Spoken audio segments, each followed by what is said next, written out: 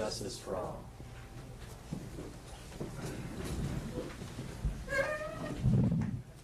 All right, I'd like to welcome everyone to this evening's meeting. We're going to start with presentations from 6:30 to 7, and then we'll begin our regular meeting. So the first presentation is a very important presentation. It's a recognition of police officers and a very important resident. With that, I'd like to call the chief up. Hi, good evening, Mayor. Thank you very much. I'd like to have Charlie and Brittany come on up with me. We would like to do a special presentation to a very valued member of your community and a very, very great young lady. I guess I'm supposed to use this. Can everybody hear me okay? Okay. The two officers next to me responded to a house where they got a call of a burglary in progress. Pretty significant call. And what made this call so unique is the young lady that called her father, who in turn called 911, who were able to contact us, stayed in the residence as people broke into her house. And I can only imagine the fear that she must have felt. I was just joking aside with her, said, you know, I wear a gun. In a situation like that, you better believe I'd be pretty darn nervous. But the officers tell me she acted very cool, very calm, very collected, and because of her bravery, we were able to apprehend two people who, you know, ultimately could have done a lot more crime within the village. So we'd like to say thank you to our parents. If you'd come on up, we have a little something for you.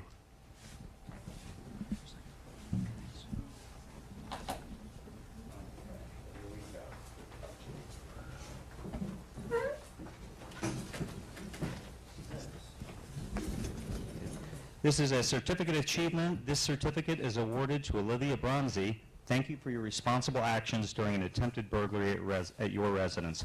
You made the difference. We'll give her a round of applause.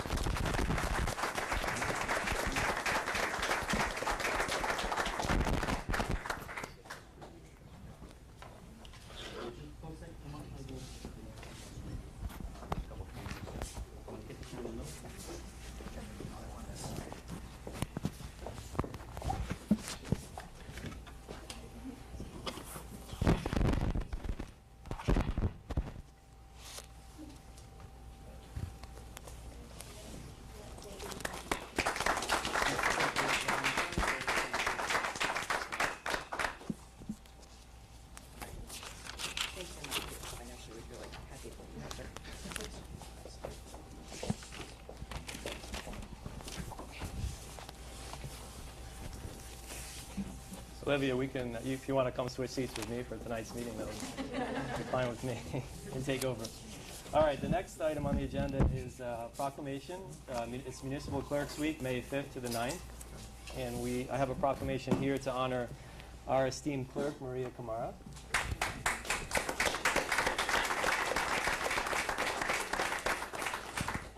And I won't read the whole proclamation, but I will say that I was at the log cabin on Sunday doing some work, and Maria was there.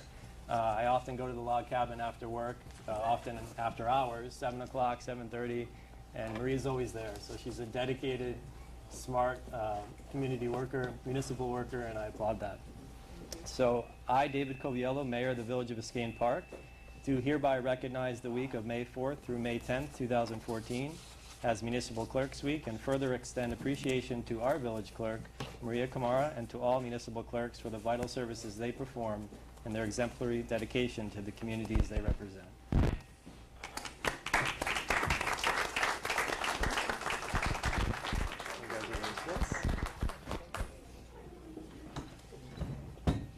Thank you for all the help.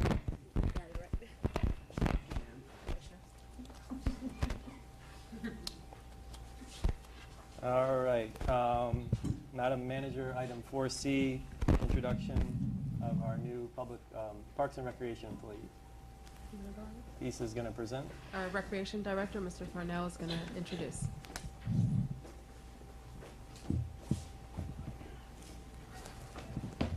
Good evening, Commission, Mayor, staff, residents. We just wanted to take a moment to recognize and introduce Will Celestine. He's our new recreation coordinator here with the Parks and Recreation Department. We're very happy to have him. He has a degree in Parks and Recreation. He comes from almost a year-long internship with the City of Opelika under the tutelage of their director there. So we're very excited to bring him on board to help us work with new programming, special events, a lot of the stuff that we needed help with the coordination, making those calls, asking people to come help us out, donate money, a lot of those big tasks that seem tedious but often take up a lot of time but are going to be essential in helping us take this department to the next level. So we just wanted to take this opportunity to let you all meet them and let the residents meet them, and we're very happy to have them on board. Great. Welcome, Wills. Well, hello everybody. How you guys doing? It's a pleasure to be here and to be with the village of Biscayne Park. It's feel like family here, and I enjoy it and just can't wait to get started working here. Thank you guys and have a great day. Thank you. Welcome. That's probably the most we've heard Will say since he's been here. We're working on that, but that's the next level. But thank you so much. Thank you, Issa. Wills, is it a great honor to be working for Issa Thornell? I thought so. All right, let's move on to item 4D, employee health benefits. Thank you, Mayor. I'd like to introduce Graham Pentland. He's with Employee Benefit Solution, and he'll be able to give a presentation on this year's renewal and to answer any of your questions. Thank you, Maria. Good evening, Mayor, Commissioners, staff, and residents. Graham Pentland, EBS Advisors. We're the firm that helps manage the health and welfare plan here at the Village. Just want to kind of briefly touch on what transpired. Healthcare is a little different than it has been historically because of the Affordable Care Act. We talked about what might occur last year. I want to touch on what did and didn't occur and what you should expect going forward and where we are. We had advised staff you're probably looking at about a 30% increase this year or more based on implementation of the Affordable Care Act, and then a lot of that law has been delayed, so your increase wasn't quite as dramatic, but unfortunately, as it does get rolled out, you're going to see the impact of that. The actual rate increase was 16.25%. We went to all the major carriers in the marketplace, gave them your demographics, asked for their bids. We got responses from Blue Cross Neighborhood Health Plan, United Healthcare, AvMed, and Humana. Because of cost, AvMed and Blue Cross were eliminated. They wouldn't duplicate the benefits that you have. You have a $5,000 deductible. The most comparable plan they would provide us was a $2,000 deductible, and it made the cost astronomically different. When we drill down on the cost of each of the plans with similar benefits, Coventry does still prove to be the best option. I think staff is supported to remain with them. On your dental plan, the dental is a voluntary benefit. The employees pay for it if they want it. There was a 5% increase on the DMO, and there was no rate increase on their PPO. And the final benefit's life with accidental death and dismemberment that you provide, and there was no increase on that plan either. Last thing before, if you have any questions, is if the Affordable Care Act had been fully implemented, we were provided that renewal, the rate increase would have been 42%. But it was, as I said, not fully implemented. So if they continue with the items that were delayed, you're probably looking at significant cost increase going forward. If they continue to delay it or don't invoke the parts that have not been fully implemented, then we'll be back in a more normal environment for cost. Are those the components that have not been implemented, are those scheduled to be implemented? Or? Yeah, everything's been delayed. I guess they were delayed till October 1, then they were pushed back to November 1, then now till 1/1. So there's been a delay of the delay of the delay. I've done a presentation and walked out, and the data was wrong by the time I got out, so I'm hesitant to give you exactly what, but it's looking like at 1/1/2015, if everything goes as it's currently scheduled to, then we would be seeing those increases. Any other questions from the commission? Yeah, I do have a question.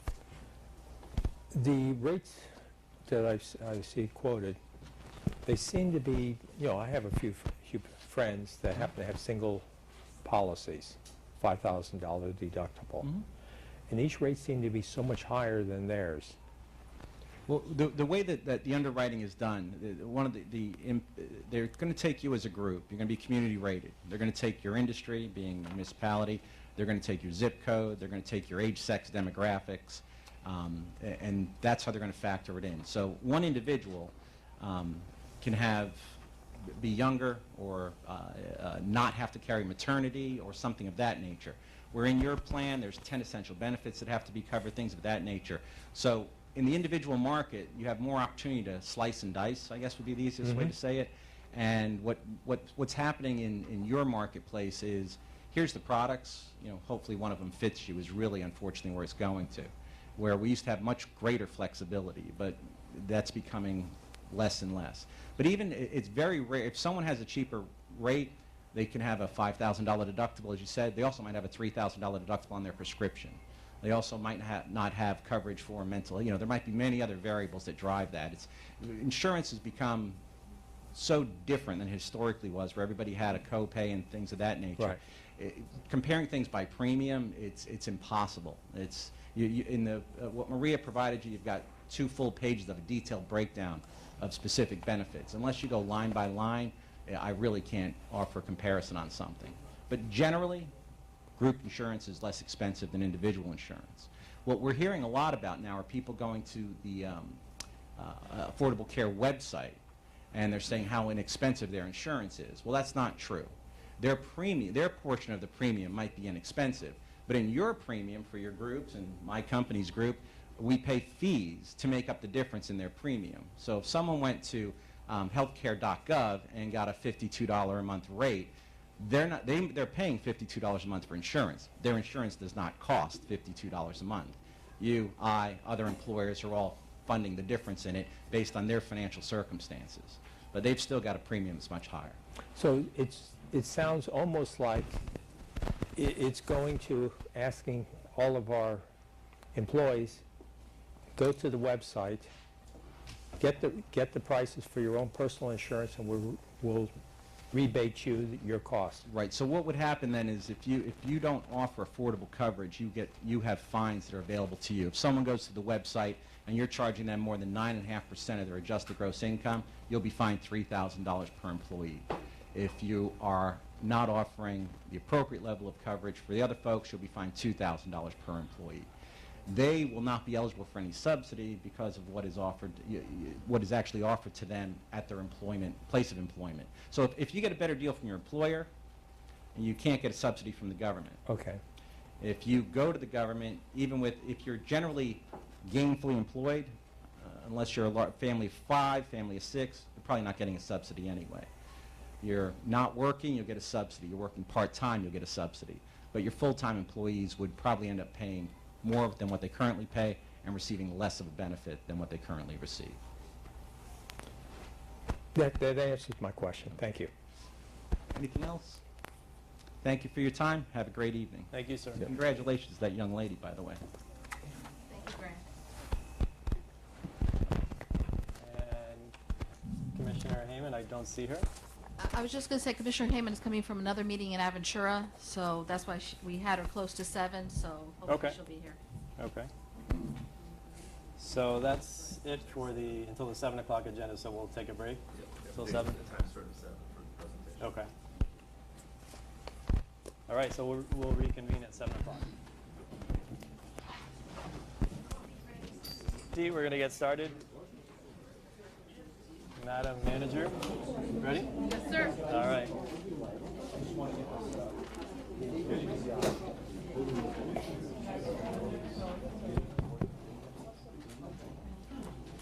Okay, we're going to get started with our last presentation. We have the honor of having our commissioner, our Miami-Dade County Commissioner, Sally Hayman here.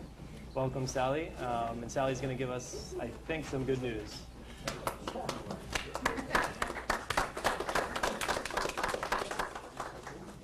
Did I shrink or has this got taller?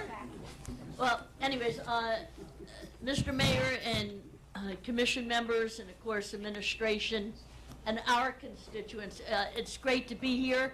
My apologies. I blame traffic, but then people blame me, and so I don't want to do that. But I wanted to, initially when I agended coming to the different city councils, it was for the purpose of introducing a new member of my staff who will be there to serve all of our community. You've had the pleasure, as I have, to have Margot Mankish Goldstein from my office take care of you on the other end of a phone call or a letter, take care of government needs at the county side for the last couple years. Well, she, as of last Friday, It's been 1 month, the proud mother of new baby boy twins. And so she's out of the office for a very good reason. But we have a wonderful replacement, Alexis Mosley. Alexis, stand up. These are our constituents. And what I did want to do is not only to mayor and commission, but to the clerk and our constituents, let them know that she is literally a phone call away. Her background, she used to be with Senator Dan Gelber. She knows our community. She knows the service providers. She's in the district with Norma. And so that sort of ended my presentation, except when you made a transfer from your previous city manager to this city manager, it was like, good choice, and we got to keep Anna in North Miami Beach and then Heidi over here. I want to tell you, today something was brought to my attention. I looked down at the numbers and I looked down at the deadline, and it said, I have till Friday to not only get in the application, get it approved, and get it done. And my office called Heidi and said, do you have any projects? This is a criteria, and the commissioner needs to know now. And I think it was all of maybe 5 minutes, and she locked it in. And so her tenacity and foresight on my staff and hers, it was a perfect match. You'll be getting $50,000. There's a great want for you to have signs in the village that define your boundaries. Welcome to the village of Biscayne Park. You are now leaving Biscayne Park. Whatever you want to say about Biscayne Park, but Heidi said that has been on your wish list to have a defining marker, and that met the criteria. You missed your moment. I'm sorry. It was that good, I told him. Within 5 minutes, she came back with us and beat out everybody else we proffered it to, so the whole bundle of money is yours. And so, thank you. A great manager. And a wise decision on your part, and a great effort on hers. So it will be well spent. It's the taxpayers' money, but it's a good purpose. It falls into the criteria CDBG, and I am sure everything that's needed to dot the I's and T's will be done. So thank you on behalf of all of us. It's going to be money well spent. And with that, Mr. Mayor and Commissioners, thank you very much. And Alexis will leave contact information with the clerk. It's always good to see you and stop by the village. Thank you, so thank you. Thank you.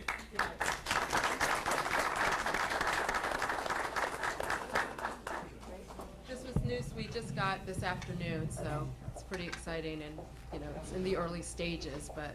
Yeah, Commissioner, well, you can come every month if you have news like that. Yeah, you can You're also- welcome. But I will see your staff on the 28th. We're having our play. I just reminded when I saw our FP&L lady. We will be including you, and you'll be a major part of our hurricane strategic planning meeting as always. And I look forward to seeing you. Thank you. Take care. This is something that we've been discussing 20, 25 years, so I'm glad to see we're at the end of this one.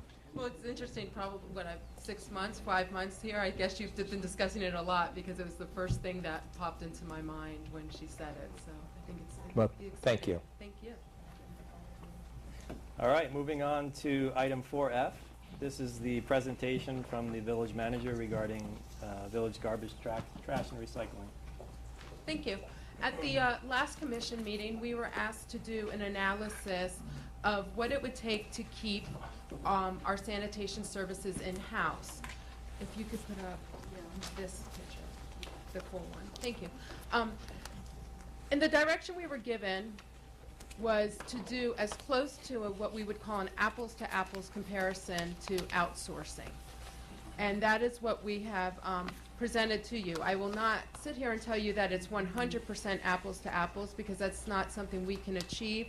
If you compare to us, we are similar to a small business today, and we have some limitations in our capital But we looked at this as the most efficient way we could run our operations, which includes some changes, and we think they're positive changes, as well as increasing the budget to accommodate that efficiency, but at the same time being conscious of our residents' bottom line. So as you can imagine, there's no apples to apples here. This is just a real big juggling and balance act. And this was a large group effort. I think the clerk, the finance director, the public services director, our village attorney, and Mr. Greg Slagle, who I want to introduce very quickly. Greg, if you could just stand up. Mr. Slagle has 27 years experience, and most recently of that running the City of Fort Lauderdale solid waste operations. So he has a lot of experience of running in-house operations. We've included in the backup his analysis of our operations, and he has guided us as we reviewed this. So after my presentation, he'll be available to answer any technical questions on the running of a sanitation operation. We also took the plan to our employees. We got feedback from them at the beginning of our study this last month, and at the end, when this plan was almost complete, we went back to them.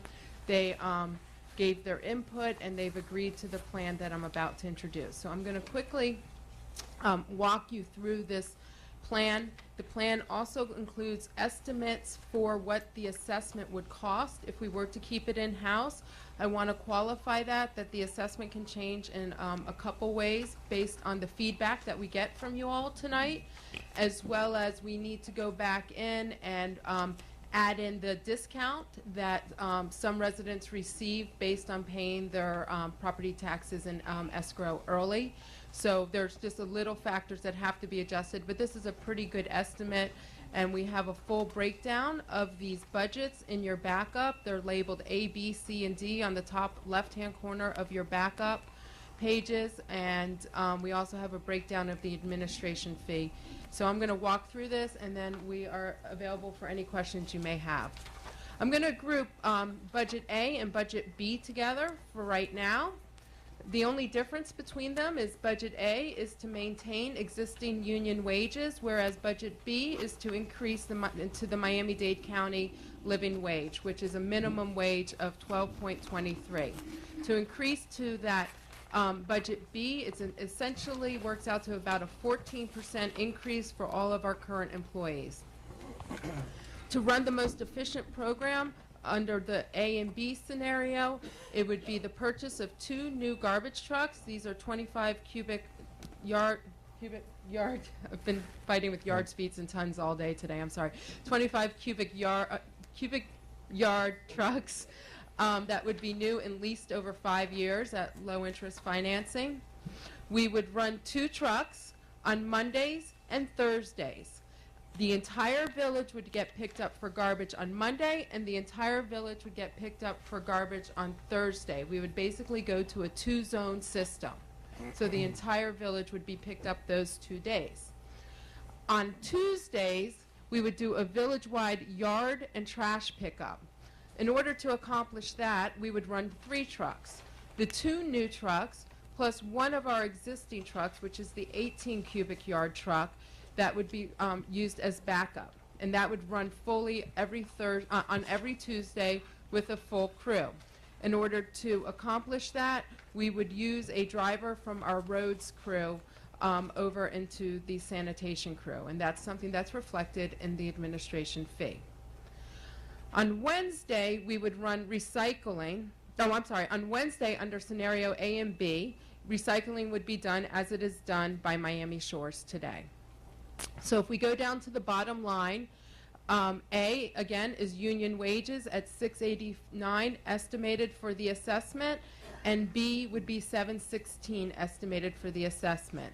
This assessment would be for this coming year, October 1st, 2014, and I just don't want to mislead anyone in the audience due to requirements in raising salaries with the union contract, as well as what Mr. Pentland, presented earlier this evening in regards to health care. These costs would have to go up. We just don't know exactly what. So now I'll move on to options C and D. Option C and D are the same operations, except the only difference between the two is budget C is existing union wages, whereas budget D is an increase to the Miami-Dade living wage, which again is $12.23 and a 14% increase for all of our employees. Under budget C and D, we would again be purchasing 2 new trucks. We would run garbage on Mondays and Thursdays. Again, the entire village would be picked up either in Zone 1 or Zone 2 on Monday, and the entire village would be picked up, Zone 1 and Zone 2, on Thursdays. We would do village-wide yard and trash pickup on Tuesdays. This again would be running 3 trucks, the 2 new ones, plus the 18 cubic yard that we have. And the difference here is we are proposing to bring recycling in-house. In order to achieve that, we are recommending that we go to a rollout system. If everyone turns to the back corner over here, we actually have an example of the size rollout that we were looking at. This is the 64-gallon. And in order to accommodate that, we can buy an aftermarket tipper, which is installed on the back of one of our new trucks, and would hook on to our men would roll the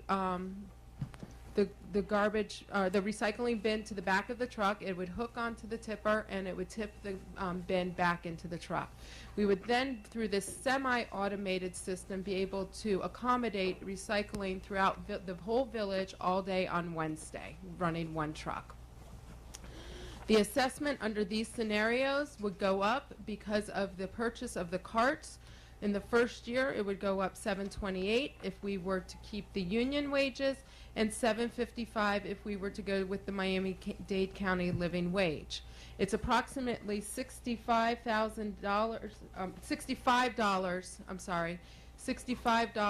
for the recycling carts and the tipper that would go into the assessment. That money would come off the first year. After the first year, so the assessment will go down somewhat, but we don't know if it will maintain exactly where it will land, because again, we need to accommodate for raises as well as healthcare and other operational costs. So those are the 4 scenarios that we came up to keep it in-house. I am confident with these scenarios that we can run an efficient program. From a staff perspective, I believe option C and D are the most efficient way to go, and that's what we would recommend.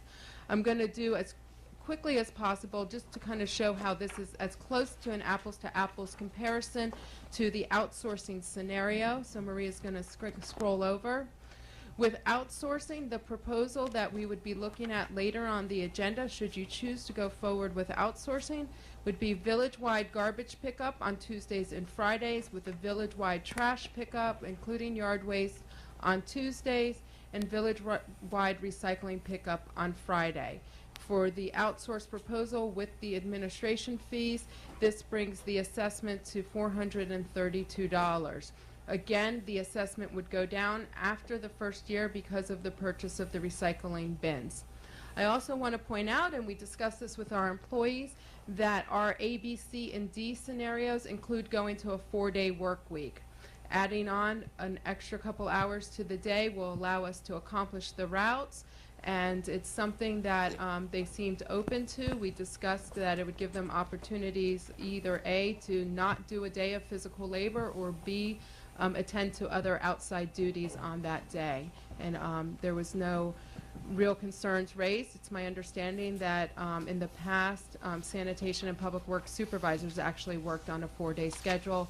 And in talking to Mr. Slagle, I found out that even though Fort Lauderdale was a 6-day operation, they were actually on 4-day schedules with it staggered. So that seems to be an industry standard. I am available for any questions that you may have. Thank you, Madam Manager. Perhaps it would be a good idea to have Mr. Slagle come up and just give a brief summary of his letter. I'm not sure that everyone has seen the letter. Thank you. Can we get the lights turned back on so we can see up here, please? Thank you. Good evening, Greg Slagle. Can you hear me? Let me get my letter here.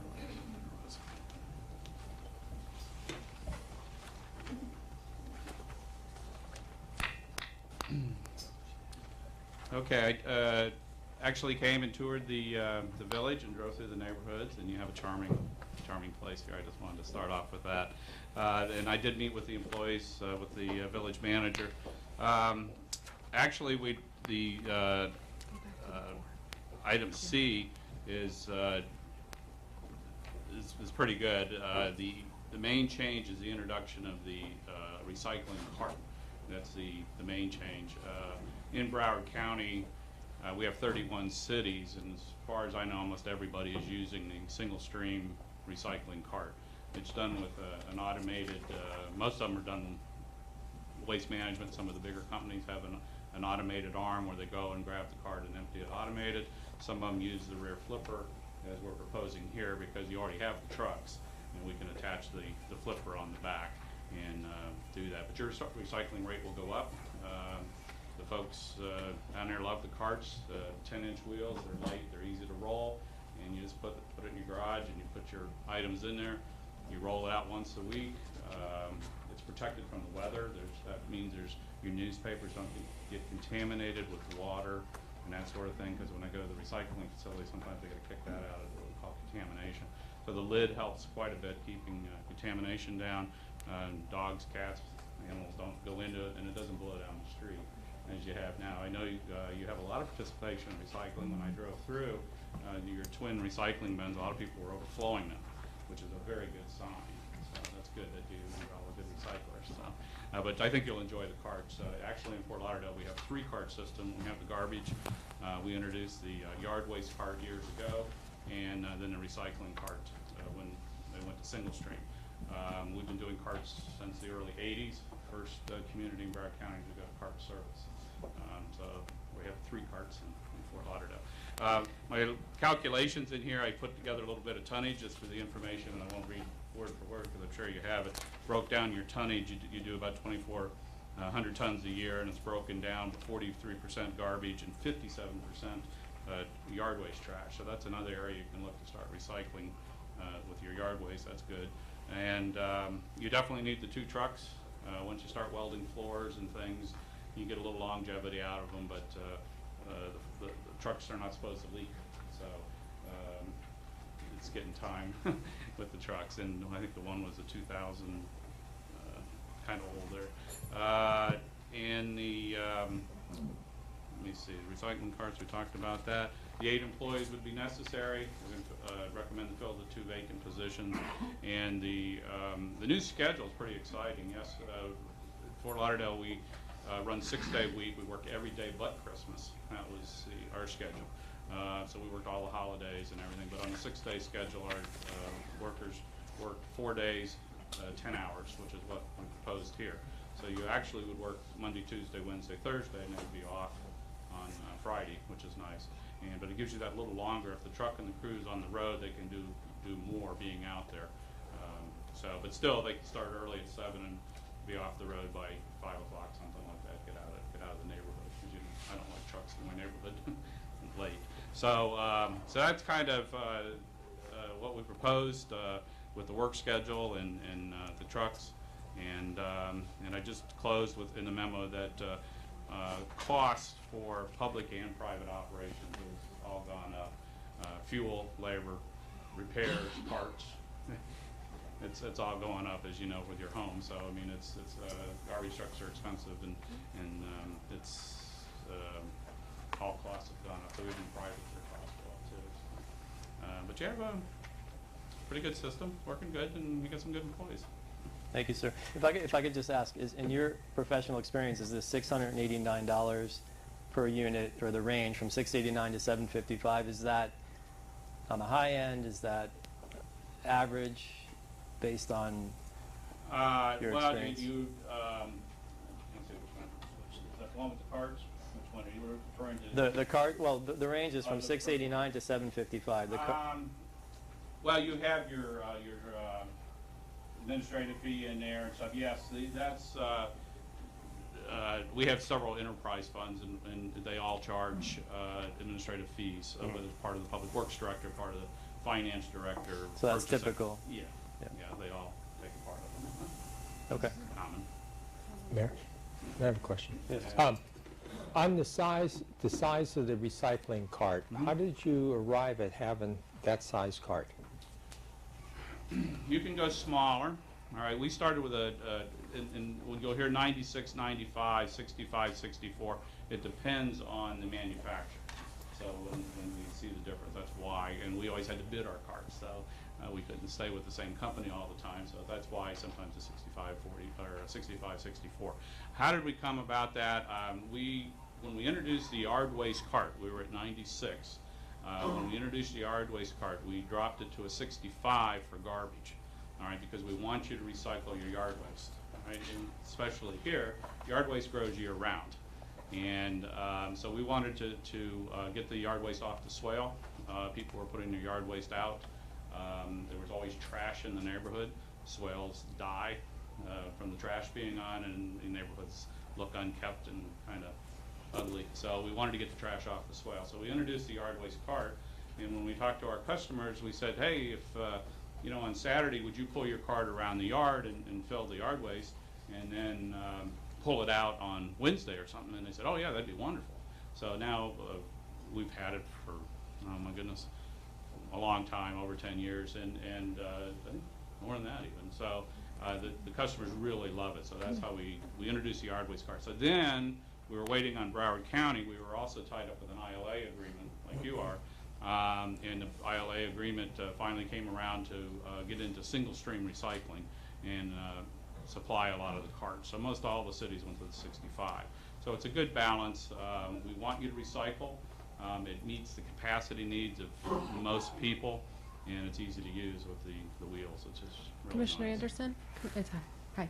I also spoke to someone from another municipality, and they said not to make the mistake that municipality did, which was to start off the slim line, about the 35-gallon cart, because you're going to see your recycling go up. So roll out at that medium size, the 65-gallon one. Because what I'm looking at is, even a lot of people are only using, the single bin that Miami Shores supplies, and there is people that use two of them. And yes, you will find some people overflowing both of them. I'm one of them. But even the two that are overflowing is probably only half of that size cart. So what we're looking at is, you think people are going to even do that much more for the life of that cart? Yes. Is that what you're? Yes. Actually, believe it or not, somewhere around 95% of everything in your garbage cart is recyclable. So now you got to get the customers to pull that out. So what we did is we made them pull the yard waste out, and we gave them the carts to make it easy for them to recycle. What I do at home is I pull my cart out every 2 weeks because I rinse my cans and my bottles and my cardboard, and I just open the garage door and put it in. So I only put it out every 2 weeks. Well, obviously, we have a lot of places here don't have, garages, and we have a lot of rental property here, so this is something that's going to be sitting outside of people's houses. Well, what we did is we made sure it was screened. You had to have them back behind the building line. As long as it was back by the building line, that was okay. Or you could, if you had a little fence or some shrubbery out front, as long as we couldn't see it in the front yard, that was okay. Right, That's consistent our with our ordinance has that in there So right now. that's how that was taken care of. All right, I just have one more question. You toured our facility, and you are familiar with how we operate. Mhm.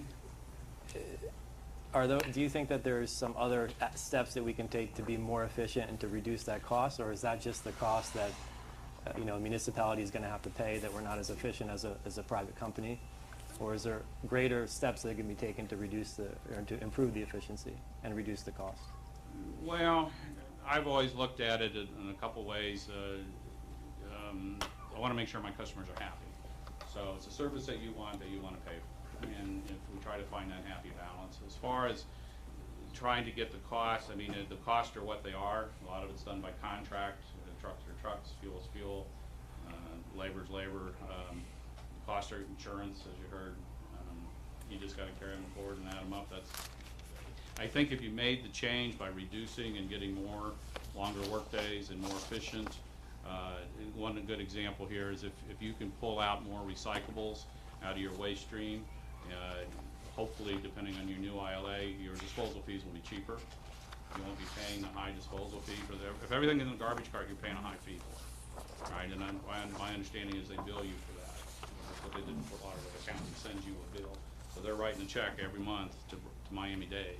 So if you can pull out, I would assume that under the new program and things, that the recycling is going to be a lot cheaper. So any waste flow, if you can go to the recycling, they'll actually save some money there. That'll help. So that's why recycling is pretty good. Okay. Any other questions? Yes. Commissioner Watts? Thank you for doing the work, Mr. Seigel. I did have a couple of questions. When you were talking about the putting the yard waste in, do you mean that people put their leaves and palm tree fronds and things in the actual bin with all of the glass and plastic? No, we No, have it's a a separate separate- yard waste cart. Okay, so if we were to do that, then we'd incur the expense of the cart. At the How long- beginning. At the beginning, but that would even itself We out. paid for ours in 1 year. Okay. Because of reduced tipping fees in Mhm. that, Yeah, 1 year. in that case? Okay, that's good. I think we used to, well, this is a little beside the point, but we did have, use a wood chipper before, I think, to recycle things and turn our yard waste into clippings, but then the white fly I came in. believe Miami-Dade County stopped it because of infestation. So that's not a Yes. possibility anymore. All right. Okay.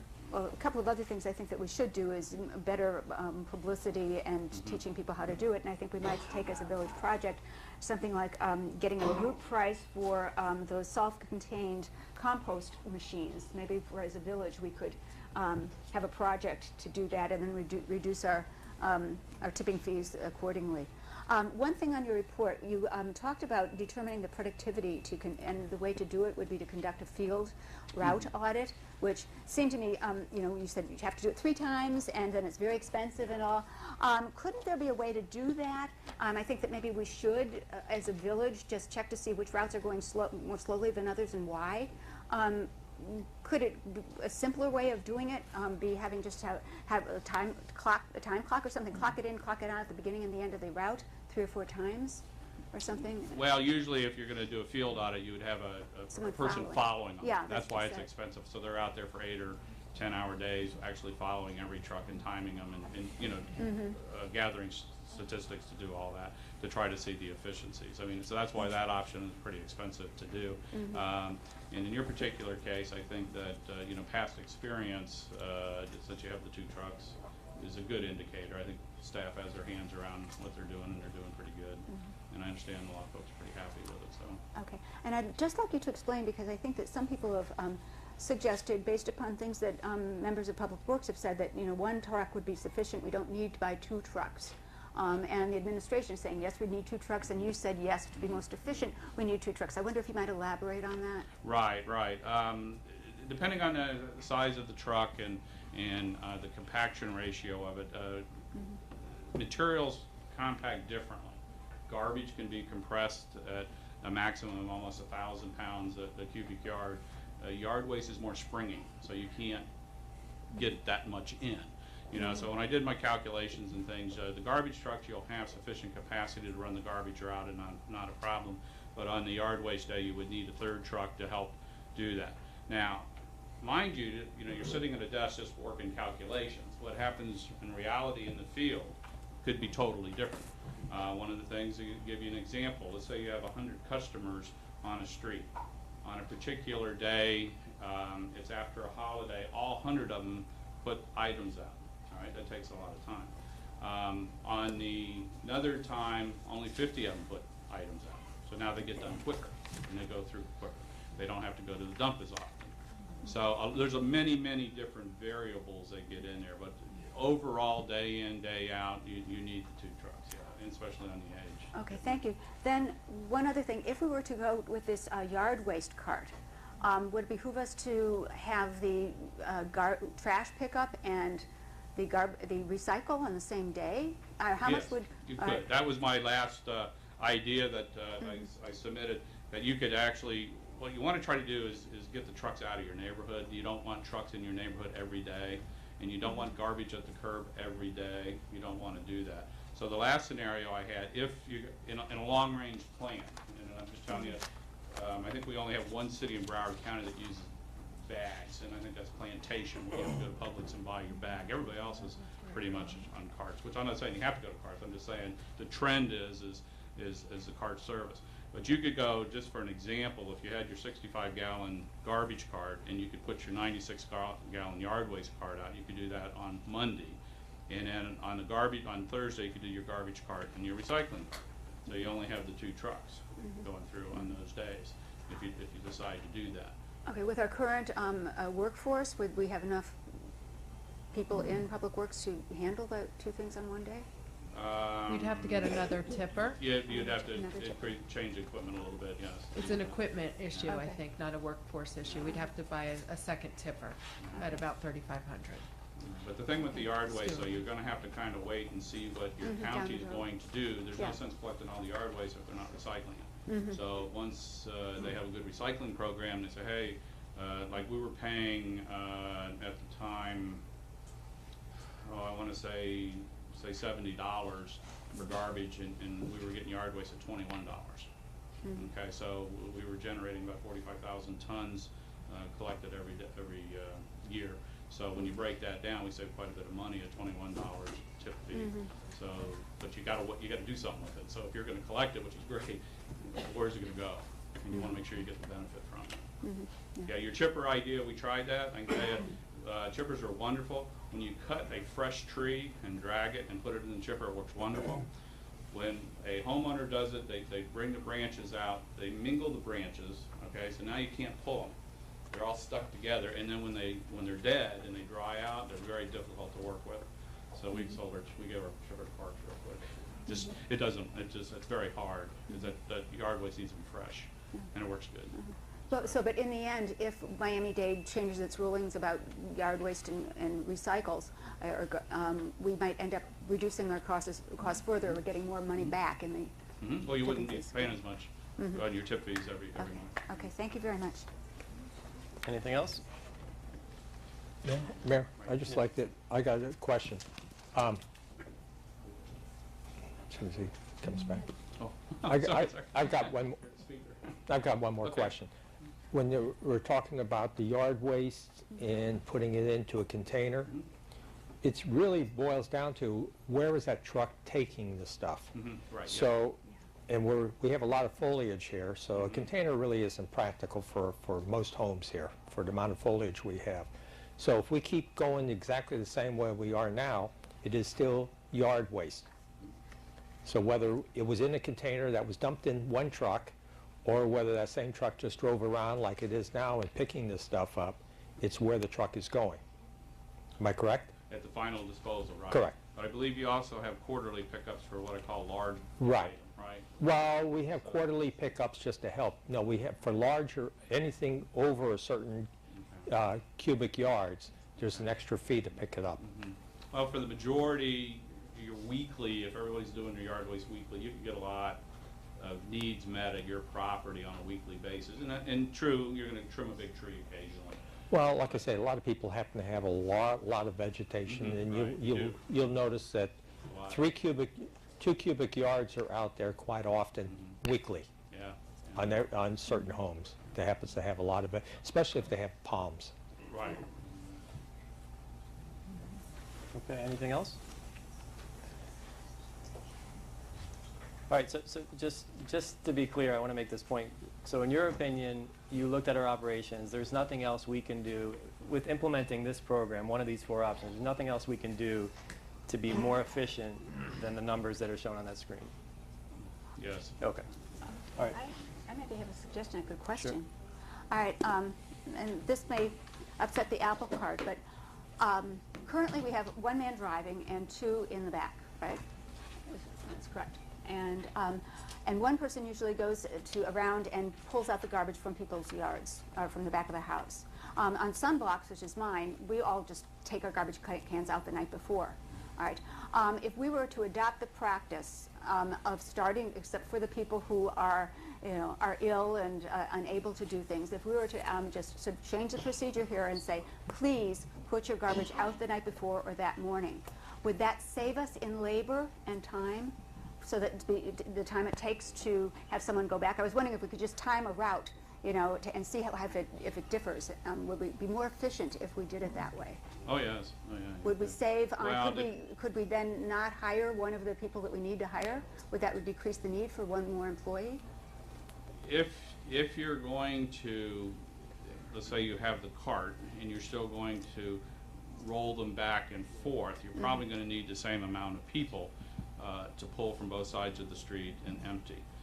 Okay, the other system that's used is what they call a fully automated system, where there's one person in one truck, where they have an arm that grabs it, dumps it, and puts it down. Takes about anywhere about 4 seconds, 6 seconds, something like that. That's commonly used in the private sector. We had them at Fort Lauderdale. We were fully automated. So that's depending on, then you'd have to retool, buy that type of truck. That's not feasible, yeah. You'd have to get that truck. But that's kind of where the carts have gone. People are going to carts and they're going to automated eventually. But if we were to just change our practice and take our garbage out and put it on the street so that our public works people didn't have to go back behind the house and pull out the garbage. Well, I don't think at this point you'd probably have to run it this study period, let's say like a year, to see what would happen. Okay. I would say that you're still doing the same amount of labor and pulling it back and forth, and then you got to figure in, you got the rains, you got the winds, you got all these other conditions, So I think you'd probably be about even at that point, doing it manually. Okay, thank you. Thank you very much, sir. Oh, I'm sorry, do you have a question for Sure. Heidi. Heidi, Yes, sir. how much is that bin? The one that makes the first year price higher? The rolling bin? Yeah. It would cost each individual $63. So it's $80,000, is it It's 80? $81,000. So the second year of budget 3 becomes cheaper than budget A. Correct, but there will still be an additional increase due to raises, operational costs, and those types of things. I know, but I'm wondering why the second year of budget C is less than budget A. Is that because we would make money if we Because we're took no- over the recycling, and that lowers the whole thing? We're no longer paying $35,000 to Miami Shores to do recycling. Okay. Does that that's what answer? I want- think that yeah, was the that's what I question, wanted to know. Yeah. Okay, any other questions by the commission? Not until we get into the contract part. Okay. 'Cause I've got some questions on that. Oh, what- About raises and things like that? I didn't have questions of Mr. Slagle, but I do have another couple suggestions. if it's comments on her presentation, yeah, go ahead. Okay. The budget C is giving us the salaries of the existing union wages. Budget D is the increase to the Miami-Dade salaries. Now, we're not required to do that, and that is, I think, as you said, a 12 to 14% increase 14% from our current across the board. What if we were to do that gradually? I'm just trying to think of how to save money. And I know that our workers really deserve raises, and I would love to give them a 14% raise or 12% raise. But as some of them said at one of the workshops or one of last month's meeting, that the money it's not all about money and salaries. So I was wondering if we might consider, if money is still an issue, considering like the first year adding in like another 4% raise and the next year a 4% raise, so that we don't have this huge jump in salary instantly. But our goal would be to have to end up with the MDC salaries, but not necessarily next year. I wonder if that might be a possibility. One of the advantages we have right now is that we are out of a contract with the union, so we have to renegotiate. And the fact that the union contract typically calls for anywhere from a 1.1 to 2% salary, I think what you're proposing is something we could negotiate nicely. Okay, thank you. Mayor? Sure. Just to bounce off of what Commissioner Watts was saying, the contract company, that Waste Pro, their salary is based on including a bonus, a weekly bonus. In other words, if the employee shows up every day, doesn't show up late, does the job that they're paying him to do, doesn't call in sick, they get the bonus, and that's their salary. That seems like it's so much higher than ours. We need to look at and doing the same thing. This way, the employees that are doing a good job, they're rewarded properly. Employees who aren't quite doing that, why should we be paying them the same amount of money as to the other employees? So I think we need to really seriously look at mimicking what Waste Pro is doing. We played around with that scenario, and it came out to be anywhere from about $25 to $40 a week, and it would just be a matter of budgeting it. We talked about it internally, and our only concern also is how do we negotiate that through the union, because if we, typically when you take steps that if everyone's not getting the same exact thing, it's usually related to some kind of discipline or something. So we would have to really work with the union to have them understand that this is not a disciplinary issue, it's more of a performance issue. And That's part of negotiation. Absolutely. Because if everybody does their job, everybody is getting it. so But what, I would prefer looking at it that way than to go ahead and bump up everybody's salary without giving an incentive to doing their job. And I believe they need to have their salaries bumped up, but I think we need to take a look.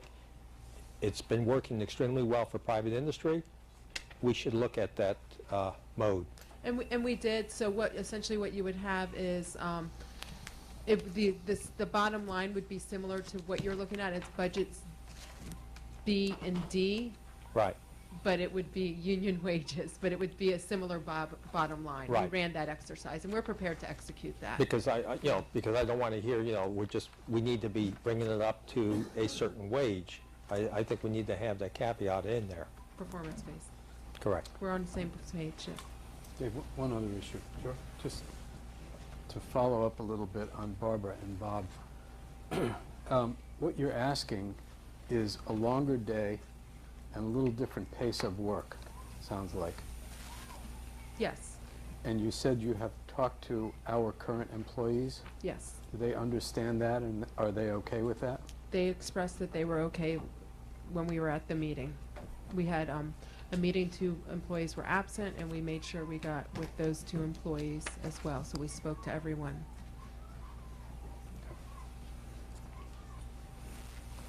Anything else? Commissioner Ross? Just a couple of questions on the issue of salaries. We're going back and forth of what that level should be. And from my understanding, one of the challenges that we faced is that our salaries are so low that we are not able to compete with other employers in Miami-Dade County. And we're not able to fill the positions of the gentlemen that have retired, creating added strain on the rest of the workforce.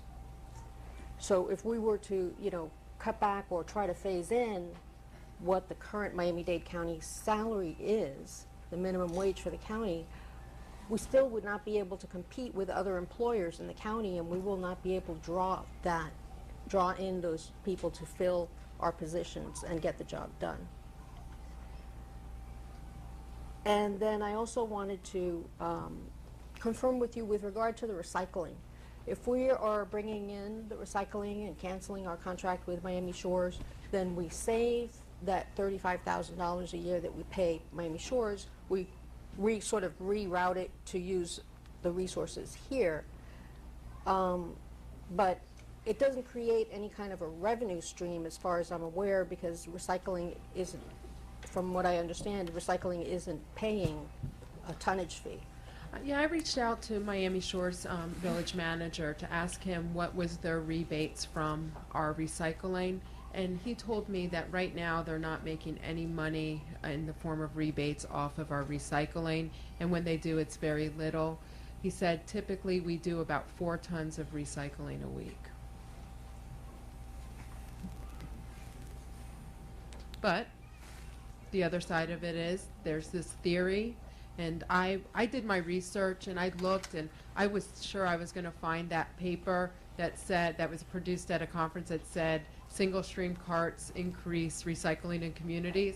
And everything I found was non-scientific, except everyone sits in a meeting like this, and every city manager and every solid waste manager says that it's going to increase recycling. So I'm going to go with that's our hope, that the carts can increase recycling, which in turn can produce rebates, but there's no scientific studies that I saw I tend to related to agree that. with you. I think that the carts that we have now are open to the air. They're usually kept outside, and it's not as much as an incentive as the shiny new closed cart where you can put your stuff and not have it be disturbed by stray dogs or anything else in the neighborhood.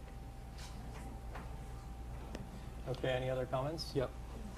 So the difference then between Budget A and the second year of Budget C is only the $35,000 that we would not pay to Miami Shores.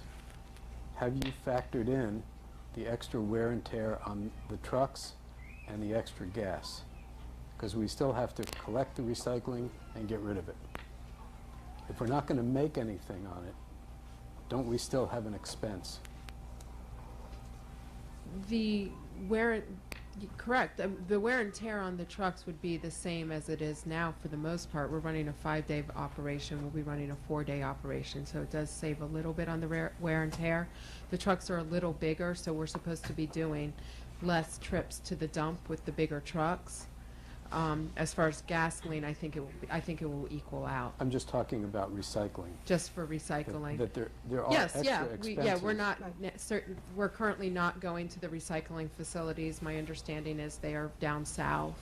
There's definitely added trips with it. We are not running a recycling program. We are not storing carts. We're not having to replace carts. Right. So if you factored in the extra gas and the extra wear and tear, then the 728 and 755 would be higher for the first year, and whatever it is after that would be higher for subsequent years. It could be. It could be, yes. I mean, the cost will be higher because we have to go down south Correct. and get rid of the stuff. Correct. With no guarantee of a rebate. Or we're assuming there isn't, because that's what Miami Shores told you. That's what Miami Shores told me. Okay.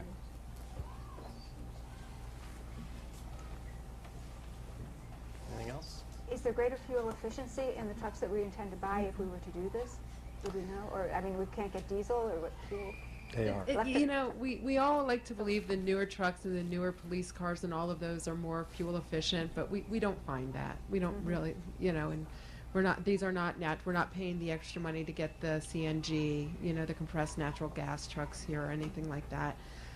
That's not something that we should hang our hat on from a budget perspective. We've made that mistake before. Yeah. You know, because these are bigger trucks, obviously, the whole mechanism doesn't have to work as hard as our trucks. Recycling is only going to be one truck.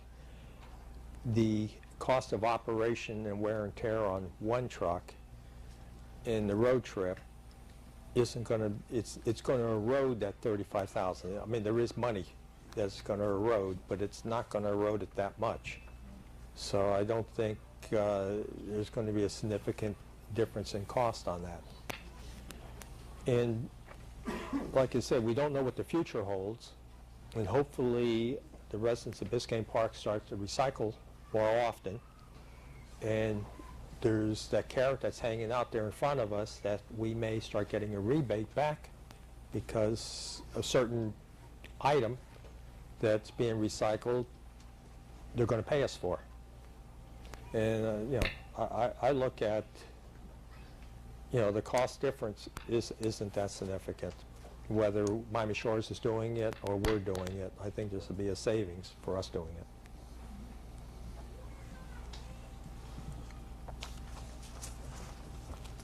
Anything else? Okay. All right, we're going to have public comments, but before we get to that, we're just going to take any additions or deletions to the agenda. Oh, yeah. So I think 12A and 12G are going to be removed because the legislative session has ended, and both of those items pertain to No, legislation. I'm sorry, you said the wrong numbers. Yeah. I'm sorry, 7F and G are legislative items, and my understanding is both of those items have failed in the legislature, so there's really no purpose in taking that up this evening. So we'll remove those. No. Wait, is one of them mine? 7G? I lost that one. 7F. 7F and G. 7F is yours. Yeah, We would 7F. like to move Yeah. 12A and 12G to after public comments. Okay, so 12A is FP&L, that's going to be moved to right after public comment, and 12G is the foundation item, and that will be moved right after public comment. So did you want my proposal, the Fairways one removed? Did you mean? I'm sorry, I'm missing that one page. is your item There's a- 7F? Mine was, I've lost that page, but 7F. 7F. Yeah, that, my understanding is that item I know- failed. Yeah, I know it failed, it didn't go up to vote, but I think that from what I've heard, that it is going to be on the agenda for the next legislative session, Which is when? next year. Next year, So okay, it so, would be good I mean, if it's just, you know, if In we just got it February. done, it might support. In March Yeah, in March. of 2015. yeah, I mean, I think it would probably, we can discuss it, but I think we have a lot on the agenda, You mean the whole so full if it's an agenda? item that's gonna be, Okay, let's just put it You on can for see the next this. meeting. fine. Okay. Okay, so 7F and G come off, 12A and 12G get moved. Mayor, we also received a lot of correspondence this week from residents who received notification from Miami-Dade County regarding the expansion at Miami-Dade Country Day, thank you, Miami Country Day School. Yep. I'm going to add a discussion about that under the village manager's reports. Okay, so we'll add that at the, towards the end of the meeting, Okay. under village manager. Anything else? Now I had it written down. My item 12B, the photo contest, that's a nice but comparative fluff to what we have to do with tonight. All right, so 12B Move comes, that. yeah, 12B is going to come out, and then I would ask the commissioners, we can either wait to see if we have time, but I was hoping that we can get rid of 12C, D, E, and F and move them to the next meeting. I was about to, once you recognize, say that we have a lot of things on the agenda, so I'd like to roll over to the next commission meeting, 12C, which is the trade fair, and 12F Okay. for our discussion purposes. I'm happy with what the manager's doing now with those reports, so we can just talk about it next month. Okay, perfect. And then the update on Y-Green, we're still waiting for a hearing, so I don't have much to update until next month. That's 11A. Perfect, okay. Dave, you can move D if you want to. Okay, so 12D is going to go to the next meeting. Commissioner Anderson, can 12E go to the next meeting? Sure. Okay. And 12H regarding sunshine, we'll keep that on? Thank you. Okay. All righty. You have that all clear? Okay, 12B is going to be to the next meeting? Yep, 12B, 12C, B. 12D, 12E, and 12F are going to the next meeting. Okay, but 12 boy, Commissioner Watts is on the, No, she agreed. she agreed? Okay. All right, public comments. I'm sorry, yep. All right, public comment, if everyone can come up and state their name and address for the record. Yes, everyone has a limit of 3 minutes, give or take. Will be reasonable as long as you'll be reasonable in return.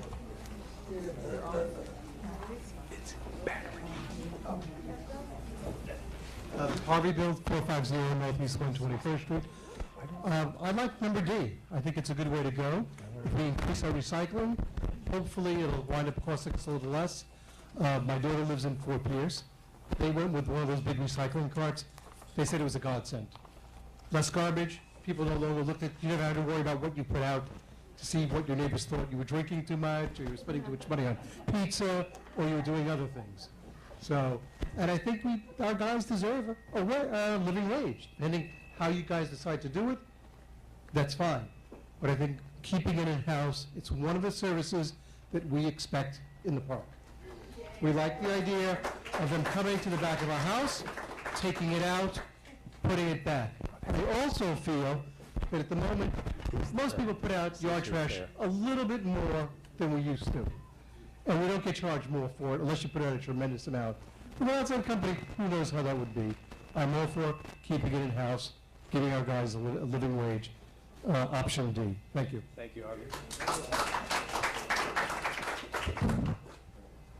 Barbara Kuehl, 111th Street.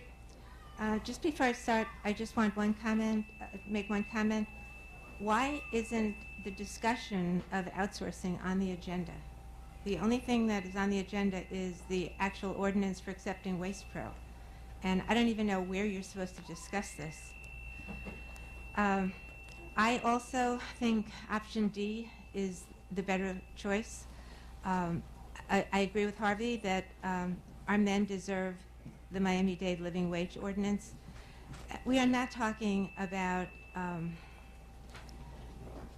the type of, when you say you don't want to give them a 14% increase.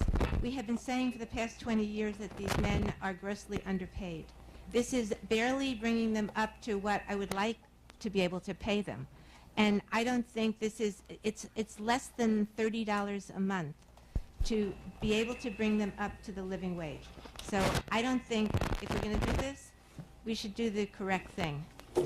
After the first year, we have we don't have this extra $66 for the cart. I think that is going to increase the amount of recycling, and I think in the long run we are going to save. And we're not going to know right away what it's going to be like. And I'm sure there are always going to be ways for us to improve our Public Works Department, to make it more efficient, to lower the tipping fees, and to be able to make it more affordable. I spoke to 4 different people on my block from all different backgrounds, and I told them, because the bottom line is, if we go with the recycling carts, buying them ourselves, we are going to have to pay the first year for recycling carts with Waste Pro. So when you take those 2 things, if you go with item D, the windup is you're going to have to pay $323 a year more. And you know what? For everybody I spoke to, I just said, I don't know how you feel about it. I thought people were going to say, $323, I can't afford that. I don't want to pay that. And every single one of them said, so it's worth keeping Public Works in-house. And this is a visit from your electrician, your garbage disposal breaks, your car brake has problems. We all live with little expenses like that. It does not amount to that much in this big scheme of things. And I think it's important that we keep Public Works in-house and pay them correctly. Thank you.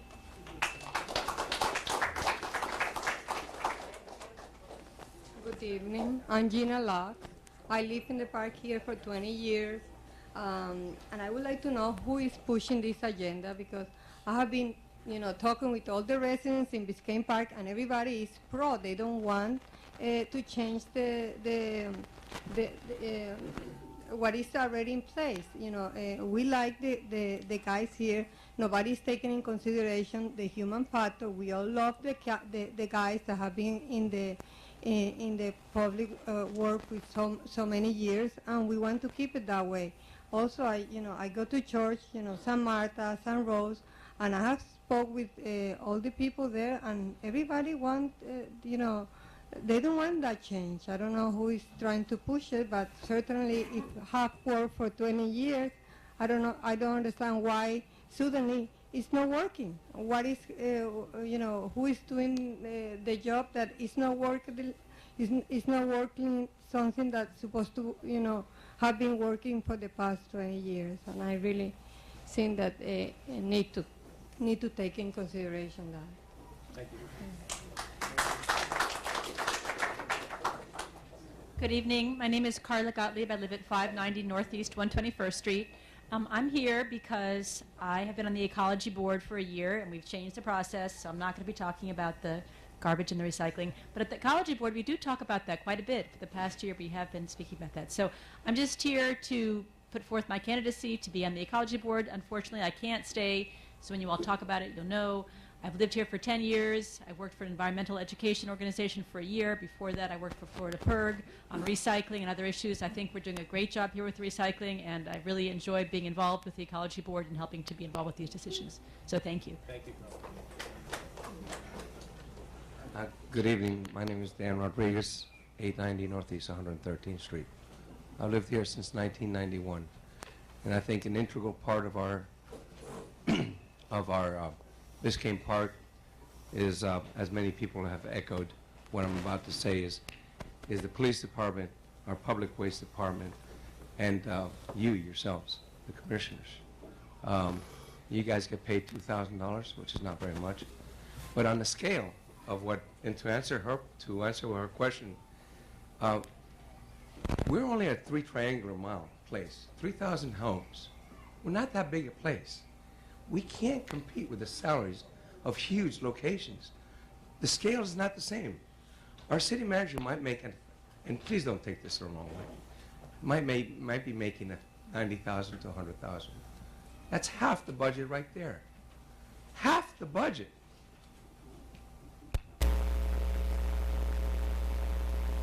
And I said, please don't take this the wrong way. If we're going to ask to cut down our dinners, maybe you guys can cut down your salaries. Because it's only a 3 triangular mile, 3,000 home place. Really, it's not that big. You know? And this thing about the cars can be repaired and overhauled. I worked for a huge company that did that all the time. And the answer, as far as the Miami Shores guy, he's known. Just the aluminum tab is worth 20 cents. Just the aluminum tab is. The can itself is worth about 5 cents in recycling. He's leading you down the wrong path. There is money in recycling, or else nobody will be doing it. And speaking of money in recycling, speaking of money in waste, Juan Hezega made a lot of money in waste. And he didn't do it by keeping the rates the same. These guys get you in contracts of 5 years, 10 years, and they're renewable. I did it because I was in propane for 14 years. I was the executor of the same thing that they're going to do. They raise your rates, and I've said it before in my last talk. As a private company, it's not like the government and federal they can run on the red ink.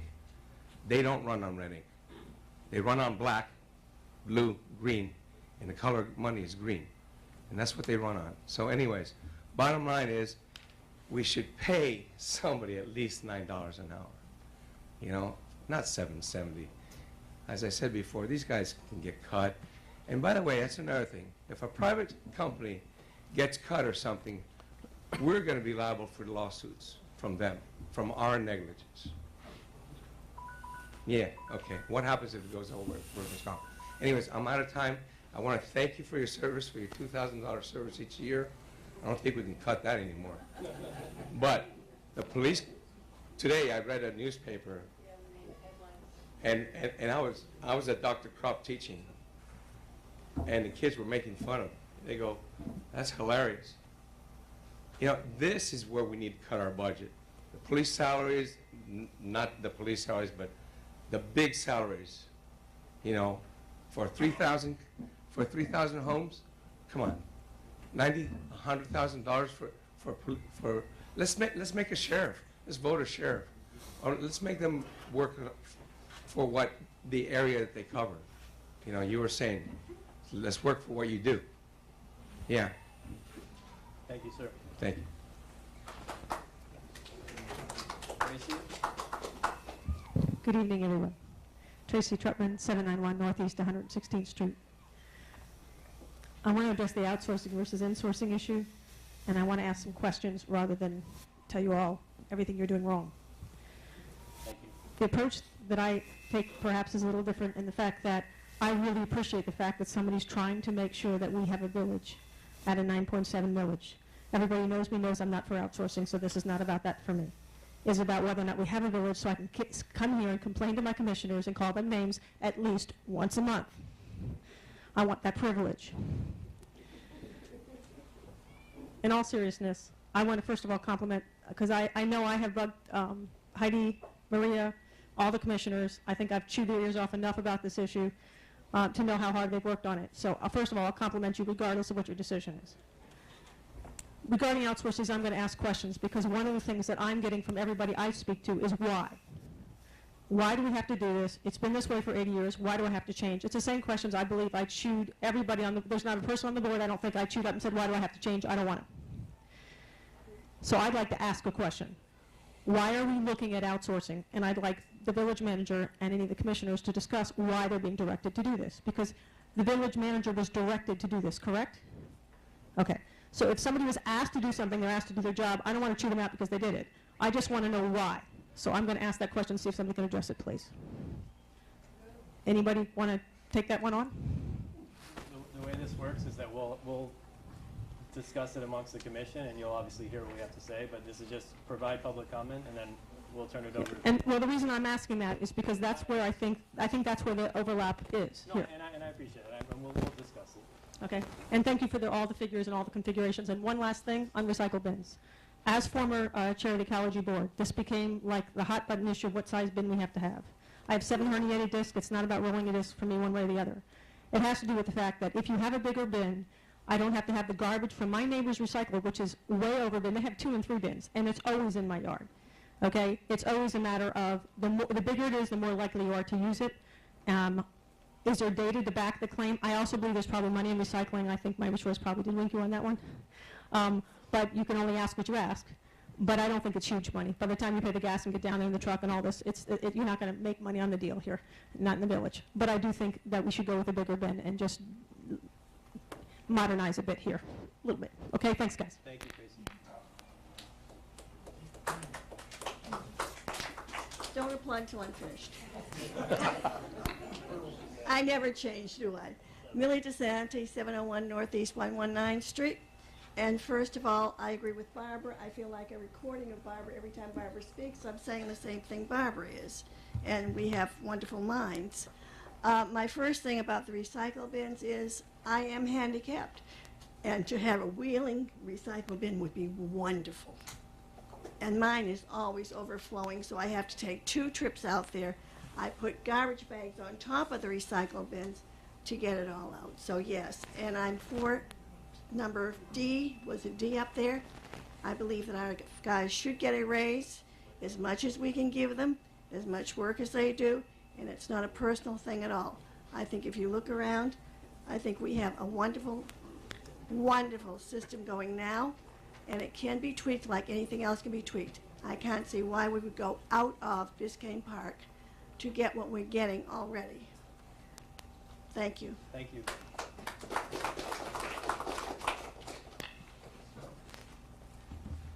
Gary Kuehl, 111th Street. Actually, I wanted to talk about Part B of 9B, so I wanted to go last. But before I say that, I am also vote for option D. My concern, without echoing Barbara's comments, is a stormwater and roadway master plan. I find it kind of curious that that's included with that same agenda item, since that's a discussion item and not a first reading of an ordinance. It seems the basis of this proposal is to address widespread flooding, as they put it, and to address the push nationwide to stop runoff and pollution as a result of runoff. And then a third aspect, and I'm generalizing, is to establish standards for the village, for the roadways. Well, first of all, we don't have widespread flooding. We do have certain areas that do flood. Runoff is not an issue because we do not discharge outside of Biscayne Park, and I doubt we'll ever have the infrastructure to do so. And as far as standards, there is a book called the Green Book, published by the state, which addresses roadway standards, sidewalks, curbs, bike paths, as well as maintenance. It's free. I don't see that we should pay somebody to simply give us something that's available from the county, that's available from the state. And in fact, that book was put together by various agencies and municipalities that participated in developing that.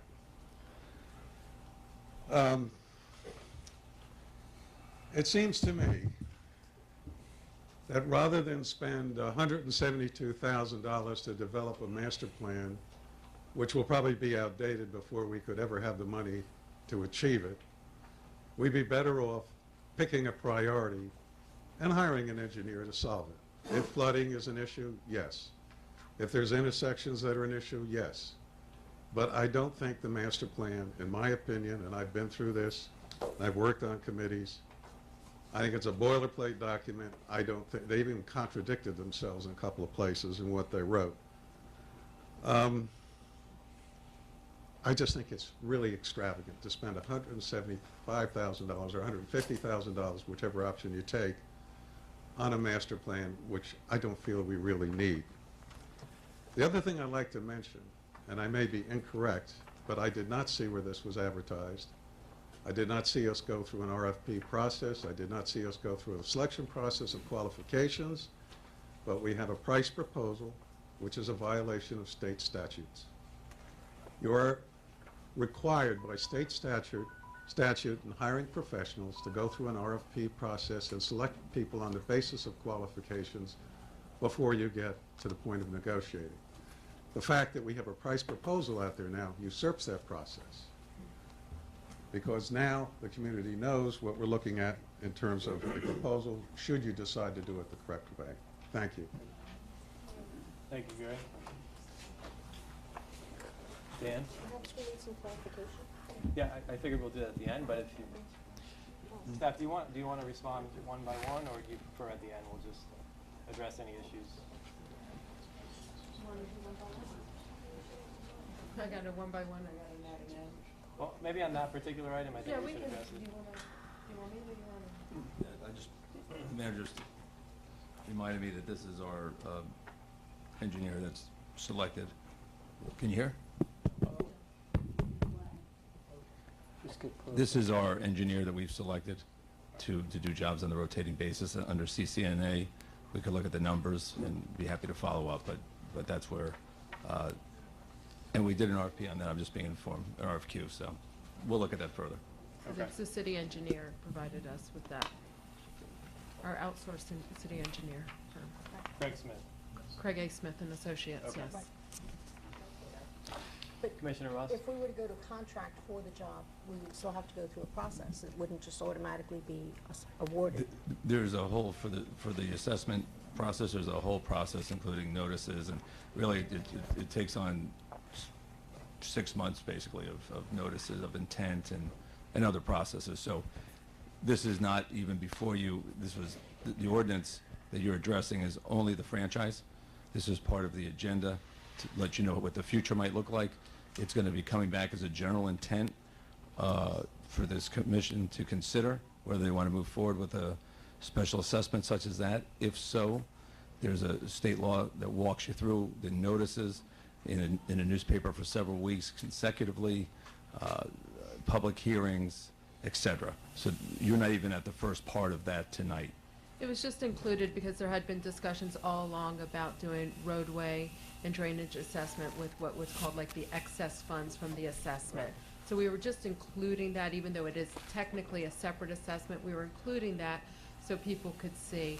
As John mentioned, and we can talk about this during the item, but it's a long process to get there, so if there was to be an assessment, it would not even be until October 1st, 2015. And the price that was provided is the broadest, worst-case scenario, but it's just, again, to give a general sense of closing the loop on that conversation that had been had at the workshops. So the concept is that if we were to outsource, we would save $160,000, and that money, that savings would then be put into a separate line item on the tax bill, which would be a road repair fund or drainage, road drainage, and we would have to go through the process to establish that assessment. Correct. Okay. Mayor, why don't we wait till everybody gets finished so we can That's get fine. into all of this? All right, Dan. I'd like to speak in favor of privatizing our waste services. We've heard many emotional comments regarding this issue. We like our guys, et cetera. But by contracting out, we'll put more money in our collective pockets that we can then decide to use in ways that will benefit our community, raise our property values, and fix things that are broken. If we don't go that way, we'll have more money in our pockets to pressure clean the front of our house, paint it, hire somebody to put some landscaping in and improve our community collectively, which will collectively raise our ability to raise funds through the tax bill. Basically, I've only heard one argument for continuing to go with in-house services, and that is we like our guys, we like the way it is now. I do too. I like this level of service that I have now, and I look forward to the opportunity to see a recycling cart used, because I think that'll benefit us all. However, as far as I'm concerned, I'm going to get through contracting the same level of service, and that's what the contract is going to hold the contractor to, and nobody can say anything but that. They can say they won't perform, et cetera. We have no data whatsoever to say they will not perform. They haven't defaulted on contracts anywhere else in their system as far as I know. We need to move forward. This community is, you know, often argued against raising taxes, et cetera. Because, you know, with the exception of the people that are here tonight saying they want to pay more, because I believe those are the people that come and do say we are willing to pay more for our communities. But there's a large contingent of people, apparently, that don't want costs to go up in the community. And gives us the opportunity, contracting out, gives us the opportunity to save at least $257 a year that can go to other purposes in our community through other processes. In addition to the $38,000 worth of revenue that we would pull out of a contract through a franchise fee. Those are important dollars here for those of us who are volunteers on boards and so forth and try to get things done, and for you all up there making difficult decisions on how to pay for things. $38,000 in a franchise fee is a lot of money, and to be able to use and have the ability to go and pave roads and do drainage in our community is a valuable thing. I will agree with Gary. I think that we need to look carefully at the scope of services with regard to the studies that are proposed, and I understand they're on a broad basis, and it's going to move the process forward. But some of those numbers are a little scary. Basically, save us some money, give us the same level of service we have right now, with some improvements that seem to be very popular, and move this community forward. It's also going to give our management staff in this community time to not manage as many employees and manage those things that, again, move our community forward and improving it aesthetically and all across the board. Thank you. Thank you, Dan. Hi, I'm Patricia Drennan Rodriguez. I live across the street, 890 Northeast 113th Street. You don't usually see me at these meetings because I'm usually working, and I've been on my feet for 12 hours, but I felt it important to come here tonight because this community means a lot to me. I moved here because of Public Works, Police Department, this beautiful village, the commission, and I look around at a lot of my neighbors. There's some of you I've known for many years, and it would really hurt me that we took Public Works out of our area. If without this, we're going to break up our community. Pretty soon we're going to outsource police department. We might not have a commission. We might be unincorporated aid. Working in the hospital for many years, I've seen many things outsourced, and I find that they're no longer part of your community. They work for somebody else, and I see it every day, and they're not part of the family. These people are part of our family. I want to keep them here, and it's very important. There's some of you I'm looking around, and you've done a lot for me through the years, and I'm very emotional about this right now, but I want to keep it here in Biscayne Park.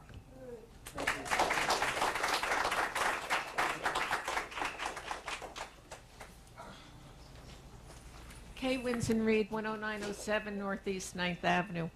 I agree. We need to keep the Public Works here. We're not talking just a little bit of money. We're talking service.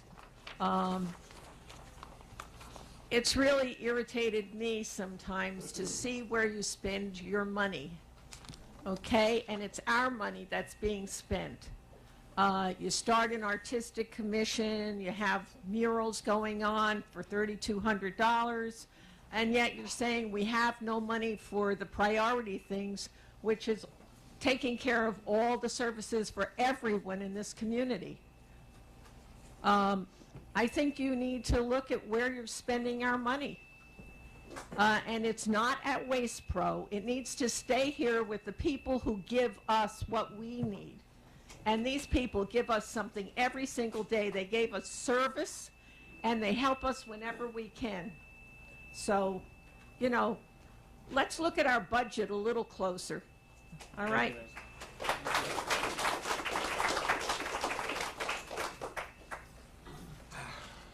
I'm nervous, you know what I'm saying. John, I've been an employee here since 1992.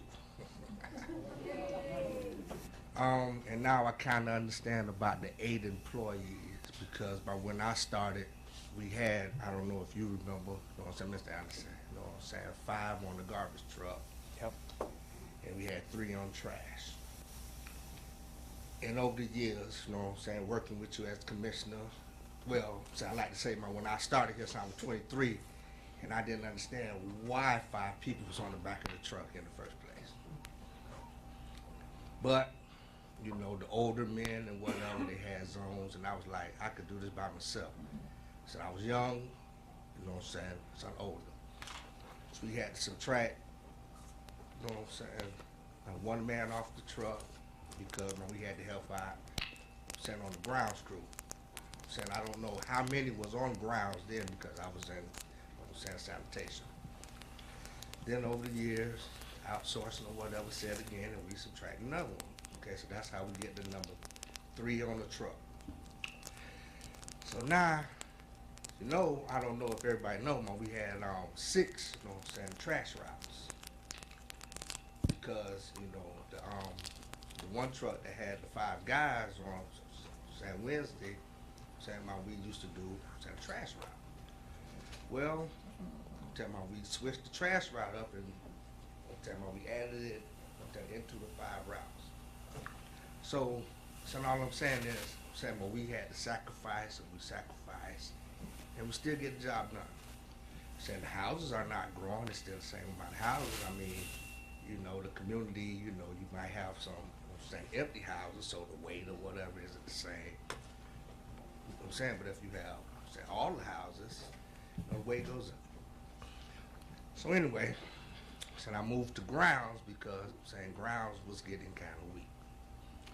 Now on grounds, the older, they started the weaving out or whatnot. And what I'm just saying, if we're gonna do the in-house, first of all, if we're gonna compare some apple to apples, yes, we need that chart.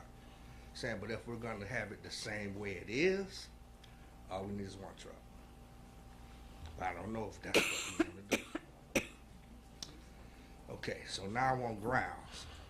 The same thing happened with grounds. The older ones, you know, they started leaving, the grounds got slowed up, and so we had to outsource. Now I'm hearing the outsource of, you know what I'm saying, the trucks. And that's the only reason I'm up here because, you know what I'm saying, when I began, you know what I'm saying, on the truck. So I still have, you know what I'm saying, feeling.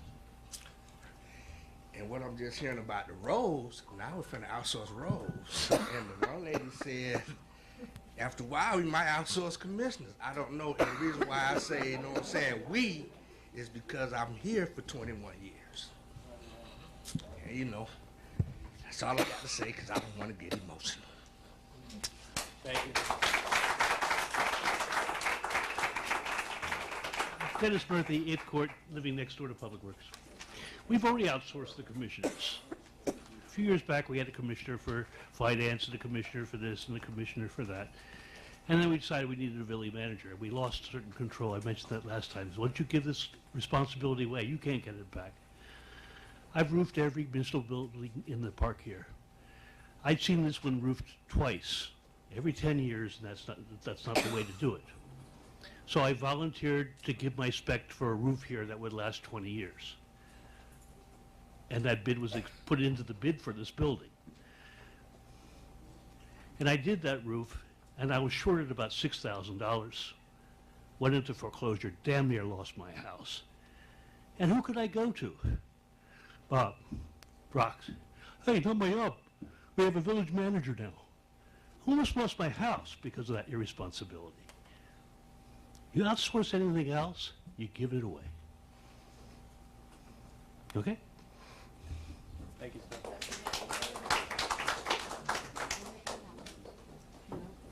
Any other public comments? Matt Kaminsky, most of you know already how I feel we should keep public works. My question is, every meeting you guys mention that we need to replace the trucks. Between the 5 commissioners and the city manager, can you tell me what needs to be done to these 3 trucks and how much? Because you keep on saying, you had them to a shop, can you tell me? Or is it basic service? Everyone says replace them. We'll answer after.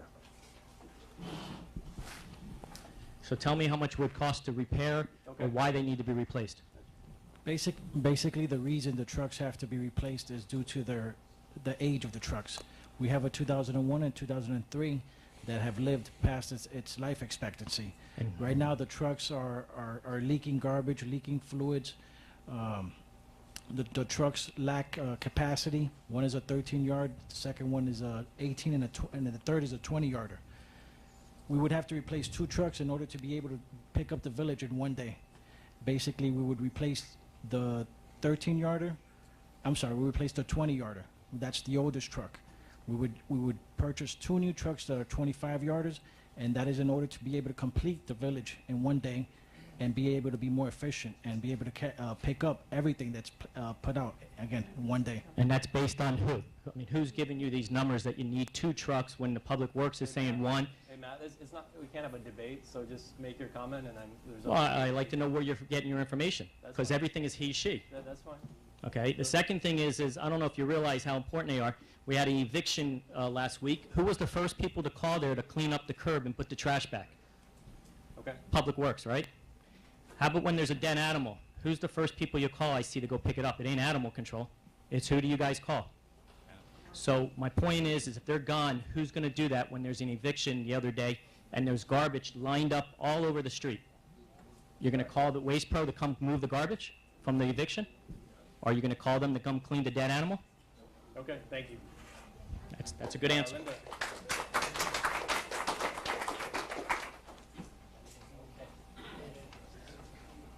Linda Dillon, 712 115th Street. In 2 months, I will have lived here 38 years. And we have been through this issue more than once. We went through it when Pat Bennett was the mayor. Yep. We went through it, Bob remembers, he was on the commission then.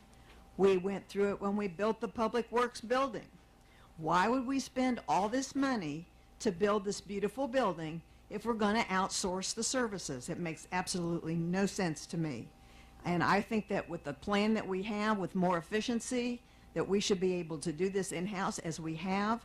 And I say, if it ain't broke, don't fix it.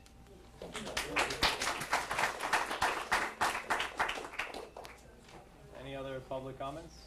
Chuck?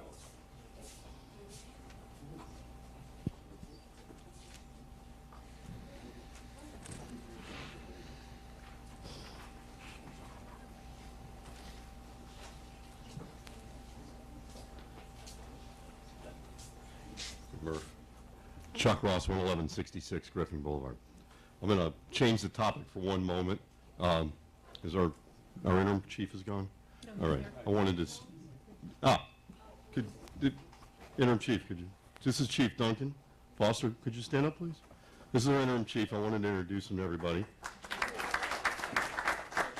And this Saturday, we are going to have a crime watch and coffee with a cop meeting at 10 o'clock here.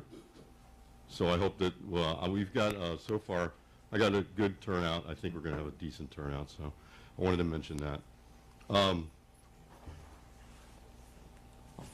You know, I had a little speech prepared about this, but I'm going to talk about a couple of issues on the sanitation. My concerns, if we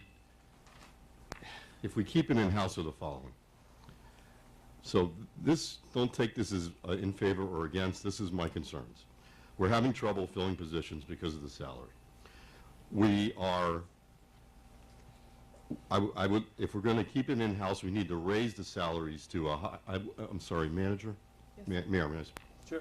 Manager, what, in option D, what is the starting salary?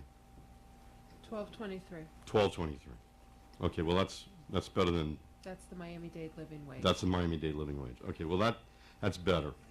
And then the drivers are, there's a difference between the drivers and the helpers, right? I think we put it at $12.75. Yeah.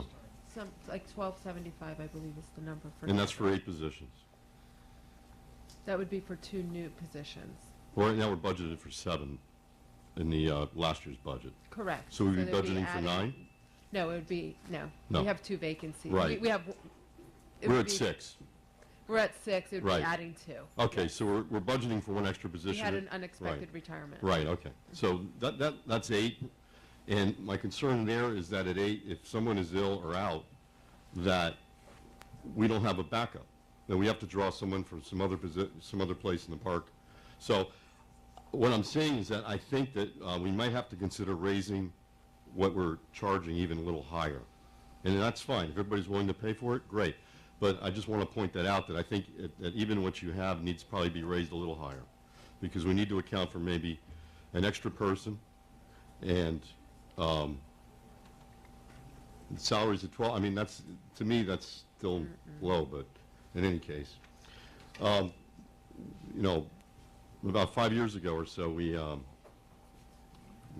had an issue with the REB where we, with the rec center, where we had in-house after-school programs, and it turned out that it wasn't working, and we were, we're spending a lot of money for those, and there was a lot of misinformation, and I just hope that people will, try to objectively think about this, and if in fact that we are going to keep it in-house, then we need to be ready to step up and pay even a little more money than what's on the table, an option D. That's my opinion. Thank you. Thank you, Chuck. Good evening. My name is Mrs. Gary, and I live at on 109th Street. This is just a comment that I want to make. I'm sorry. Get closer to the mic. Okay, this comment I want to make.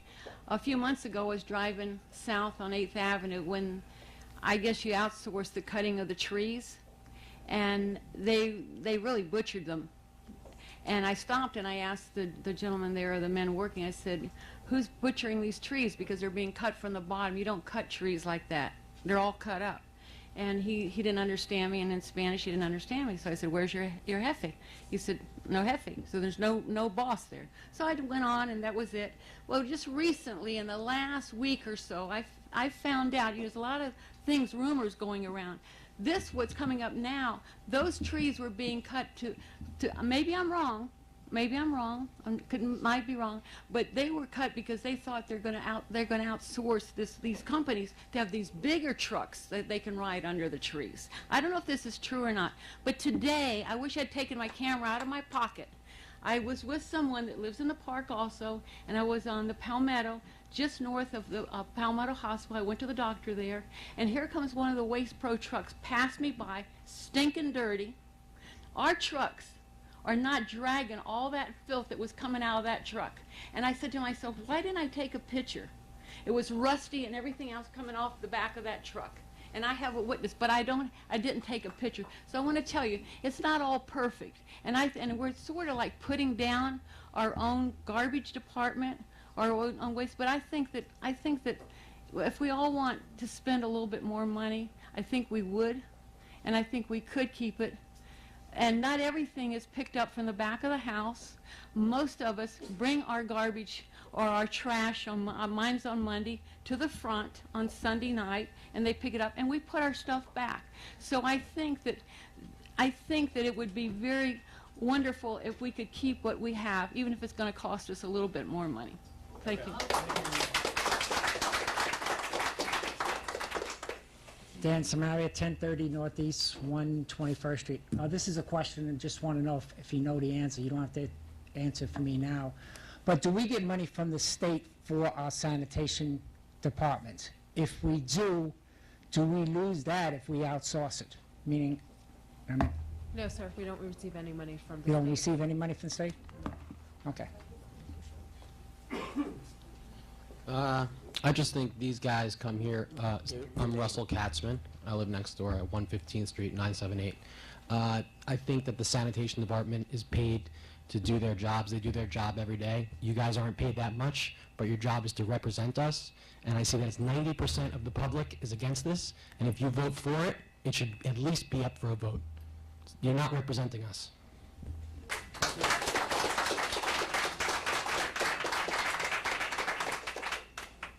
Hello, my name is Derek. I'm just here to say thank y'all. Commissioners, Heidi, Maria, Candido, because I just see a lot of love for us out here.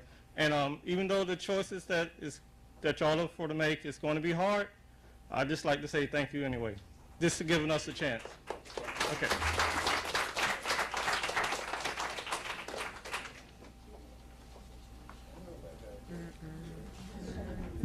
Hello everyone, good evening.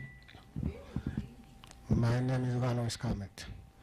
I've been with Public Work 15 years. I just want to ask, I want to tell everybody else some question. We have a lot, nine guys been retired from Public Work, nine employees.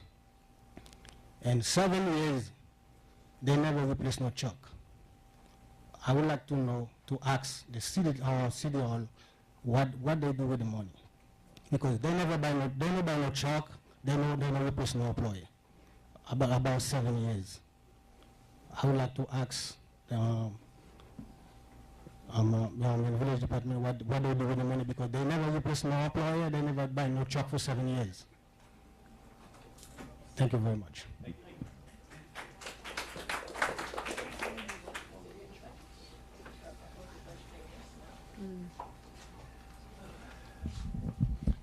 My name is Frank Madar. I live on 735 Northeast 115th Street, and my offer is still up.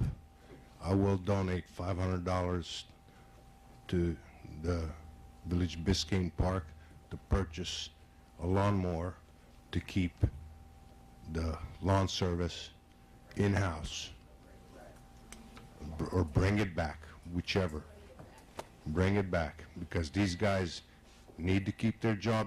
I know most of these guys, I've been here since 1988, and I love them.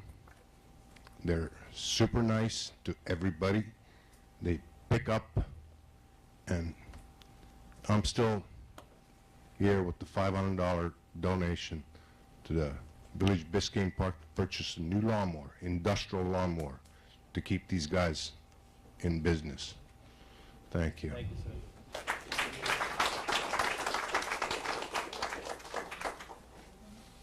Any other public comment?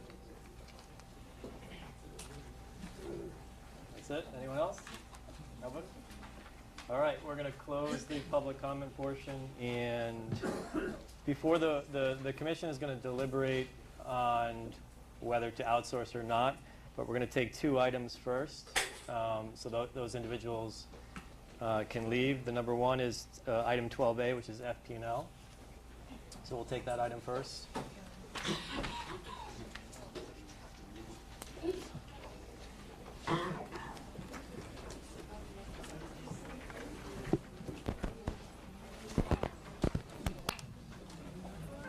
Staff, you have, Madam Manager, you have a report first on that, or just have them present? Have them present. Okay.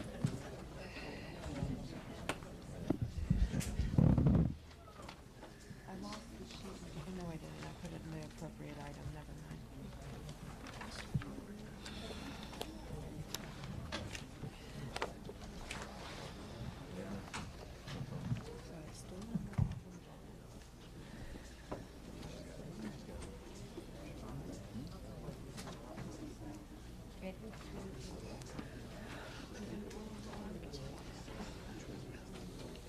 Ready?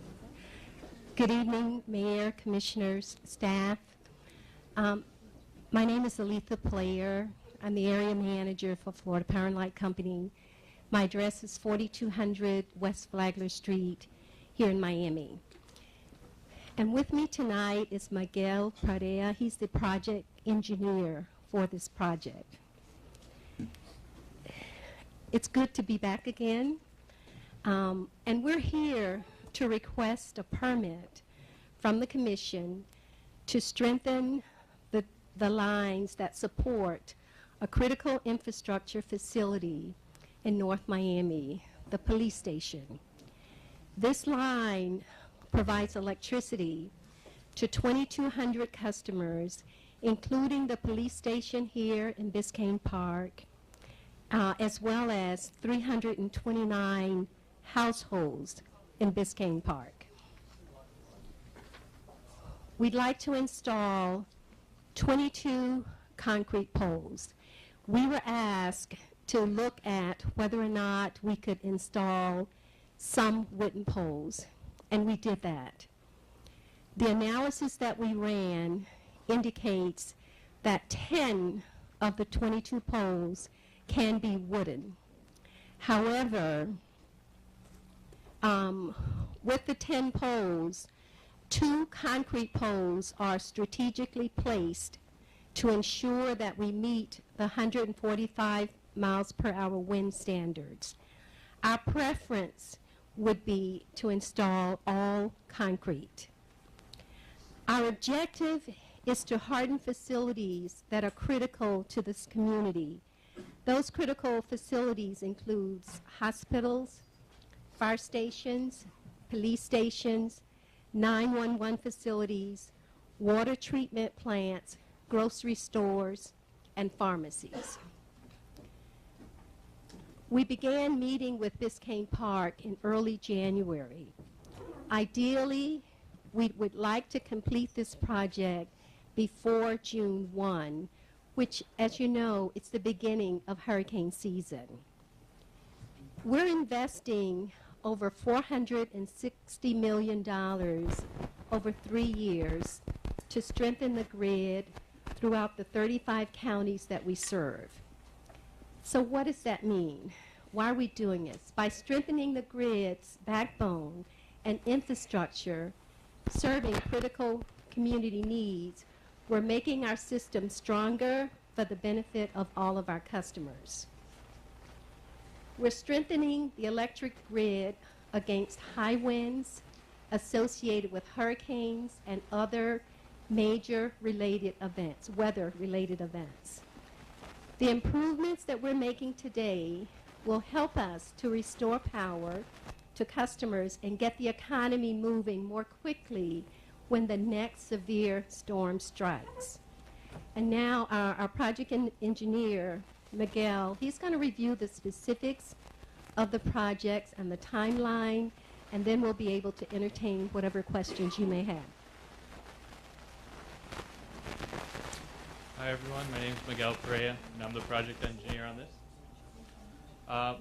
If you can see the graphic up here, there's 2 places where it impacts the village. There's 4 poles on Griffin Boulevard, and the other section is along Northeast 6th Avenue, which happens to be a DOT road, and Northeast 119th Street. The poles you see up here that are kind of highlighted in yellow are the 10 poles we could possibly place as wood poles. However, we would prefer to keep the whole line concrete. The difference between the wood and the concrete poles, currently the poles are about 12 inches in diameter. The concrete poles, the majority would be 16 inches on the face. They're square concrete poles. For the wood alternative, it would be a little over 14.5 inches in diameter. So both options, the wood poles would increase in size a little bit, and that's to meet our current design standards of 145 mile an hour wind loading. While both designs will complete the objective of hardening the line to 145 miles an hour, we would still prefer to go with a whole concrete line. The project, if we're allowed to continue and given the permit, would take place over 8 weeks.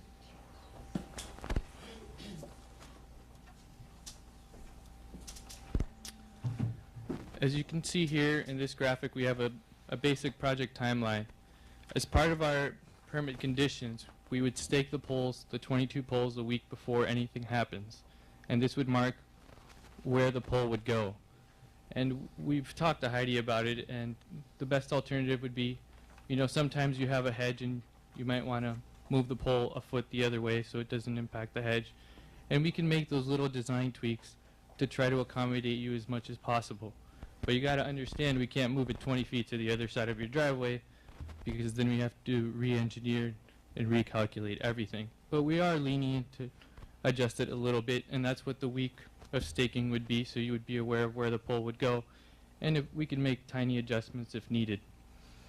After that, we would go ahead and start our overhead work, which would include digging holes, setting poles, transferring lines and equipment. And after that, we would have some underground services. Some of your residents here have underground service from the pole to the house. So after we would do all our overhead work, we would transfer the service.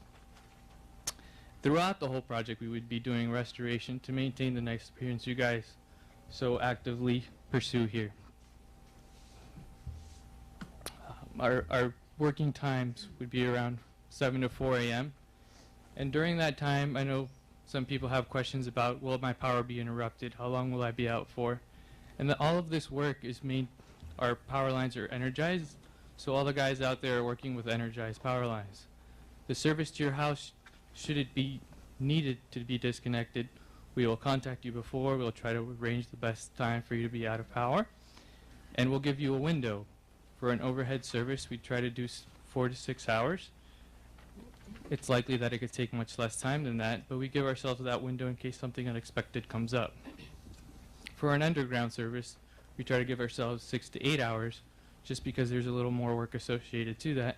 But understand, it could be much less than that. We just like to have that window in case anything else happens. And I think I'll open up to the commission if you have any more questions. Okay, thank you. Just for the benefit of the public, Mr. City Attorney, can you explain the limitations that we have as a village in regulating what FP&L does, whether it's pursuant to the franchise agreement or state law? Sure. This is, the franchise agreement has very little play with this. This is really, they're seeking a right-of-way permit, and that really what you look for, what we look for is, as they have the authority to operate on the rights-of-way, consistent with state, county laws,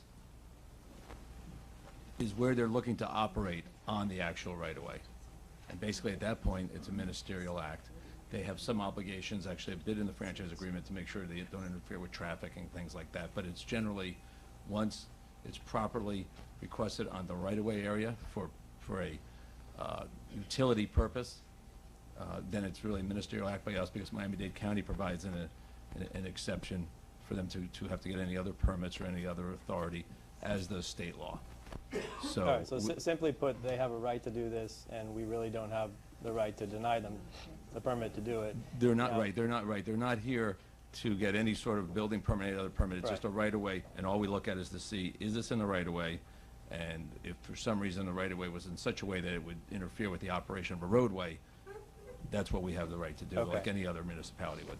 And so part of the exercise is that FP&L exercised good faith and came back with I guess what some feel is a compromise in substituting out some of the some of the concrete poles with wood poles, because there were concerns raised about the appearance of the concrete poles. Yes, sir. And the other point I wanted to ask is, you also went back and looked at how much it would cost, because we do have the option of undergrounding the lines, correct? Yes. And what was the total cost of that? It was a lot, you remember? Yeah, I think it was over $7 million for the entire village. For the entire village? Yes. Okay. Okay. Any other questions? Yes, I have a question. Aletha?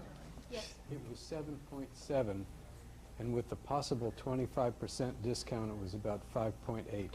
And that's only for FPL lines. Right. You know, you'd have to add to that communications, telephone, and cable. Right. Okay. And so the issue before us tonight is whether it's the consensus of the commission to go with plan, I'll call it Plan A, which is all concrete, well, I say all concrete, the 22 concrete poles, or go with Plan B, which is to substitute 11 of those, or 12 of those concrete poles with 10 wood poles. So that's really what we're deciding, correct? And it's really not a vote for you, it's just direction back to them. Okay, all right. So this doesn't Commissioner require a motion? No, because there's no approval that you have the authority to do. Put a straw poll. Just or a consensus. polling, Okay, yeah. Commissioner. I asked the engineer after the last time you came here, after the workshop when we were discussing this, why can't you put in round concrete poles instead of the square ones? And I never got an answer back. You want to answer that? Well, one of the reasons is because when we did our testing, the square poles tested extremely well. The square poles are also more readily available to install in our system. Okay. The reason why I asked that question, because the wood ones are round, why not Yes. have round Yeah, concrete? you have more manufacturers of the square concrete pole. So the availability as well as it passed the test. Can I ask, does that equate to that the round poles would cost more? I'm sorry? If you're saying it's the availability, I mean, you knew that you were going to do them. Why couldn't you order them in advance? Is it because the cost is more for round poles? But remember, what I said earlier was there are more manufacturers that produce the square poles. The square poles in our testing, they are more durable. They passed our wind standard test. So it's availability as well as meet the But the did not test. the round poles meet the 184, 105, 85 windstorm test? Or did you up the requirements for the windstorm? I mean, did they meet the minimum requirements that you said of 184? 145 miles per hour. The round poles? Yes. Are we talking Yes. wooden poles or concrete No, just poles? just for curiosity's sake, concrete poles. No, they didn't. But the wood poles did. Yes, wood poles pass because of the strategically placed concrete poles along that line. The wooden poles would not pass if it were all wooden poles. Maybe the chart. This is not on there. It's impossible to read this chart. Here, Aletha? It's right there.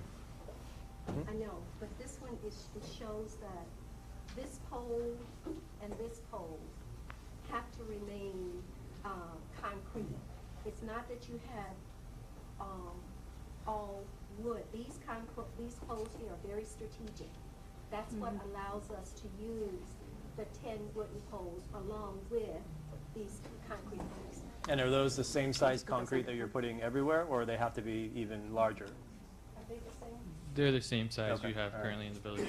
All right, Commissioner Ross, you had a question, right?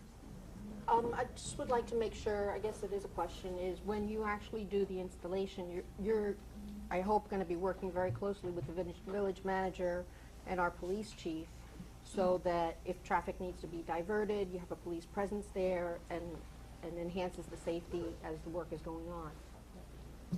Correct. So for setting a pole, we actually are going to use a crane, and we would actually have last time we worked in the village, we arranged to have a off-duty police officer be available for rerouting the traffic. You guys have a lot of one-way streets that are divided by a large swale, so it's much more difficult to divert traffic than a two-way road.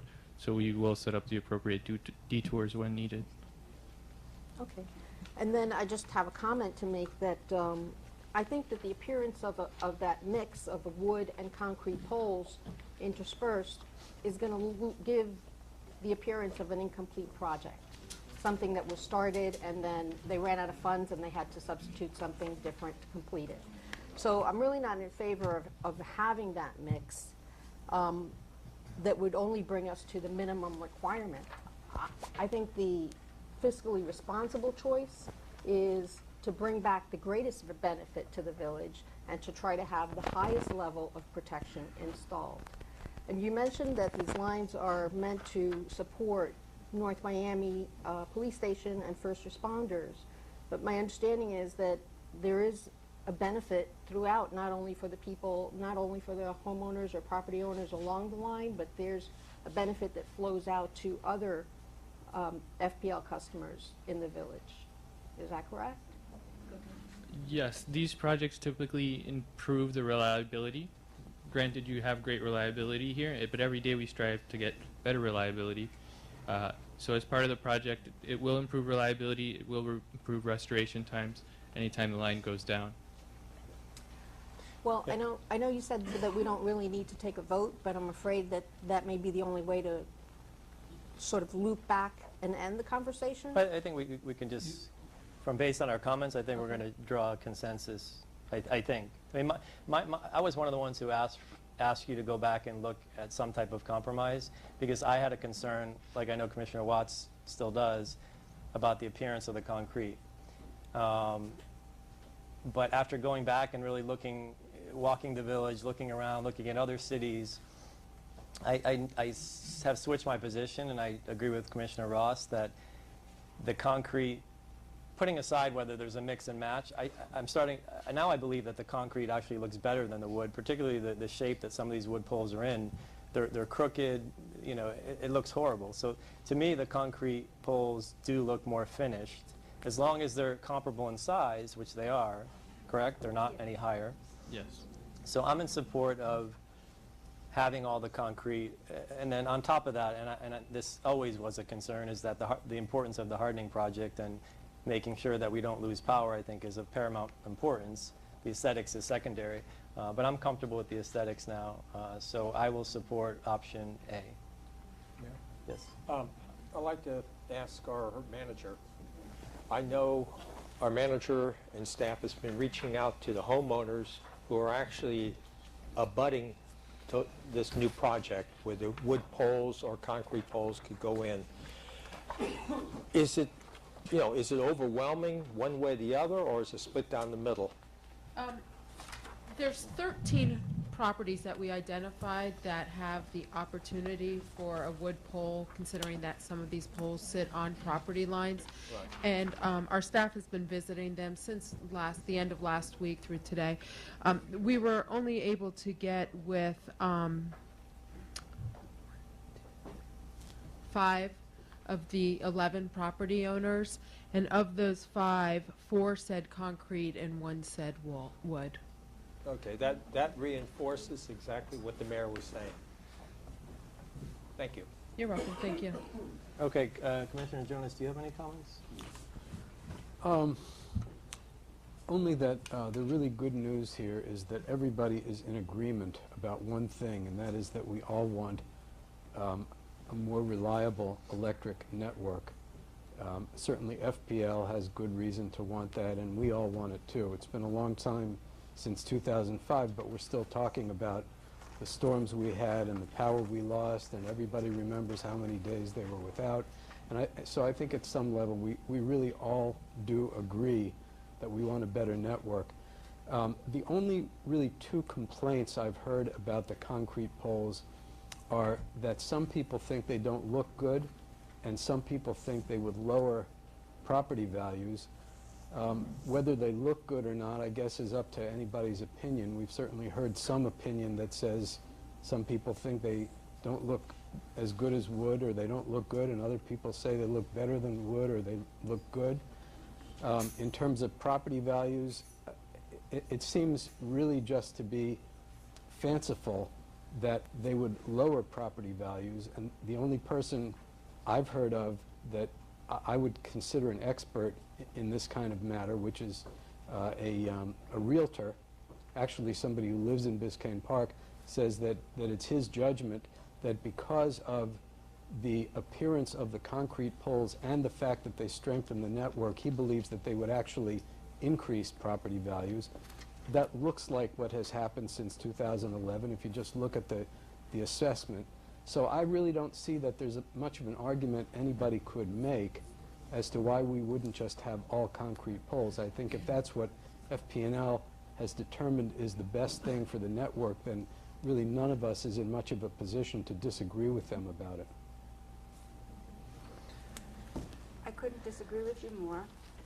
I know you know my opinions on this, but I think that the way in which our property values are assessed has nothing to do with the outside of the house, with the outside of the street. It has to do with, you know, how many bedrooms, how many baths, how many whatever, whether or not you have impact windows and such like that. So that does it. So the mere fact that our property values have gone up in certain on, say, 119th Street has nothing to do with the wood poles. However, someone who wants to buy a house, as a former real estate agent who was a home inspector said, that who lives in Biscayne Park, said to me, they're crazy if they don't think that it would affect how people choose, what house people choose to buy. If I had to choose to buy a house and I could have one without a concrete pole in front of it, I'd do that. We're paying for the city of North Miami to have their police department fortified. We know that the police department at North Miami has a generator and could withstand a week or so without power. If you look at and just as compromise, if you look at all of the yellow area, those are the yellow areas where you're suggesting that we could have wooden poles. They all run in a line except for one in the center. So it wouldn't be like we have concrete wood, concrete wood. It would be wood, and I think that, no offense, but even the ones that are bent have a little sort of character to the wooden poles that are bent have a kind of character to them. We've got, trees that have wood on them. They look like they fit more into the sort of quaint nature of Biscayne Park, and I think it would be a grave mistake to just accept concrete all over the place. All right, I think we all agree that it's subjective as to how they look. So your position is that you're for option A or option B? I'm for nothing. I think we should use composite poles to get the price to put them underground.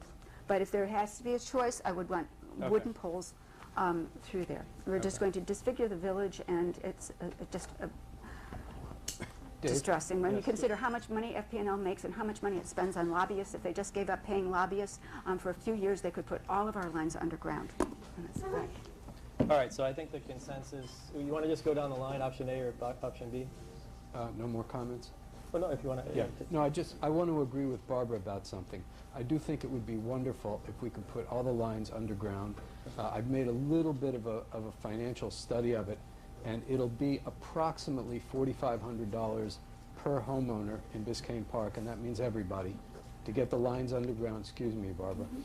It'll also cost approximately another $1,500 to get the line from the pole to the house, and then AT&T and Comcast will charge to put their lines underground too, and we'd all have to pay for that. But I think if Barbara would argue that there is a sentiment that we would all pay that much, then maybe we should proceed with this plan and then seek to reverse that in the future by undergrounding all the lines.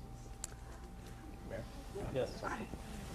We're a Tree City, USA, and I just don't quite understand that we want to go ahead and chop down some trees to make some poles.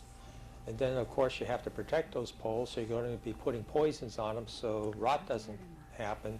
And we're going to put them in the ground to go ahead, and some of that poison is going to leach into the soil, versus to put concrete that doesn't have any of that. So I'm all for concrete. I'd rather not poison the soil and chop down more trees. Just Plan A. Okay, Plan A. Just one more comment before Commissioner Ross speaks. The location of the poles, I understand that there could be some movement either way once you decide where they're going, but are they all placed on property lines? Because what I don't want, and I know former Mayor Jacobs was here, and I think his pole is not necessarily on the property line. So are all the poles on the property line or close to the property lines? We try to maintain that as much as possible. The issue comes in corners. So the county has a line of sight rule, which means you can't put a pole in the corner because it obstructs the view when people are turning right. So some poles are not at the property line for that reason. But can they be, they're not on private property, are they? No, they're still in the right of way. But they're not in the middle of the intersection. Right. They're offset. They're still in the swale. Correct. Okay, Commissioner Russ, you had a comment? I just reiterate, I'm in favor of the safest power grid we could have and the maximum protection that we could have in the village in order to ensure uninterrupted service as much as we can. And I would rather that determination is made by a professional engineer and not by a commissioner. Okay, so option A? Option A. Option A, concrete. A, B, or nothing? If there has one, B. Okay, so the consensus is What a mistake. option A. Thank you. Thank you. Thank you. You guys are blind. Just blind. All right. Item 12G. This is the foundation. Joe?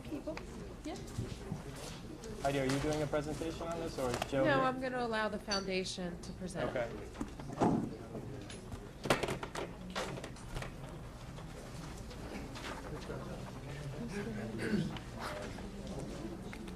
Good evening, everybody. My name is Joe Chow. I'm the treasurer of the Biscayne Park Foundation. Can everyone hear me? Yeah, I don't need a microphone. I'm loud by myself. We have a new Biscayne Park group. Let me introduce everybody. Again, my name is Joe Chow. And everyone come up here and introduce themselves. I'm George Marinoni. He's the vice president. Hello, everyone. I'm Supreme Doorbell. I'm the president. She's the secretary. And what we do, if you don't know by now, is the most well-known thing is we do the Food and Tunes night. Does anybody go to those Food and Tunes night? They're fun. They're fun. And make everyone, want to come and live in Biscayne Park. We do other things as well. With the help of one of the new commissioners, we've managed to get some art in the park and so on and some other things. We want to make improvements in the park, specifically around the recreation center. The vice mayor has come to us about trying to find funding for lighting the sidewalks at night so that people can jog and walk. We thought it was a great idea. We're always constantly trying to find out new ways to raise revenues. Unfortunately, most of the stuff we've done, like the car and motorcycle show and the Food and Tunes night, yeah, we tend to raise some money, but it's very little about money. So our new members came up with some wonderful ideas, and we wanted to run it by you guys and everyone to hear it. One of them is a monthly farmers market, which every municipality has. In fact, almost every neighborhood in Miami-Dade County has. Another one would be, our president came up with a great idea for October for a talent show, a Biscayne Park's Got Talent. So we can try and raise some revenues that way and have fun at the same time. We've also thought of possibly doing, raising the scale up from just a food truck and music to something a little bit more sophisticated, like a food festival, with local restaurants coming in, but putting it in smaller venues, not just always occupying the recreation center. We were hoping that maybe we might be able to use the large median spaces we have within the park. There are large spaces, there's usually parking around there. It feels more homey if we do an event there with a big tent, with all the food and all the restaurants, and possibly maybe have some wine or some beer, of course for adults only, well controlled with a police officer there present always. We were also thinking about, in fact, actually in Miami-Dade County, we have 31 wine and food festivals. In fact, we're having a new one at Mocha. I think it's this month or next month, and it's going to be a Taste of Haiti. If they can do it, we can do it too. 31 festivals all throughout Miami-Dade County. We don't have one. Why can't we have one? Everyone likes to eat, right? Raise your hand if you like to eat. You like to eat good food? Every adult here likes to drink wine once in a while, maybe a little beer once in a while, as long as it's controlled and it's not dangerous and it's not illegal or against the law. We wanted to run it by the commissioners, and we want to run it by the public. We can raise a lot more funds this way. We would just simply charge the restaurants to serve the food, to sell the food, and also the vendors. We would provide tents, they would run it, we would have and then we would charge a minimal fee to participate in it. Minimal, $3, $4, $5, just to go inside there. It will be enclosed. So it wouldn't be like anybody walking in, walking out, walking in, walking out. We have the little bands here you put on, that way you know that you paid to come inside. We want it to have very control. We don't want to have people who could cause problems coming in. Like I said, control is the issue. We're hoping that you guys may want to consider this as an option for raising funding for improving things in our park. And that's about all I have to say. You guys want to say something? Joe? Okay. Is this Sylvia? Yeah, this is Sylvia. Hi. Well, there is something what we also can do, which is a little bit more bringing in international traditions in, for example, those farmers markets when they happen through the holiday time. There is for every religion, for everybody, there is something what kind of might revive their memory and their childhood. There are, for example, for where I'm coming from, Germany, we have some hot wine. This is all kind of, even cakes are mixed up with some alcohol, which we for now are not allowed to serve or to do. So this would actually be a little bit of an improvement more and more for getting the whole big family of Biscayne Park together. Make a big, nice party in a very decent, upscale, beautiful way. I'd like to ask our attorney a question. John, would there be a problem on what they're proposing where having somebody where you can be having alcohol on public property and beer that way? The way they're proposing it, it'd be Well, it's a very general controlled. proposal. The good thing is as a 501c3, there are certain exemptions, and as I understand it, you're actually going to bring in, sounds like a restaurant or two or more, and they'll be serving it using their alcohol license. Correct. That's what I would suggest. They would be responsible for all licensing and everything. Correct. We would just offer a space for them and charge them for the space. That's right. And as a 501c3, there are certain exemptions even against the Department of Agriculture coming in. But there's certain things you do need to do. And what I would recommend, if we decide to move forward at some level here, the Florida League of Cities can be very helpful. And they will look at the site and they'll talk about a couple ways to make sure, like the tents and things, and we may, that's a structure, even if it is a 501c3, that we'll have our building look at. Well, we would definitely get advisement from professionals. Sure. And he's, puts on a lot of events, and the manager. So I think, to answer your question, it can be done, but there's certain steps we'll need to make sure happen. Okay, I just wanted to make sure there wasn't some kind of, because it's on public property with alcohol being served, that there'd be some kind of, some technicality. No, there's a lot of events that you'll see at parks and a lot of food festivals at parks. Yes, I do. Yeah. I just want to make sure that there wasn't, because I concur. I think it's a great idea because we need to come up, well, new methods need to be initiated to raise more funds for the foundation, which benefits all of us. And so I concur with what they're trying to do. I just want to make sure legally they're not going down the road that's a dead end. I think what I would recommend is, if the commission supports it, they're separate 501c3, but they're intertwined with us, as we know from the Attorney General opinion several years ago, that Joe would be working with staff and we'd get the League of Cities to help you out too. And Absolutely, and, absolutely. Have some synergy here. Right. Okay. Thank you. Any other comments? Yeah, I have a couple questions and a comment or two. I would like to ask our police chief if he thinks whether or not this would pose a problem with safety at all. We the staff would be involved in that. Okay, because that had been an objection that was posed to me in the past. I think that this idea has been, we've talked about this with the last village manager, and even when Ms. Schaffer and she was being interviewed, we talked about it. I think it's a great idea. I would love to have like a taste of Biscayne, every year. And Olga, many of you who know, who moved away just on 117th and 7th Avenue, had suggested this about a year ago, and she said it starts small, but it'll build. And I worry, though, about using different greens on residents' houses because there isn't that much parking. And in thinking about it after we spoke, I was thinking that maybe the area where by the police trailer in that area might be a preferable place, or taking over the soccer field if it wouldn't ruin the soccer field. But I just wondered, I talked with someone else about this during the summer, because I think that would be a great time to do it for a taste of Biscayne. We'd need air conditioning and we'd need a tent, and that's really an elaborate thing to do and costly. Have you looked into the cost of that? Well, food festivals are usually outdoors. Yeah. But they're usually not held in the summer Yeah, because so it's you'd have hot. to do it, yeah. Yeah. I was thinking that's the time where they have Miami Spice and where various restaurants like to get business during the summer, but you're thinking during the year. Yeah, when it's comfortable. And also you have to worry about the fact that during the summer it kind of rains a lot. And there's thunderstorms, and I don't care how good those chicken wings and that pate is, you're not going to go out in the rain in the thunderstorm to eat.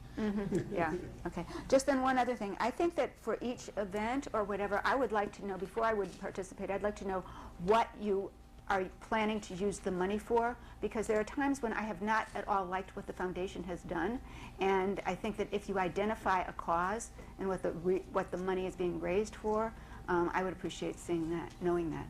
Understandable. Commissioner Ross?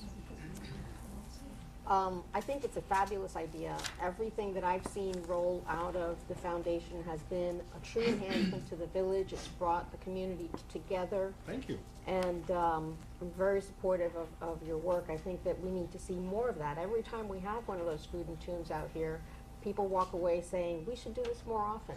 So I really do appreciate your efforts and everything that you've done, and I'm supportive. My only reservation is that we work closely with the administration, with the police department, just to make sure that it's a safe environment for everyone. Absolutely. Safety is number one. Okay, I'm also supportive. I think it's a good idea. And sort of off topic, but Manny Espinosa is here. I'm not sure that any of you have gone to the went to the Earth Day where Manny's children performed. They performed classical music, Manny. Yeah. So you might want to talk to Manny and incorporate that into one of your events. Actually, we were just discussing that outside earlier today. Okay. Something Great. mood music. Yeah, no, they're excellent. Any other comments? The five of you are a breath of fresh air. I really, really appreciate your enthusiasm and your creativity. Thank you so much. Thank you. Joe, if you can place this on your next foundation agenda, staff will come and we'll start to brainstorm on how to move forward. Will do. Thank you. Thank you. Have a wonderful evening, everybody. Thank you. Thank you.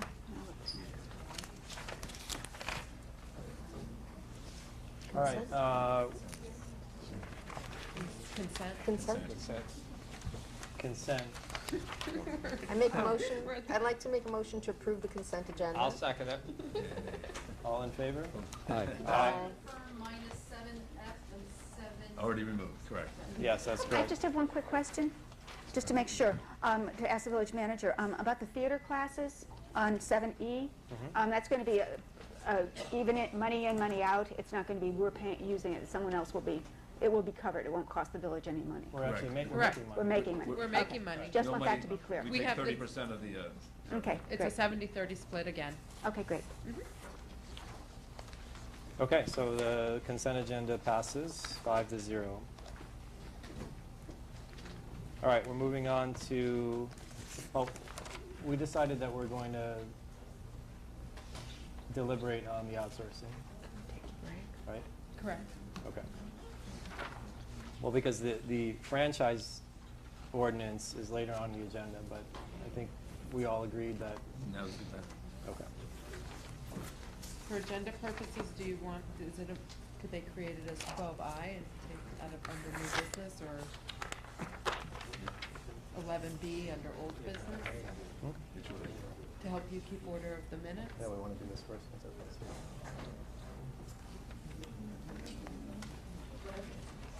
Okay, John, is that okay if we create?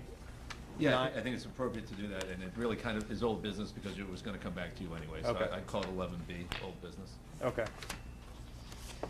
All right, so this is the decision time. We have comments first. Whoever wants to start? Okay, so 9B becomes 11B? No. No, this is not, you're not looking at the ordinance now. Before you even get to your ordinances, you're going to make a decision whether you want to proceed with going outside, in which case you would hear that. Okay. Oh, This is just on the decision whether to outsource or whether to remain in-house. Okay. Dave, I have some questions. Okay. Can I ask them? Sure. Yeah. Heidi, I think Frank Madar left. There were three. Could you speak up a little bit? Sorry. Last month, three people, including Frank Madar, who reiterated it tonight, offered special contributions. And I wonder if any of those three people has made that contribution at this point. The finance director and I reviewed the receivables today, and in the last month, no contributions have been made that we can detect. Okay. The second thing is, and I asked you about this earlier, but I just want to ask you again to be sure. We have had times, not so infrequently, that some of our public works / sanitation employees have not been able to come to work for one reason or another. And occasionally, if the work on a given day has not gotten done, it's not finished by the time they're normally scheduled to end, which I think is somewhere around 3 o'clock or 3:30, they have been asked to stay longer or offered an opportunity at overtime pay, and it's my understanding that they have typically declined to do that. So I asked you earlier if you had spoken to them and let them know that we would be asking them for a longer day and more reliability and greater efficiency. And you said you did speak to them, and they said they would, but I'm not sure how to reconcile the pattern of service that we have seen with the promise of greater service and reliability. And I don't know if you've thought about that or discussed it with them, or is there anything you can say? In my discussions regarding the 4-day work week, I shared with them my experiences in another municipality where we went to a 4-day work week, or it was a 4-day work week shortly before I got there. They had transitioned. And one of the expectations you have with the 4-day work week is that most of your doctor's appointments, personal appointments, and those type of things you try to do on that 5th day, the Friday in this scenario.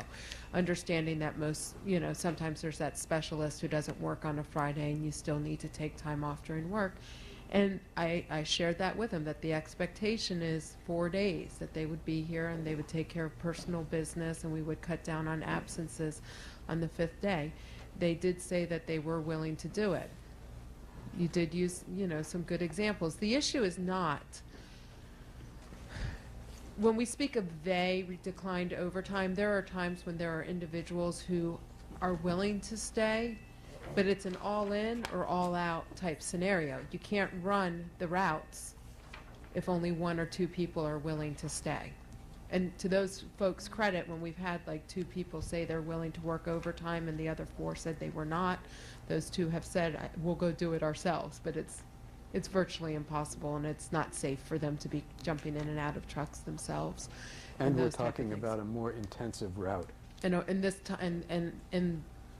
in the keeping it in-house scenario that we presented tonight, it is a more intense route. The days would run from 7 to 5:30. Okay. Commissioner Anderson? Yeah, some of the residents that got up during public comment, that one of them asked, why outsource it? Why are we even looking at this? I'm a firm believer we should always need to see how efficient we are, no matter what department it may be. Compare ourselves to another place. And it also, too, helps us to become more efficient, not necessarily always keep doing things the same way. Private industry, if they keep doing things the same way all the time, they go out of business. Government really not necessarily goes out of business, but there's not too much incentive to make changes. Now we're looking at, we have a choice. We better make changes if we want to keep it here or not. Another question was on the road and drainage. That's a special assessment. Now, I do have a question. Why that was thrown into where the contract part is, that should not have been part of that. That is not part of, it's a separate item, and that was brought up. It's not even the way it's worded on the agenda. I mean, it should never have been in that place. It's not part of sanitation. But we are running down a road right now that we put in drainage. We have some drainage. We've added more drainage, but we don't have the funds to maintain it. And same thing, our roads are starting to deteriorate. They haven't been resurfaced for many years. And even just doing minor work on the roads, we haven't really done it except for try to fill in some potholes.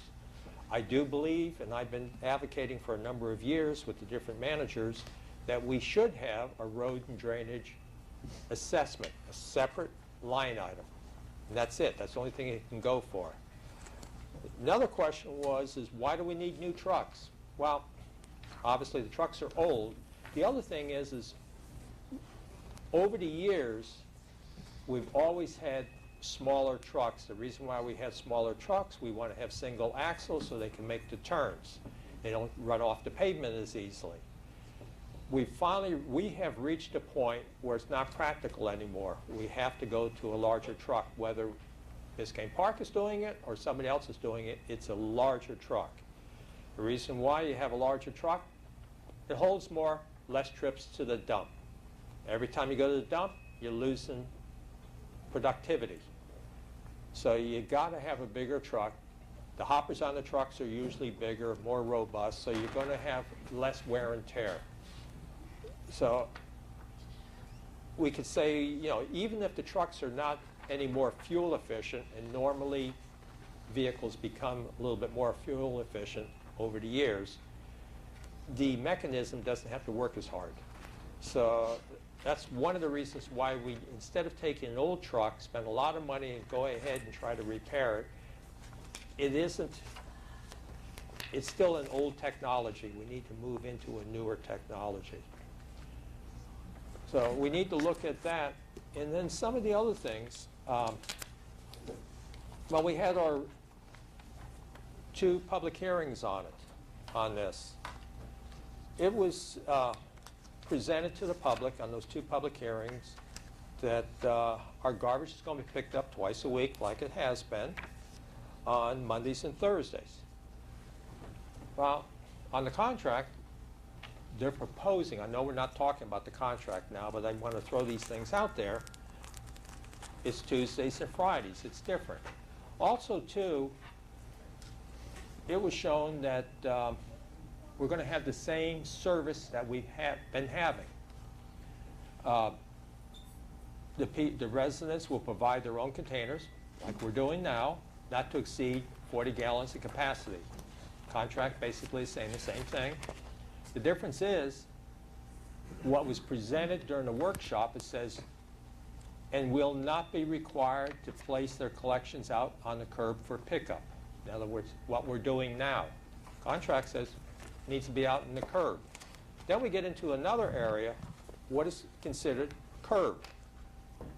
Most people would probably think that's in front of my house, rightly so.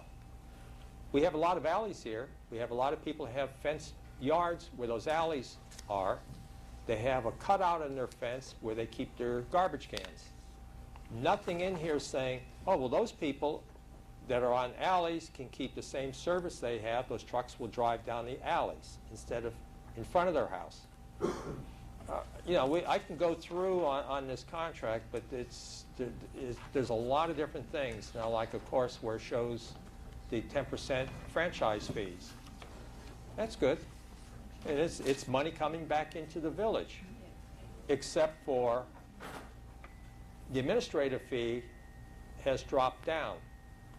That franchise fee doesn't cover what we're going to be losing on the administrative fee that's coming out of sanitation. It's actually going to go ahead and be a negative, a slight negative in our general fund. So that franchise fee is a wash. It's gone. There is not extra money on it. And I can keep going through this. I just think we're moving a little bit too quick on this. Commissioner Anderson, can I address the side door Sure. issue? When the proposed contractor came back with the first version of the contract, it said that it would be special assistance service, the side door or back door service only for the handicapped, and anyone else would require a fee to be paid. I went back and negotiated to remove the word handicapped, to have no limitations on who can have it. And it is, as long as you just let us know you're interested in having it, you can have the side door service. That's So there's in no Article additional 5. fee, right? There's no additional fee. There's no qualifications for it. It's Article 5 of the contract. What it says in there, that you go ahead and you have to locate, let the manager know, and it's up to the manager to approve it. Nobody would And be denied. and the resident has to sign a home, an agreement, so they don't hold the contractor. In other words, it's not the same. And as soon as you start to go into that, I'm not sure how many people, first of all, how many people are going to be aware of it, and how many people are going to want to sign this agreement. Then you get into the other part. That person that doesn't want to sign that agreement, doesn't want to bring it out in the curb, they're not going to, but they paid for the service. Who's going to pick it up? Because now you get into the sanitation side of it. Or is the resident, because they refuse to be signing this whole harmless agreement, are they going to start getting fined even though they paid for the service? I don't want to go down that road. I don't think that's our intention to go down the road. No one's going to be denied the service. The hold harmless was recommended to us from a legal perspective because it is different. It's a private contractor going on to private property. So we negotiated it the best way that we could to keep that service available at no charge to all of the residents. I don't believe there's ever going to be an intention. The idea of coming in and letting us know you want it is so that we can pick it up. Well, see, what you get into is, first of all, everybody who has, that are not putting the carts out, how do they know? You know, that they need to come in there to go ahead. We're changing the way we're servicing you, but I don't know it. We'll work hard to identify those people who are currently receiving side door service. Well, I mean, that's our intention, you know, to pound the pavement and make sure that everyone knows. But there will be a transition period for staff. But this is not, you know, it's still not equal. I mean, it's a burden onto the resident. And like I said, I think we're going a little too quick on this. But Bob, I understand what you're saying, and you know, there's a lot of passion on this issue, and I'm a passionate person, and I'm passionate about this community, and that's the reason why I'm sitting in this chair, and that's why I ran. I mean, I have a full-time job. I work very hard, many hours, but I want to improve this community. But I appreciate it's a very difficult issue. Our workers are wonderful. There's no doubting that. The service they provide is wonderful. But I just, if you really look at the numbers and do not make a decision on passion, and your concern is based on whether this village is going to survive as a viable separate municipality, you need to look at, you can't look at this in isolation. You need to look at the entire big picture. And if you've studied the budget numbers like I have, and I'm sure every other commissioner has, the picture is not good. In 3 years, 5 years, there's a serious problem here that's been kicked down the road for years. And I just, you know, it's fine if the residents that spoke here, they're very vocal, they want to pay more money and they're willing to pay more money for the service, and I think that's wonderful. But where does it stop? Our millage rate is at 9.7, so what happens when all our roads need to be repaired? And then we assess you for that. It's got to stop somewhere. The bleeding has got to stop. And so I just don't think that keeping it in-house, unfortunately, is a good thing financially. I mean, we can't do it as efficiently as a private company, and I think that's the bottom line. And it's very difficult to make that decision again, because I hear what all the residents are saying, but I'm here to make sure that the village survives, and I have that obligation. And so I don't take it lightly, and so those are my initial thoughts, but I'd like to reserve some time to talk about this. Right, but what you were saying is, you know, go on a little bit more what I was talking about. I don't see anything in here what the cost would be, etc., because we do have people that continually, what I was told is through training, people will stop putting their items out after the designated time of pickup. I've lived here for over 35 years. We've been working on that for 35 years and haven't been fully successful. An example is like that eviction, where they just threw the stuff all out. What is it going to cost us to go ahead and have an outside company come in each time to go ahead and clean up? But Bob, I feel like stuff put out there. I don't mean to. I feel like you're talking about nickels and dimes when, you know, what you didn't mention is that there's $160,000 that we're going to save by outsourcing a year, that can then be put towards issues in this community that we need to address, that we cannot address. We cannot afford to address from the general fund. Okay, that 160 is, in other words, keeping the rate like it is on the sanitation. Correct. And you'd be breaking that out. But we're going to be taking some of that 160, has to go back to the general fund, because the general fund's going to have a shortfall because of the administrative fee. The administrative fee is slightly decreasing, correct, if we outsource, and that makes sense because there's going to be less administration because we don't have.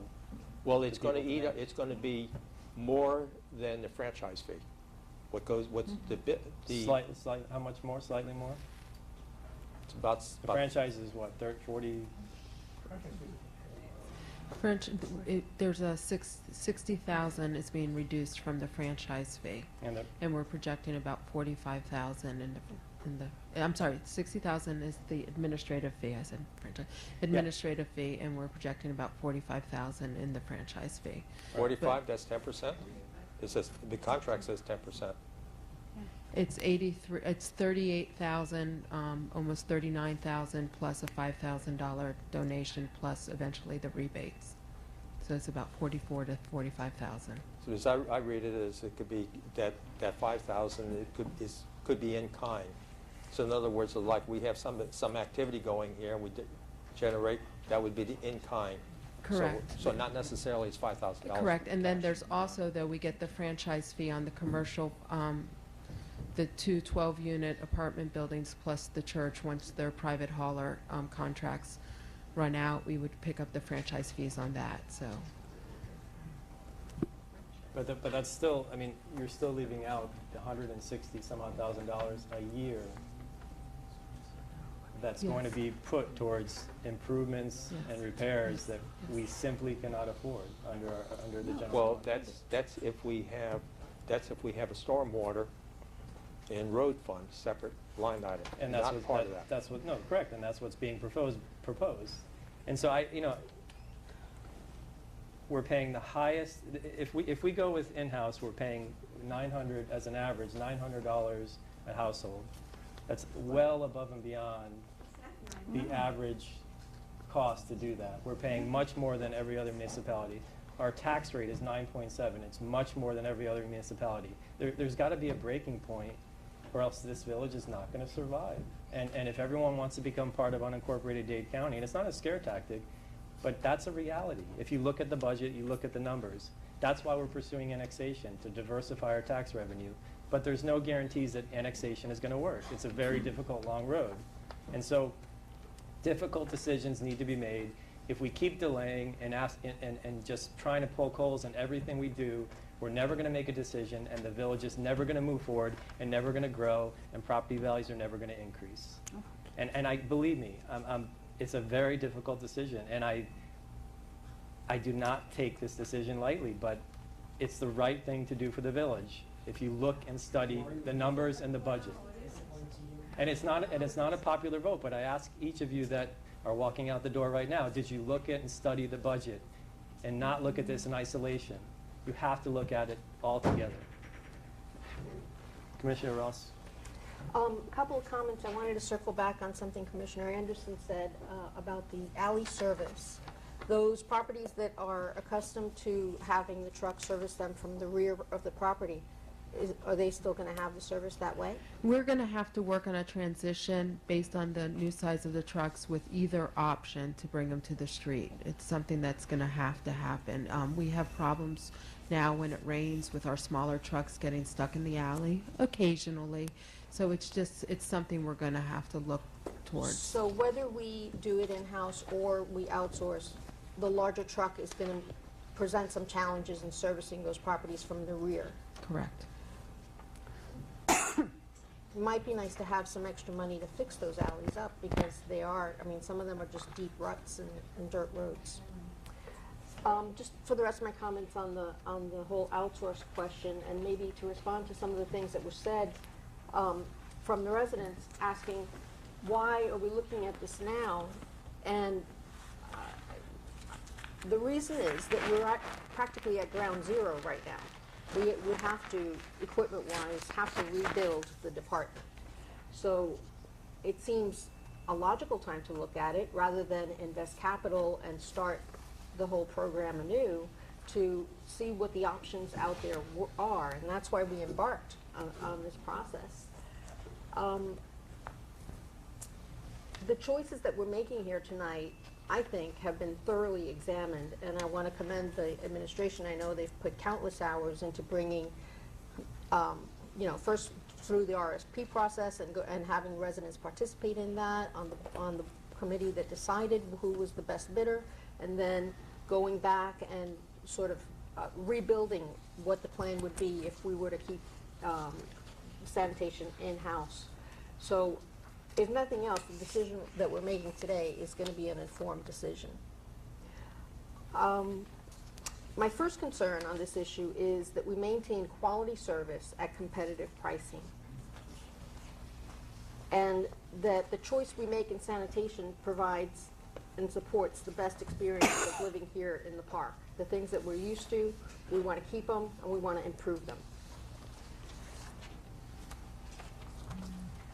But I'm also concerned that we keep the right amount of staff, that we have enough people to address a lot of the concerns that were raised here tonight, some of the concerns Commissioner Anderson raised. Although that one property that suffered an eviction, I've never seen an eviction in Biscayne Park before the one that we just had this month. So that's not the kind of situation that happens every day or once a week. It was a very rare thing.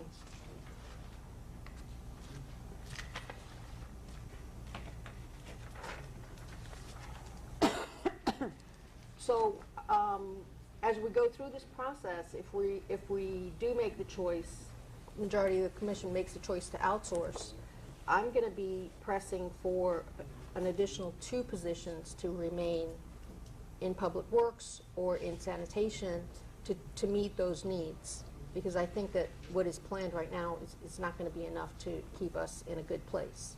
But we'll have that discussion when we go if we go to the contract side. Something that one of the residents raised about the engineering report with regard to flood mitigation. And my understanding is one reason why this came about is because there are monies available from the state to improve properties, to improve common areas in as far as it provides flood mitigation. And if we want to access those funds, we might be putting ourselves in a better position to be considered for that grant if we have a master plan of where we're going to go. And having been to Tallahassee, it seems to me that that's the way it works. The state doesn't want to pay local government to develop a master plan. They want the local government to come up and say, here is a project that we want to do, it's shovel ready. You know, will you give us a grant and we'll put up 50% of the money to get the project done. So without that master plan, we are putting ourselves in a worse position and may not be able to access those funds. Mayor, may I share Sure. what we learned from Tallahassee this week? We did get rejected for our water project. It did not make it into the appropriations budget, and one of the issues is that we heard non-turnkey projects were going to get rejected. So they kept it out in the hopes of saving another large project that we're asking for. Wow, okay. Thank you for that update.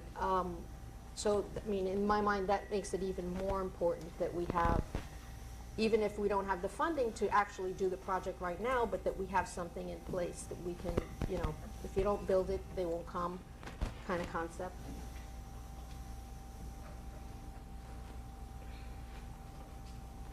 I guess, you know, that's about it for my comments right now, is that we want to provide the best service. We want to give the village the benefit of the best options that we can make in order to not only have a good sanitation service, but also free up funds and free up personnel to bring a greater benefit to other areas of the village. So does that, I'm a little unclear, so you're in support of keeping it in-house or outsourcing? I'm in support of outsourcing. Outsourcing, okay. I'd be happy to make a motion if that's what we need to get. Yeah, no, we have to have some more discussion. Okay. Commissioner Watts. Okay, lots of things. First, I would like to thank the Waste Pro representatives for coming here and sitting through all of this. It's difficult, and I think you've all been genuinely nice and helpful in all of our discussions, so thank you. And I have talked with some other municipalities and all, and I've heard some good things about you, so I just wanted to say that. Nonetheless, I'm disinclined to outsource. I agree. Sometimes the voice of the people, I think, really should be heard, and the voice of the people is resounding here. And aside from that, I know that someone in an email and some other people have expressed passion and sentiment. These are the only reasons for it, and it's yes. If the bottom line is money, we can, bring money in through the franchise agreement to the village. However, it reminds me of that passage in Sense and Sensibility where, you know, Elena says to her sister, well, Mr. Willoughby would have married you had it not been for the money. It's always the money, the money, the money. I know we need money, but if we're going to be positive, well, maybe annexation will come through. When maybe then, well, if annexation comes through, we'll have to readdress the situation, but I don't see why now. I know we need trucks. We have to make that decision. But I think that we've made so many different decisions. The decision to do annexation. One more big change to the park is changing with these darn concrete poles. Every little thing is changing the character of the park. And it's not just the people who have come, many of you who live here, have lived here for 20, 30, 40 years, and you don't want change. You're resistant. Knee-jerk reaction. We don't want change. But I've heard from neighbors who are recently have moved into the village, who said, this is why I moved into the village, because of this, and I like these guys, I feel like it's home, and there is a difference when you're working for the company store or whatever, than when you're working for a mom and pop organization such as the Village of Biscayne Park. So I just think it is just too many big things at one part in time, and I think we, you know, again, if it's not broke, yes, we do need money, but I think we are challenged to do more things. I think we should just right now keep it where we are and see how we can streamline. If, as Doc Morris said, again, you know, once you go through that door, once you turn the door, you're not going to go back. It's it. Closed. Closed. We're going to be without our workers forever, and that's one big change from the nice little village that we used to know, and I'm inclined to want to keep it that way. I think that we've got good people who do a good job, and I don't know how many of them would stay or go on with Waste Pro, and I think the feeling of community would be different. I know from my own experience, and I know every one of you has had different experience with outsourcing, but we've done it in many occasions at FIU where I work, and gone back to hiring our own because the job wasn't done quite so well. It was very difficult to communicate with the people in and out. No one got used to anyone because people were changing. We do have a kind of stability here with our workers, and I think that's valuable. And I think that though it might be sentiment and it's not looking at numbers, I think it has a value and it is important. And with residents willing to pay an increased fee, and I think that some of the costs are a little bit inflated because, what was it? We have estimated here a 25% increase for health costs, and I know this is nickel and diming, 25% increase, but on the Coventry contract for next year, it's only a 16.25% increase in health costs. So there are little bits of inflation that are in here. I think that we still can save money, and I think in the long run, to follow that franchise fee, however tempting it is, I think it would be a mistake. And I really believe that we've changed so much in our village. I don't think we should change this at the present time. Thank you, Commissioner Watts. Commissioner Jones, do you have any further comments? Yeah, I do. I have spent a great deal of time in those seats over the past 8 or 9 years, and a little bit of time in this seat.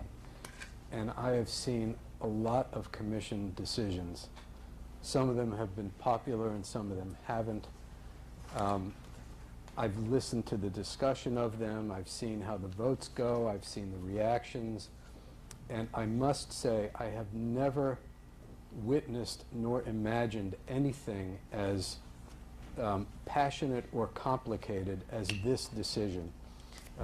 This is a matter that has entirely legitimate feelings on both sides, and it's very hard simply to disqualify one side or the other. In that sense, it's a decision that will fail no matter what. Somebody will be importantly disappointed, and they'll have every right to feel that way. And I regret that whoever's going to feel that way will. And I will apologize in advance for disappointing whoever I disappoint. In terms of questions like why now, and if it ain't broke, don't fix it, certainly a reasonable starting point to think about it. And I guess I will say to begin with that at least back in the 90s and the early 2000s, in organizational settings, they used to use terms like CQI and CQM and TQI and TQM. I don't know if anybody's familiar with those. And what they stood for was continuous quality improvement or management or total quality improvement or management. What it meant was that you didn't just wait for something to go wrong and then fix it or have to invent some new system because the system didn't work. You just always looked for ways to improve the overall organization, even if it was something that didn't look like it was broken. So I think there's something to be said for thinking about this now, and even in spite of some people's feeling that it ain't broke. In terms of whether it's broke, the system we have used has a lot to be said for it. It has a lot to recommend it. It's also not perfect.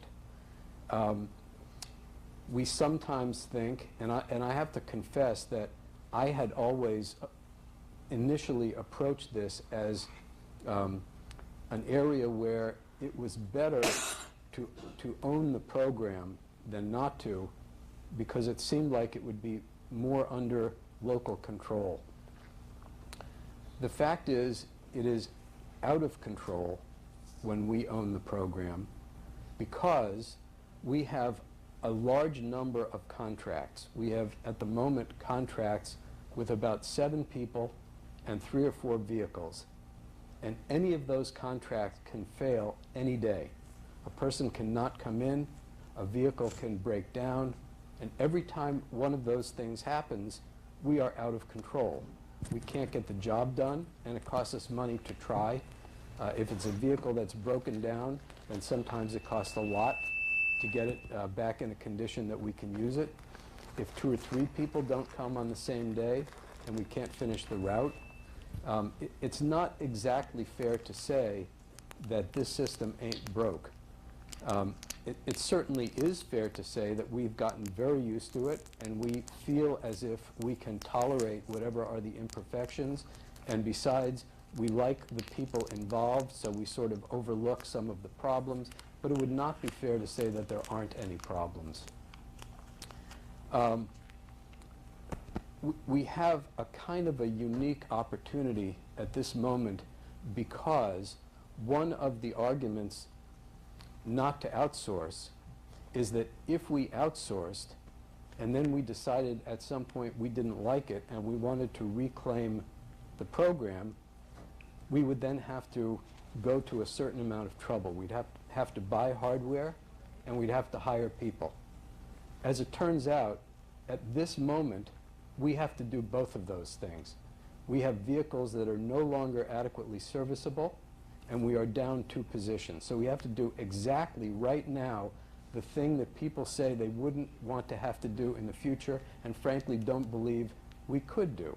But obviously, if we're to keep this program, not only can we do it, we will do it. We have to replace the vehicles, and we have to hire the people.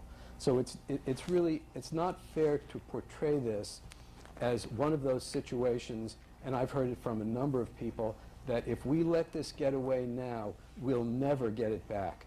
I think even Barbara mentioned in her experience at her employer, FIU, that they have outsourced programs, decided they didn't like the outsourced system, and took back the programs and started them back up again. So it's something that can be done, and it's also fair to say that if we don't outsource, we will have to buy the vehicles now and hire people. But if we don't like that in the future, we can reverse that as well. But what I'm saying is we can reverse it either way. There are some other problems that have been mentioned that have to do with the particular contract. Bob, thank you for asking questions about receptacles left out and who's going to pick them up.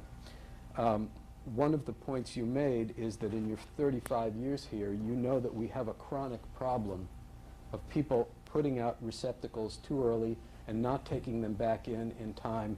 So if that's the worry that has to do with outsourcing, I would say, well, it seems we're already worrying about it. It's not as if outsourcing would create that problem. We already have the problem. So we have to solve it one way or another. And I think it's a mistake to demonize outsourcing with that kind of an allegation.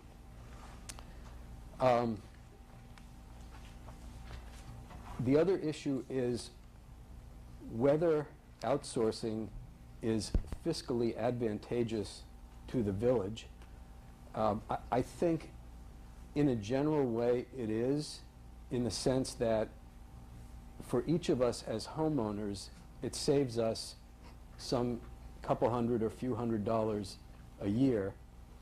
I think in reality it also results in at least as good influx to the general fund as we have now, between the franchise fee and an administrative fee that we can frankly manipulate somewhat. So we can really not have to lose money over that. The other issue, though, is I am generally a proponent of the Affordable Care Act. I think it's a wonderful thing in that it gets a lot of people who couldn't afford insurance before insurance now. The problem is what it does is continue a basically faulty medical system, and because of that, it costs a tremendous amount. We can't control that either. Our costs are going to go up because of the ACA, and there's no guarantee that they won't continue to go up, potentially considerably. I think it was Barbara who mentioned some increase of 16%. That gets pretty nasty in a hurry if that happens every year. And I really don't see why we should assume that the Affordable Care Act can't beat us up fiscally trying to support as large a number of employees as we can. So I am personally afraid of that on the behalf of the village. I think, again, it's such a difficult decision that it's almost an impossible decision. The only problem is we have to make one. So I think, well, I'm sorry, I forgot one other consideration. Not to outsource, we have to be able to rely on one thing, apart from good management. The one thing is that not outsourcing is going to cost us more, and we have to rely on ourselves and each other and all the people who aren't here to pay it. Whatever it is, whatever happens with the ACA or trucks that go bad or anything that happens, we have to be able to write the check. And I'm a little concerned about that. As I said earlier, 3 people generously and impulsively offered us money for what they thought was important, which was a lawnmower. Whether a lawnmower is important or not, I don't know. But none of them wrote the check. In addition, a number of the people who have tried to encourage that we should not outsource have not simply said that they would be more than happy to write whatever check anybody asked them to write. They also wanted to enter into management and explain to the village staff and the commission what's wrong with the budget and how we should cut money from one place or another. And we can't do that. If we're not going to outsource and we're going to incur bigger expenses, we cannot second guess. That's not our job anymore. There was a time that it was the job of the 5 people at this table. It's not their job anymore. It's the job of the manager, and whatever she says is the cost of things, that's the cost, and we just have to write the check. If we can't rely on ourselves to do that, then we're making a terrible mistake by agreeing not to outsource. So I think it's a sort of a miserable decision to make, but I'm going to assume that it's a better bet to try outsourcing at this point than not to.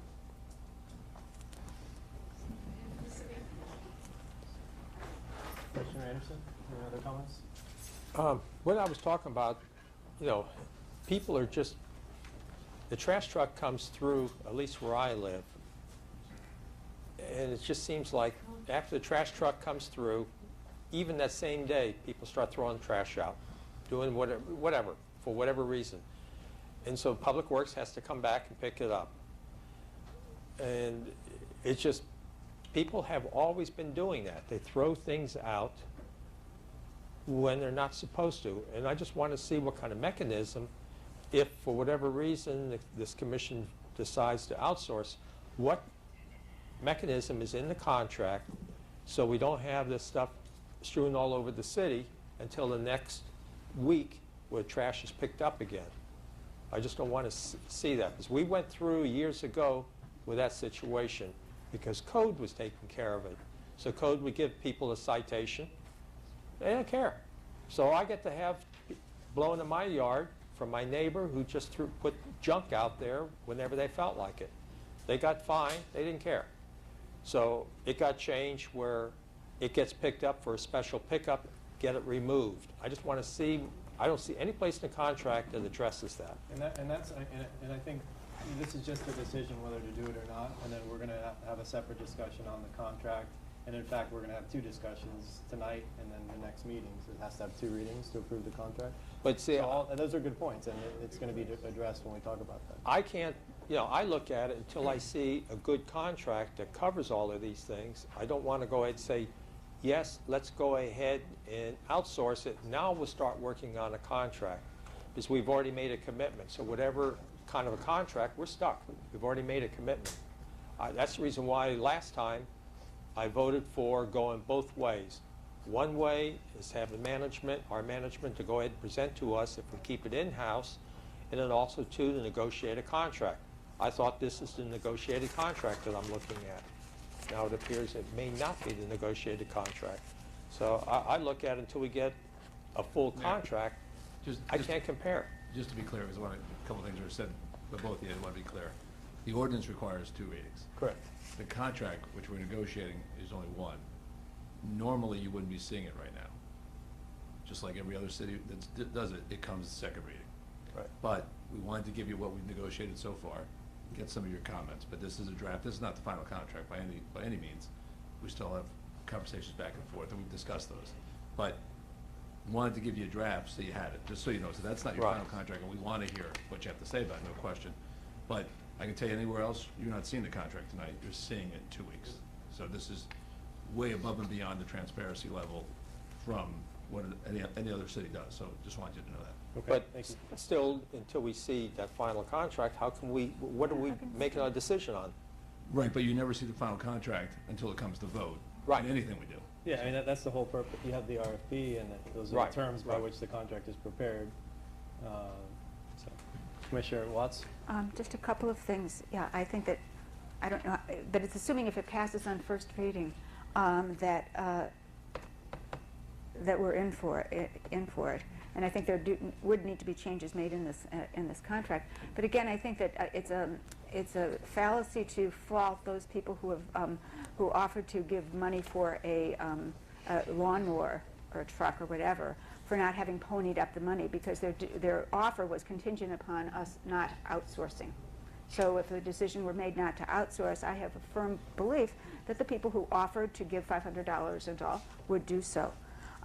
I think that, and one of the reasons that we are in this situation of needing trucks and sort of starting anew is because in the past commission, some of you were on it, has not fully funded the public works. And the reason I think that our former village manager wanted to privatize, and that might be, and she didn't want taxes to go up, and the commission didn't want taxes to go up. So that's one reason. What took the hit? Public works. And so we put ourselves in that situation because we've not adequately funded it. We've taken it out of money that went into sanitation and inflated the administrative fees to get it into the general fund. So I think it's really unfair to say that we're in this real problem because of public works and all. I think that the former commissions and all, created this problem. And I think that really we would be making a severe mistake to privatize. If we think then of maybe $40,000 that we would receive in franchise fees, all right, that would be eaten up by, if Commissioner Ross's suggestion is taken up, if we hire 2 more people, okay, after we privatize, that's going to be more than $40,000 a year just in salaries and benefits. So I don't really see, we're doing apples and apples and oranges. We can't do it that, but I think that it is a disservice to this community to outsource at this time. Commissioner Ross? Every decision that I make for the village or on behalf of the village, sitting in this seat, I need to look at it from fiscal responsibility. What I would propose as far as keeping the 2 public works employees, or keeping one in sanitation and one in public works, that certainly the sanitation, the cost of that payroll would be included in the sanitation fee, because it's all part of doing the job of removing solid waste from the village. As with many of you, as with all of you, and even the people in the audience, this is not an easy decision to make. And as a private resident, I could say I love my garbage service, I want my garbage service, I want my regular guys to be here. I'm so sorry Orlando retired and left us. Not to put blame anywhere, and some of the conversation has that tone of good or bad decisions. The decisions that we make up here, we need to have fiscal responsibility as our primary concern. We need to have the viability of the village. We need to look at the whole picture of what goes on in other departments, rather than just my garbage can getting picked up twice a week. So it's not an easy choice. We're doing, ideally, the people who work in sanitation right now will still be the people who pick up the garbage in the village of Biscayne Park, but they'll be doing it and get a paycheck from Waste Pro instead of from the village. And ideally for me, we would keep enough staff on hand to take care of all of the common areas and the medians. And so that's what I'm hoping we can negotiate as we go through this thing and into the next stage of decision making. So could I make a motion? Sure. Sure. Yeah. I mean, we've had a lot of discussion already. I think we need to structure it a little bit tighter, and so I make a motion that we approve outsourcing sanitation and go on to the ordinance to approve a franchise. Okay, motion by Commissioner Ross, second. Second, and further discussion. Okay, second by Commissioner Jonas. Barbara, I apologize if I misunderstood about the offer from the 3 people. As I said, I don't know whether we need a lawnmower, but if that's what the offer was for, and if we're talking about outsourcing sanitation, which has nothing to do with lawnmowers, how do we understand that the 3 people did not give the money they offered to give? Because in the event that we would keep this in-house, I believe that we would also then keep in-house, the idea was that we would also take over doing the medians, which we've already outsourced. And so therefore we'd need a new lawnmower. That was their assumption, as you understand it? Okay. Just didn't know. All right, so motion by Commissioner Ross, second by Commissioner Jonas. All in favor? Aye. Motion carries 3-2. Correct.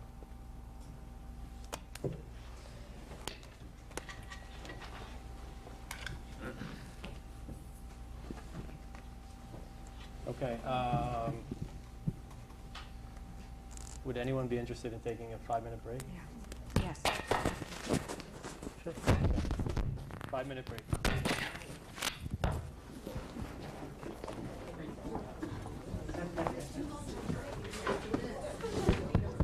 All right, we're going to get started. We are on item 9A, first reading of an ordinance 2014-02. Thank you, Mayor. This is an ordinance of the Village Commission of the Village of Biscayne Park, Florida, pursuant to Section 166.041 Florida statutes to amend Ordinance 2013-12, adopted on November 20, 2013, finalizing and adopting the annual operating budget for fiscal year 2013-14 by amending various parts of the budget consistent with Exhibit A attached here too, providing for conflict, providing for severability, providing for effective date. This is first reading. Request to approve, set second reading, and hold a public hearing.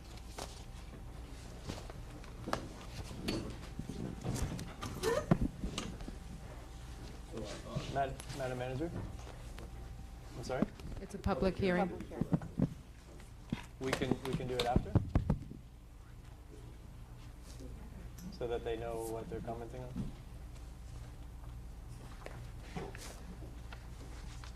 Madam Manager? This is a a routine matter that we see every year. It's the mid-year modification of the budget. I have Director Irwin Williams here with me tonight to go over these changes. Essentially what we do is whenever there's a change to the budget of moving funds from one department to another or one fund from another, we have to come in front of the commission and ask for permission. This is not necessarily something we would do if everything was to stay in one department and just move from line item to line item, but it's really the crossing of departments. So I'm going to go quickly over the changes. There are not that many. In the police department, there are both increases and decreases in several line items that actually balance themselves out. We have savings from the prior chief's salary and the costs associated with the interim chief's agreement. We have an expenditure for police vests that is offset by grant revenue. We have expenditure for special investigation that is offset from transfers from general government. There are two increases that we are proposing that are for vehicle repair and maintenance, as well as fuel cost. Both were budgeted anticipating savings with the purchase of 2 new fuel-efficient vehicles, but those purchases have not yet been made. If you'll recall, we approved the purchase of those vehicles at the last commission meeting. We're currently in the process of finalizing our financing and ordering of the vehicles. We anticipate to only pay for them for the final 4 months of the fiscal year as opposed to the previously budgeted 12 months. For the police department, there's a net increase in the amount of $30,969.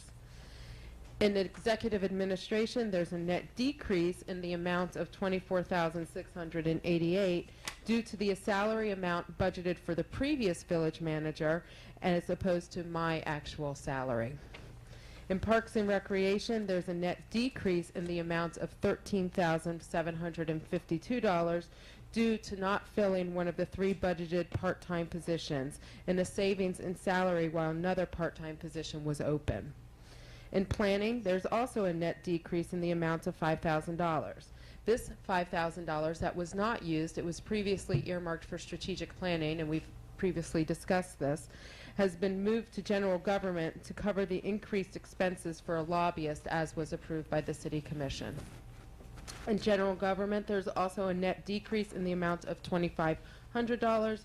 This is a result of a decrease of $7,500, which was transferred to the police for the special investigation taken from other legal, and an increase for $5,000 for lobbyist services. So we put $5,000 into general government, and we took $2,500 out of general government. In revenues, usually we just look at the expenses, but we have some revenues we just want to highlight at this mid-year. In revenues, we have an unbudgeted $20,000 code fine payment and the unbudgeted sale of the recreation van in the amount of $7,000, and that's rounded up. It's coupled with the unbudgeted grant, which was, $11,000, which I said we would use for police vest, and this is a result of a net revenue increase of $38,000.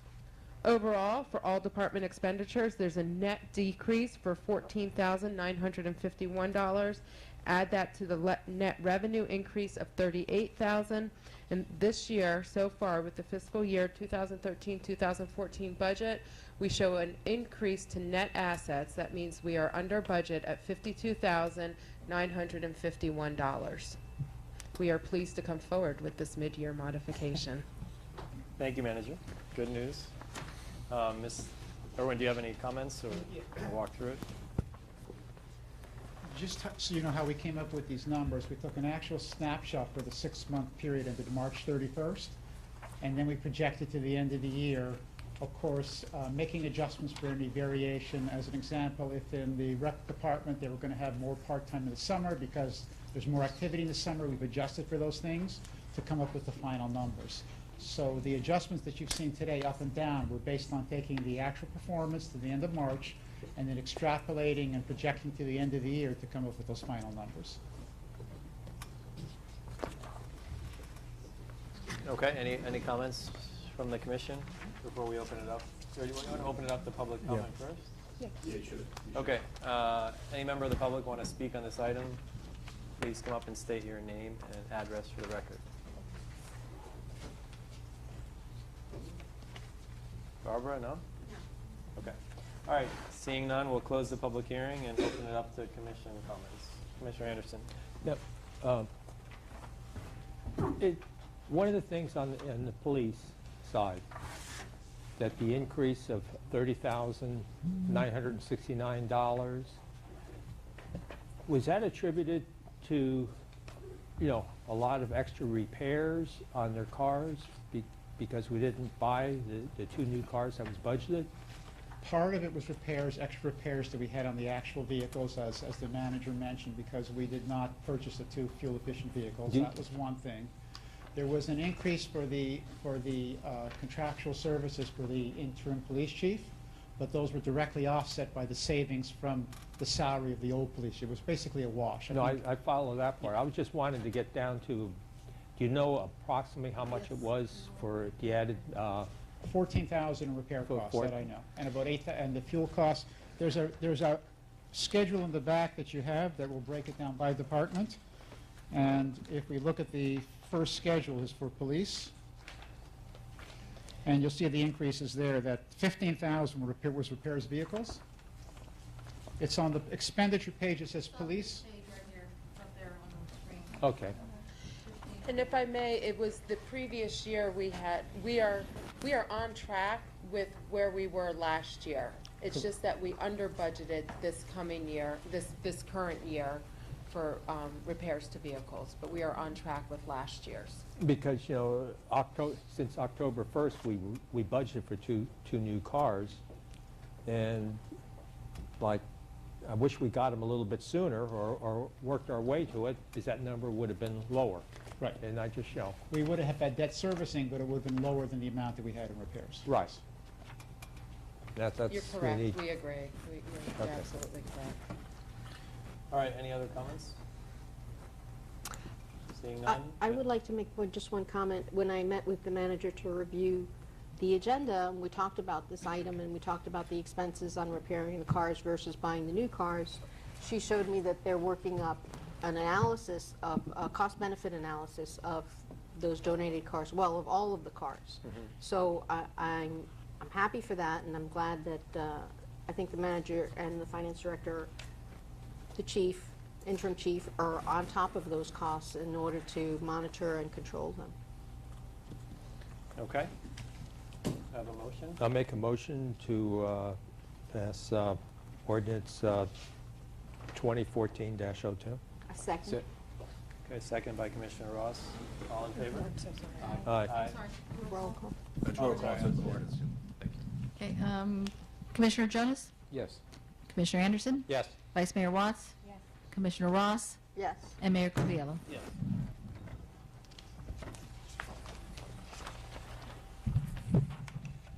Okay, item 9B, ordinance 2014-03. This is an ordinance of the Village Commission of the Village of Biscayne Park, Florida, granting an exclusive franchise for solid waste collection services to Waste Pro of Florida, Inc., repealing all ordinances inconsistent with this ordinance, providing for severability, providing for an effective date. Of course, the whole public hearing approves at second reading, and consistent with our charter. In order to enter a franchise, we need to have an ordinance granting that. As I spoke about, you do have a draft of a contract. We continue to negotiate. We're going to add. We're working on liquidated damages and some other terminations, and I've got some helpful comments already, but if there's anything, it's helpful also for Waste Pro to hear your concerns as well. But the key thing you're doing here is a public hearing on this ordinance and vote this ordinance either for it or down. Okay.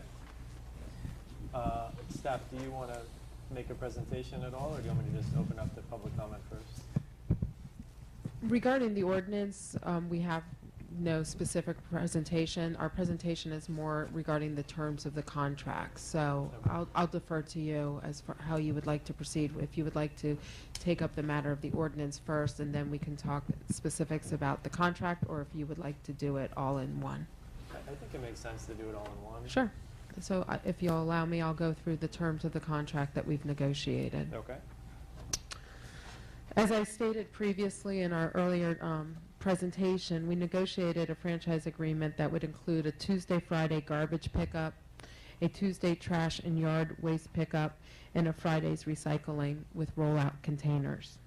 This is a 5-year contract which allows residents to anticipate cost for themselves. The increases are maxed out at 5% beginning at year 2. Originally, when the draft came to us, it was presented at a 6%, and we negotiated that the maximum CPI and fuel index increase could only be at 5%. Residents are not required to place their garbage out at the curb. As I said before, as the contract came to us, it was only handicapped and all others were for a fee. We've negotiated that there's no restrictions on who would receive side door service, and it's just a matter of letting us know, registering with the village, and we've been advised from a legal perspective to have them fill out a limited liability hold harmless. We've negotiated a 10% franchise fee, a $5,000 donation either in cash or in-kind services for special events. When there is a recycling rebate, we've negotiated for an 80% share on that rebate and a share in 50% of the solid waste avoidance rebate. We're still finalizing the language as far as the solid waste avoidance rebate goes. But basically that goes that there's an anticipation of what we would throw out in garbage every month, and if we come in lower than that, we would share the savings with Waste Pro on a 50-50 basis. We've negotiated not only for the hiring of 6 sanitation employees, but also for the contractor to keep us informed of who is working in the village, as well as a code of conduct. We've negotiated as well an expectation of how each property will be left when garbage is returned, when the containers are returned to the property. And we've also negotiated that there would be a response from Waste Pro that if we call before noon for any missed garbage pickups, that they would come back that day. If we call afternoon, they would come before 12 noon the next day. We've also negotiated a most favored nation clause, which means if they enter into a new agreement for residential services with a Miami-Dade County municipality and it's for a lower rate than ours, that we can take advantage of that savings. It's anticipated that between the franchise fee and the franchise fee would be $38,900, as well as the $5,000 donation. We are looking, if we do outsource, as we are proceeding to bring the landscape function in-house. That's a $27,000 savings in our general fund. The idea would be that the 3 public works employees that we are maintaining would be able to complete that function in-house.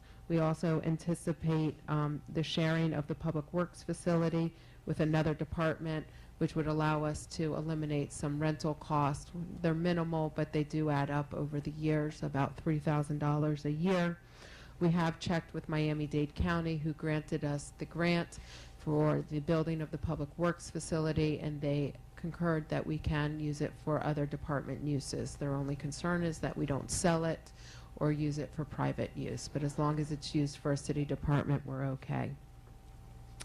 As I stated, our intention is to bring landscaping in-house and to keep 3 public works employees. These would be employees not listed in the 6 of the sanitation employees.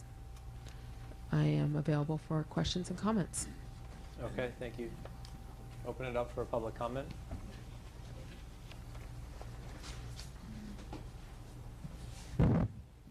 Barbara Kuehl, 111th Street.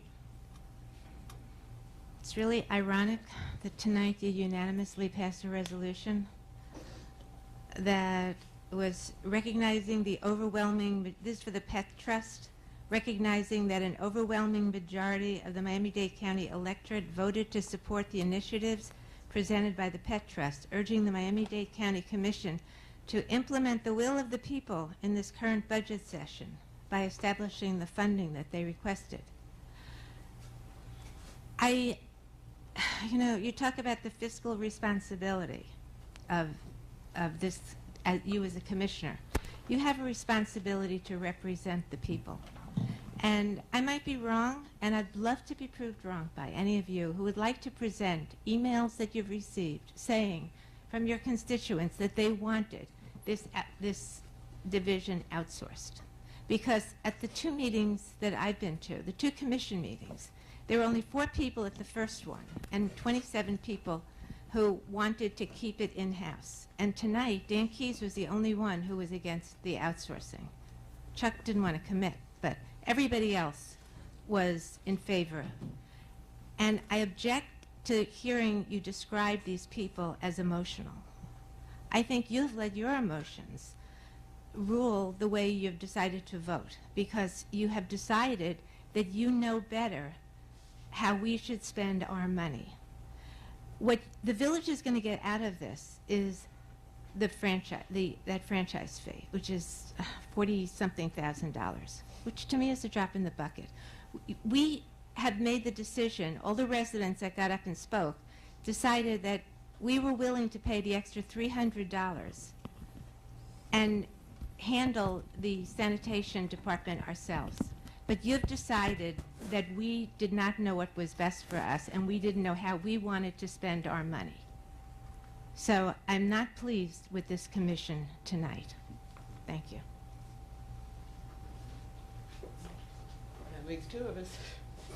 Janie Anderson, 11th Place, 119th Street. First of all, a couple of perhaps clarifications. Fred, you made the statement that we shouldn't demonize Waste Pro. Well, no, of course Waste Pro didn't create our terrible tendency here to put trash out on the wrong day. But in fact, they're only going to be here 2 days a week. Now we have staff here 5 days a week with the proper equipment to handle it. There will be a difference. And as far as FIU outsourcing and then bringing things back in, difference between outsourcing the janitorial services and outsourcing a major department with major equipment and facilities. Now on to my real pet peeve. I understand it keeps being said that if you still want your side yard pickup, fill out a form. But when you use the phrasing special assistance, the implication is that there is a string attached. And this is not about whether or not I can put my can in the front or not in the front.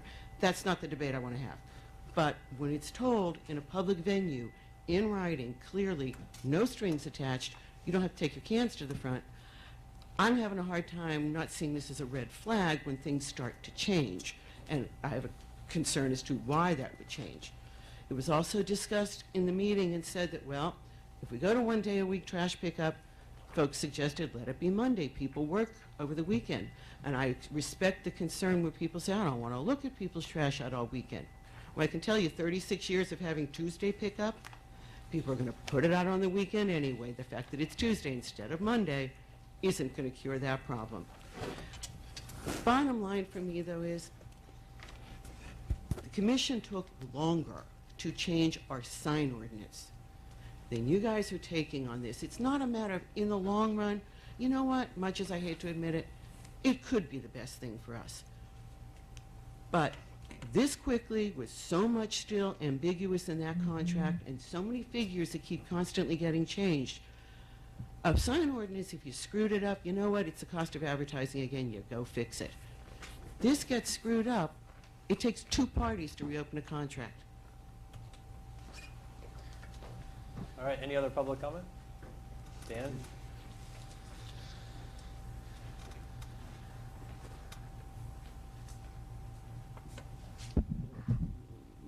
I think you ought to pass the ordinance.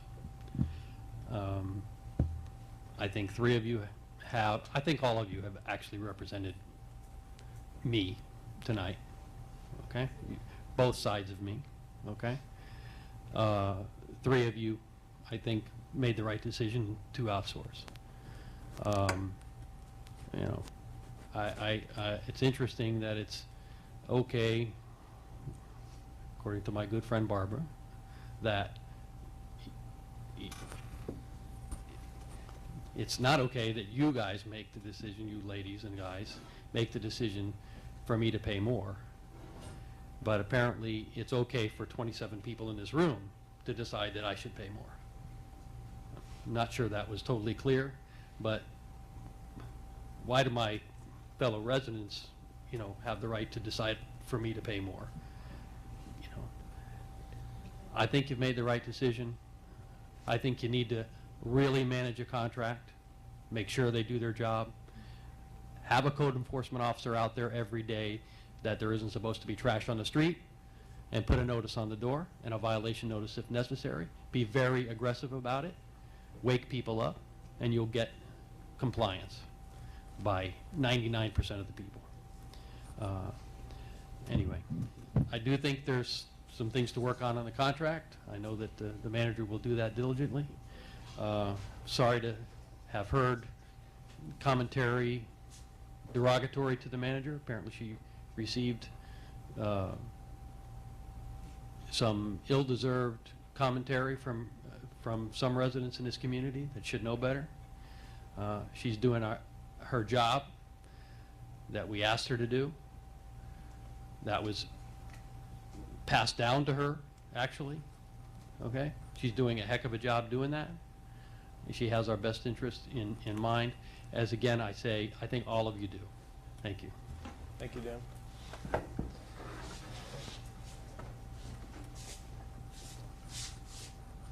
Chuck Ross, 1166 Griffin Boulevard. I guess, Barbara, the reason I was trying to be non-committal was I wanted people to listen to me. and I was hoping that if they understood that I was trying to be objective here, that they would be objective, but maybe I was too subtle. I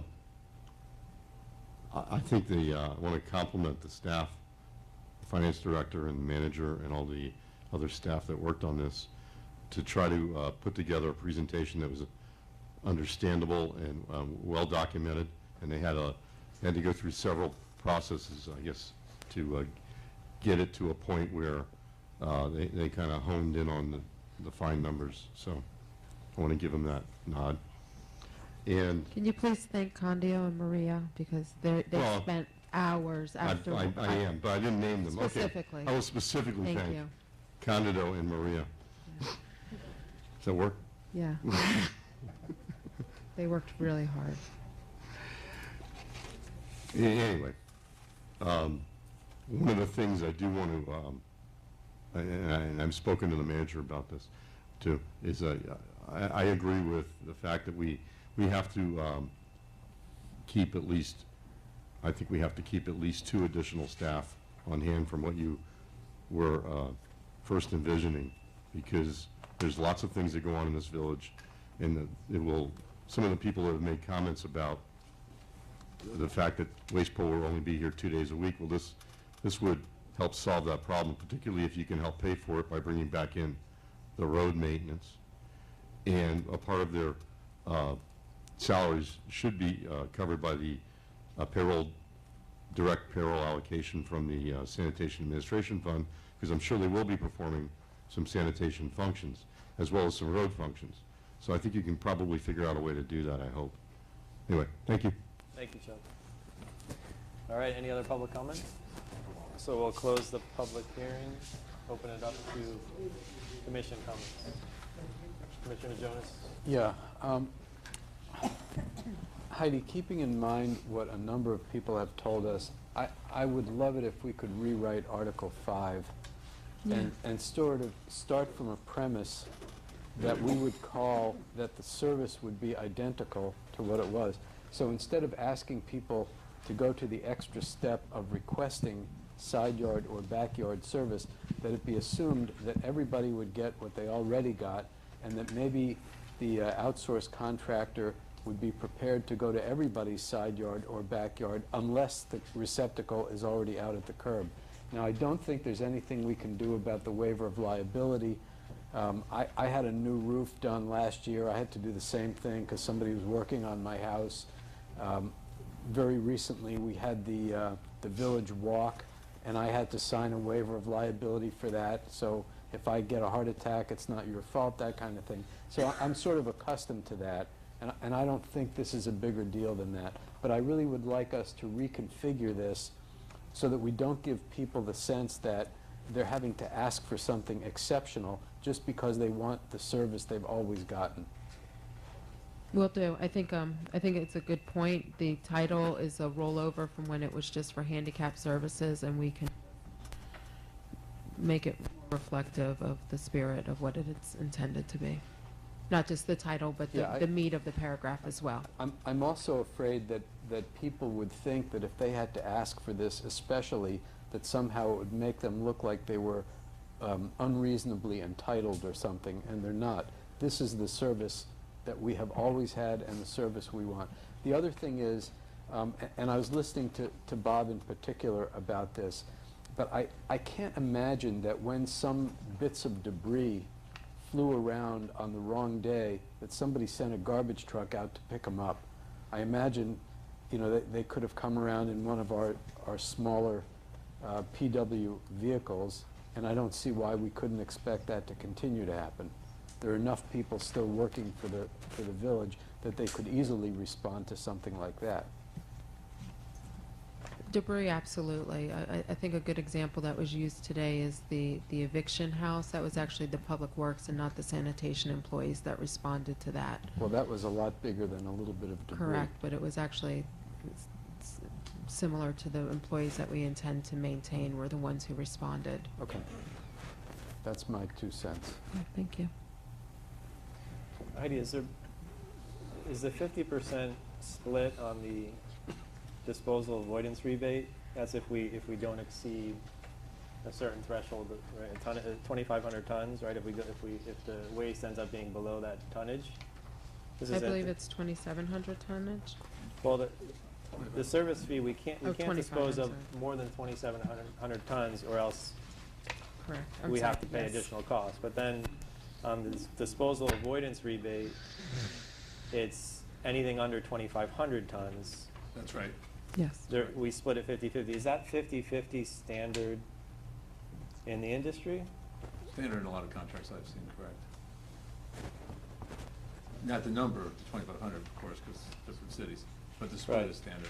And maybe before we get too much farther, we probably need to take a motion, as we're getting close to 11. Okay. Motion to extend a half an hour. Okay, motion by Commissioner Jonas. Second. Second by Commissioner Ross. All in favor? Aye. I'd like to see if we can optimistic. negotiate an increased percentage on that point. I don't know if we discuss it this evening, or if you want to go back and discuss it with Waste Pro. Well, yeah, I think we need to discuss it with them outside of. Yeah, that's fine. So that's one point. But they're here to hear that. What's that? They're here to hear that, which is good. The other point, I think, Heidi, we had talked about this on Article 2, the term. I read it and. Yes, yes. Article 2, the term, you want to? Yeah, the term is 5 years with 5-year renewals. What happened was, especially on the red line, we sent it back over, and when you have, and I'm not a computer guy, but when it got pulled out, and, Maria, if you Right. if you remember. We edited the heck out of this document. There's a whole It came paragraph out. that needs to be deleted. Paragraph 2 It goes was away. deleted. Okay, good. It got Yeah, All a right. long tracking system. yes.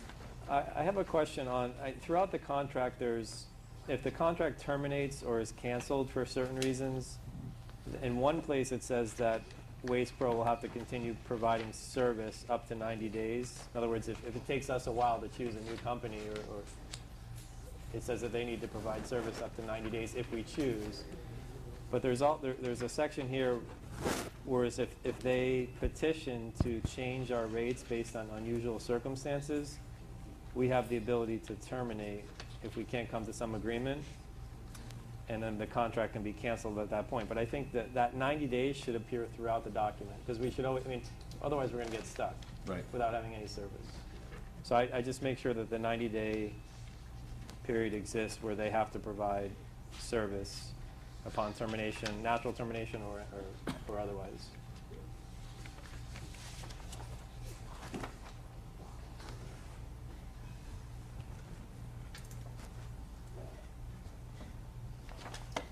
If anyone else has comments, Commissioner Ross? Or either one.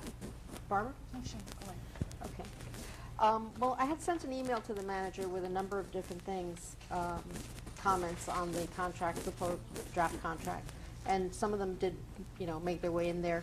I don't know if you want me to refresh what I did and send you new comments, or... I think if they're already in there, I don't think there's a reason The- to. There's a couple. Yeah, if I may, we looked at it and we did put in the ones that were immediately agreed to. And Right. then there's a couple, and one of the things that we had on our list as well was this liquidated damages and just the ability to terminate before cause and terminate quicker if need be. Right. And a cure period. And that's what I'm working with their lawyers on as Okay, well. so that's some of the terms that are still kind of out there to hammer down is termination in the event of non-performance and then a notice period and a time to cure so that we're not stuck with bad service for 5 years. Correct. And we had agreed to conceptually to do that, and we have not had the opportunity to agree on on that language, and I didn't want to put language in that was not agreed to.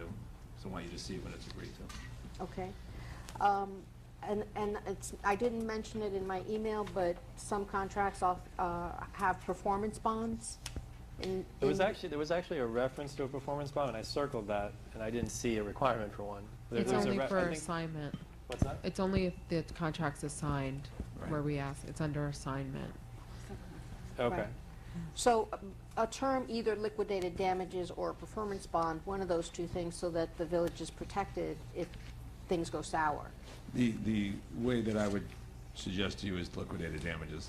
Performance bonds aren't all they're cracked up to be when the performance bond company comes in, and liquidated damages is what we're going to bring back to you. Okay. And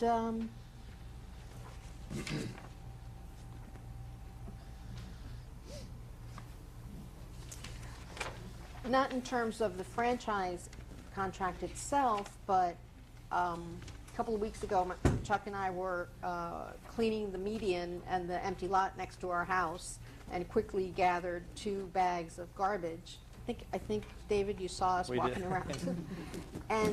And to me, that just says we don't have enough people on hand to make sure that those things are kept tidy. And everyone we have on staff, I know is doing a great job, but we are shorthanded. Absolutely. So I want to make sure that we have enough people on hand to make sure that our medians and our common areas are kept clean and free of debris. And I don't believe that can be accomplished with 3 people, particularly if they're also going to be taking on the mowing of all the medians. So I'd like to see, between now and second reading, some numbers. But that's not really a subject for this agreement, because you're talking about employees of the village that will retain to do median repairs or cleanup. No, I want to make sure that we retain someone who is going to be dedicated to do solid waste pickup in the common areas. And that's part of maintaining the medians, but it's not the landscape portion of it, it's the solid waste pickup portion of it. Okay, but it's going to be a Village of Biscayne Park employee? Is that what you contemplate, or? Yes, a Village of Biscayne Park employee who will be dedicated to sanitation and would be paid from that sanitation assessment. Mayor, if I can. Sure. When we come back on second reading of the ordinance, we will have the final franchise agreement with you. In front of you. We will also need, because of the time of the year, to set the sanitation assessment or the solid waste assessment fee. So if Commissioner Ross's suggestion is going to be contemplated, it would be helpful to us to have that conversation tonight and have some consensus from the commission so we can properly set the assessment. Yeah, so can you just review the number of employees that we currently have? Or no, we currently hire a company, right, to take care of all the medians, correct? Yep. You want to help? Yes. Okay, so if we decide, we decided to outsource, and so now we're going to take that in-house. Correct. And you contemplated 3 employees? 3 employees that will do the public works function, which is everything from field maintenance here at the facility, fixing broken sprinkler water valves throughout the village, minor road repair such as potholes, some median maintenance. We still do median maintenance, most notably along 6th Avenue, the Butterfly Garden. In between cuttings, if there's some hedging or other things that need to be done, we are out there doing it. So it is our intention to keep that function. And the pet waste stations, the mulching around the benches and the median, those type of things. I believe, if I understand Commissioner Ross correctly, she is saying to continue those functions, we would need more employees to do that, and specifically employees that can function, focus on the litter, and I hope I'm not putting words in your mouth, litter and trash control throughout the village. So if that is to be contemplated, we would most likely house those employees somewhat, if not all, in the sanitation assessment. And we would need to kind of have consensus about that so we can come up with a plan to come back to you with. This could also affect, depending on how it's decided, it could also affect the administration fee. But you took that into account, and your recommendation is that 3 employees was sufficient? Our focus was on the median maintenance as far as it went for the cutting of the grass, the hedges, and those Okay. type of things, the sprinkler repair. Clean up. And the Correct. With the 3 employees that we would retain, we would be able to maintain all the medians, clean up, irrigation line repair, field maintenance repair, and and any kind of new plantings, trimming that we're currently doing now. Currently, we only have 1 median employee. What's been happening is the median employee has had to drive the vehicle, the sanitation truck, and assist the sanitation division. So basically, there hasn't been a median employee. And that's maybe the reason why. And that's one of you're the seeing- reasons why, for instance, the empty lot has not been cleaned up or picked up. Now with 3 full-time employees strictly being dedicated to the medians, every day of the week, it will be done. I think there is some value to having an employee dedicated to sanitation. This is going to be a transition period for us, and I think that needs to be contemplated. Yeah, but I mean, obviously the reason for outsourcing is financial. And I almost feel like adding another employee without sort of going through a test period and seeing whether we actually need that employee, I think I almost prefer to go through a test period to see if we need him and see if the 3 individuals that you're contemplating can handle cleaning up the medians as well.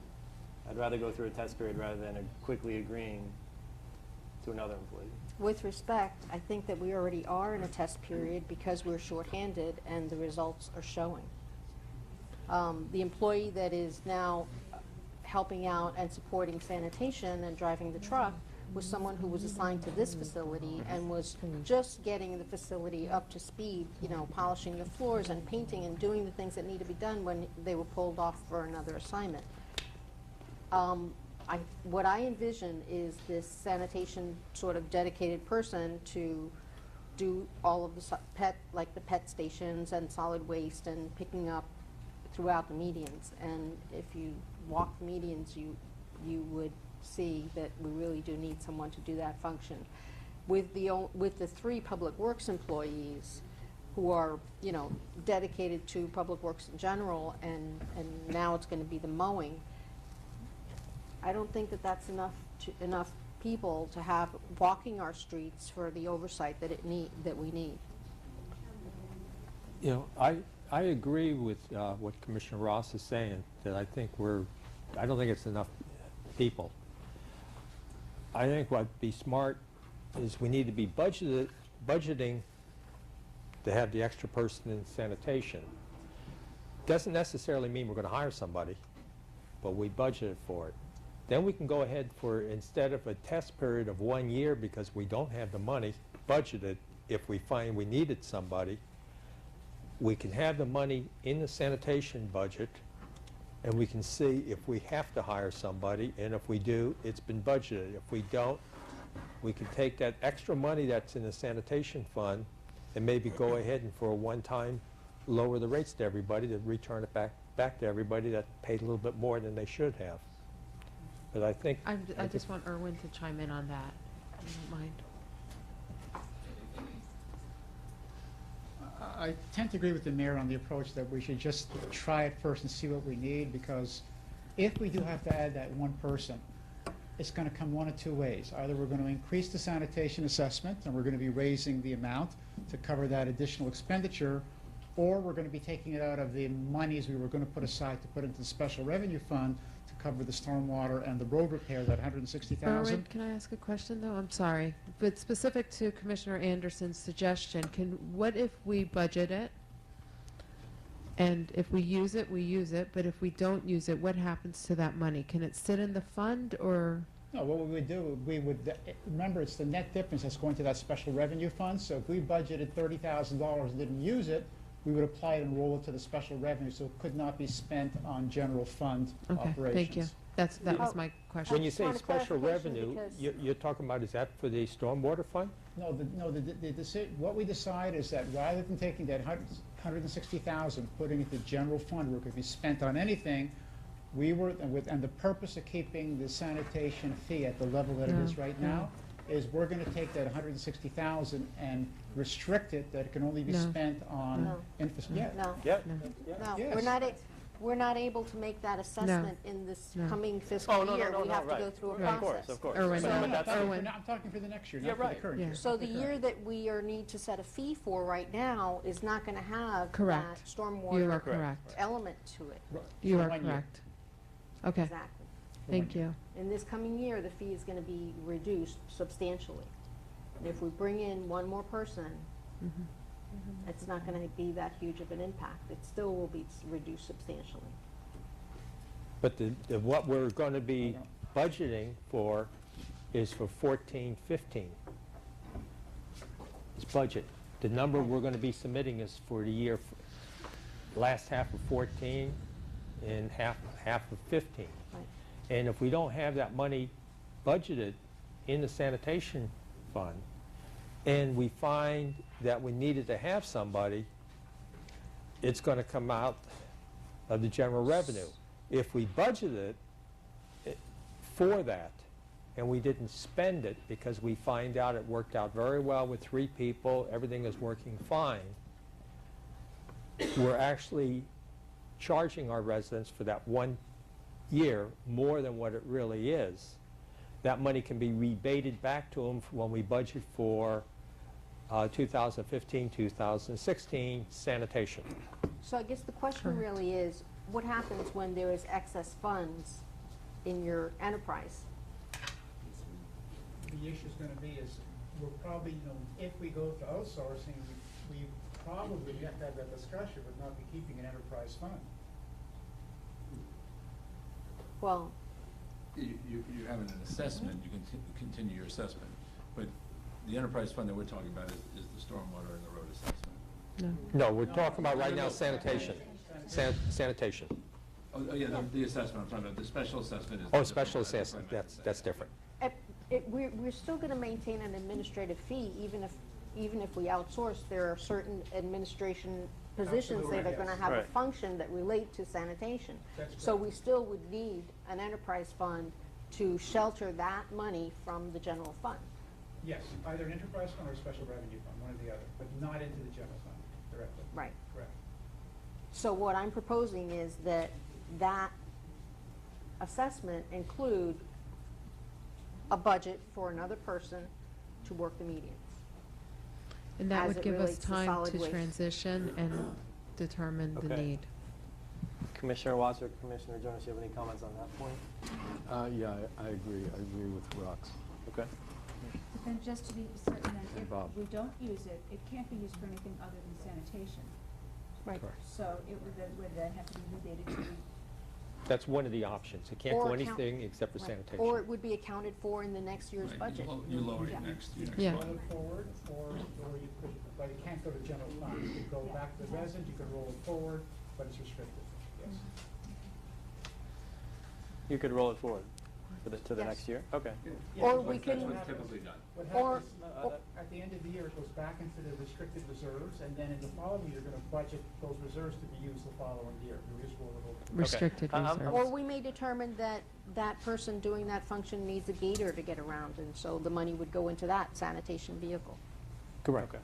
All right, I'm comfortable with the I budgeting. think that's, I think, we're in, this is a big transition, and I think it gives us some comfort to make sure the transition happens and that we can deliver the level of services that we're committing to.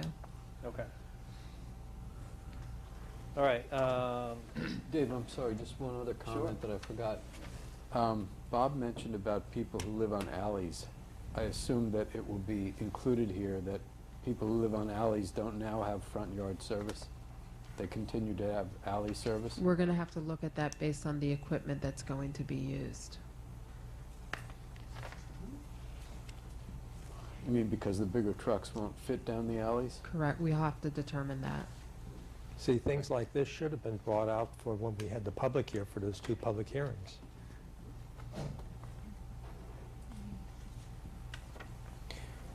okay, any other comments? Commissioner Watts? This isn't in the actual contract, but on page 3, when the proposed contract includes the following items, then it talks about the changes that we're essentially doing a 5-year contract, but the rate that we have quoted will not change, I'm quoting, until October 1st, 2016, at which time it may increase to only increase to a maximum of 5%. This increase is based on the consumer price index, okay, and the fuel index. All right, so after, so the 5-year contract that we signed, okay, and then in another year, 2016, okay, it can increase to a maximum of 5%. Then can it increase every year up to 5% if that's what the consumer index is? Yes. Yes. Or is it tied? It can't go more than what the consumer index is. Can't go more than Well, you can't 5%. go It's a maximum of 5% actually each 90% year. of the consumer So price it's not, index. it's not just tied to the consumer price index. It can say, oh, the index has gone up this much, but I can actually, the index has No. gone up to 2%. No, it's tied to a formula, which Right, is, it's the There's the formula, mathematical. and if the formula somehow would be more than 5%, it's capped at 5%. Right. But if the formula makes it 1%, then it's 1%. Okay, I just want to be clear on that. Then I wanted another couple of questions. Oh yes, I was talking to someone else who did a similar contract, who suggested that in their contract with doing outsourcing, they had no provisions for fines or sort of teeth to the contract, so that if the Waste Pro or Waste Management or whichever one it was didn't pick up the things on time, if a run wasn't completed, and they don't come later in the afternoon or within 24 hours, are there any consequences, financial, fiscal consequences? That's what we're negotiating with them right now. Okay, because it was suggested to me that we should have that in our contract. Then just one, it's just a general question, and I think for John, legal things in Article 16 on the assignment of agreement, sort of, oh, that's the actual, is it, Heidi told me that the term actual assignment, I wasn't clear on that, it indicates a subcontractor. And is that is that the legal terminology to use for? I'm sorry, I didn't hear, Okay. I can't hear you. The village manager shall have the right to approve or deny with or without cause any proposed actual assignment by the contractor. Right. that's just, Does that just mean a contractor? I mean, No, it could even be if the company's sold, but it's up to the manager to determine whether or not we're going to accept that. Okay. But the question is also if they were subbing out, say they Oh, sure. decided to sub out a certain portion of the route. They could not do that without approval of the village manager. Okay. And are the provisions, okay. Okay, that's all for me. I'd like to Commissioner make a Ross? motion. Oh, one more question. Oh, I got a question too. okay. Yeah. As, you know, it's been mentioned several times, Janie and actually someone else was here earlier, people have asked for a Monday trash pickup. Because then it would. Yard waste, Yard right? waste, Yeah, yard I waste. like to hear. And rather than, you know, you've got Tuesday for trash and Monday and Wednesday for trash pickup. I was wondering whether or not there would be any possibility of having a trash yard waste pickup on Monday, sort of switching the days of. We can. That may be possible, and we will Discuss it. definitely ask for that. Well, I don't know, I think that Mondays, because holidays fall on Monday, and then you have the confusion, do I put my trash out, don't I put my trash out, that it actually creates more of a problem than it solves. Well, the issue, yeah, it was raised by people who work during the week, and the weekends are the time that they have to do all their yard work, and then to take it and move it somewhere else hidden, and then move it back out, and, you know, the night. But they if get home. Monday is a holiday, then there may not be trash pickup that day, No, and then then, just move it to Tuesday, I think it's with garbage. Just like we have a zone right now that's a Monday pickup, so right now we have a zone in the park that has trash picked up on Monday, and you don't have too many holidays that fall on Monday, and they cope with it. But what happens is on the Tuesday pickup, people that are doing a lot of work in their yard, they go ahead and sneak it out there Sunday. Because then the code officer comes around there Monday, that's 24 hours before their pickup. Do you all typically not pick up on Mondays when it's a holiday? You do? We work almost every holiday. There's only Okay. Okay, so that solves that issue. So actually, your workers don't have Monday holidays off? Changing my style, All right, I do have a question, but Commissioner Ross. I'm ready to make a motion. Oh, Okay, well, I you said- have a question. North Miami, what did they pay for the franchise fee? 12%, They're based getting on the 12. contract I saw, yeah. Then we get 10. Something to work on. You want them to work on Monday? I have some other minor comments. I'll just get those to you before That'd be fine. the next reading. Okay. I make a motion that we approve ordinance 2014-3 on first reading. Second. Okay, motion by Commissioner Ross, second by Commissioner Jonas. Roll call. Commissioner Ross? Yes. Vice Mayor Watts? No. Commissioner Anderson? No. Commissioner Jonas? Yep. And Mayor Coviello? Yes. Motion carries 3-2.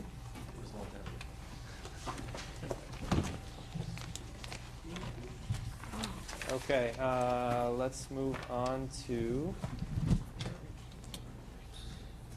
12. 12H. 12G? No, G was taken care of, right? 12H.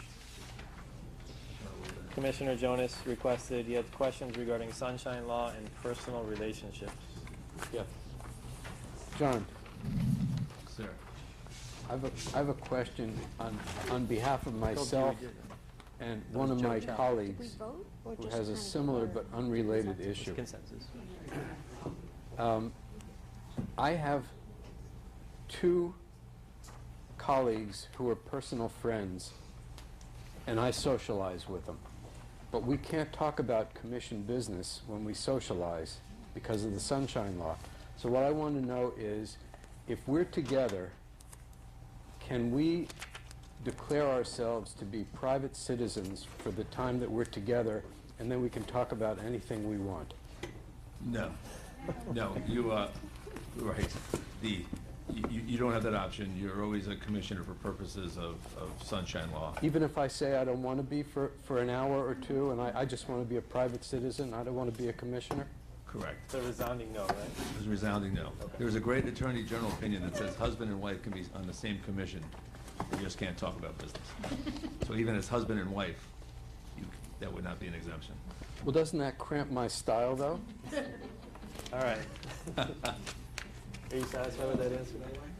You done? If that's the answer That's that I the have to answer. live with, I can It's never no. be a private citizen as long as I'm a commissioner. There you go. All right. All right, 13, requests for items on next agenda. We're already moving a number of items from today's agenda, but anything additional to that? I'd like to add a discussion point, something that I saw in the Recreation Advisory Board minutes of 2/25/14, dealing with fundraising, and the board seems to be a little bit confused about what their duties and their authority is. Okay. So I think we should have that discussion. All right, so we'll add that. Anything else?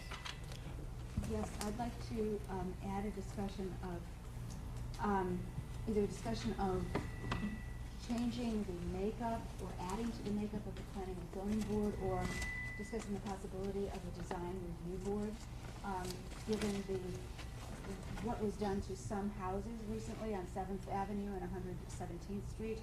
Just, it's criminal to my mind of a house being destroyed, and I think that the historic value of the house is compromised, and the entire area around it is compromised by an eyesore. And I don't know how that happens, and I would like us to figure out a way, either by changing the code, adding another board or another layer to the code. Thank you. Okay, we'll add that. I'd like to also to have a discussion on when we add things to the agenda, to have some backup when we actually get the printed agenda. Okay, I mean, I think there has been backup, maybe one or two.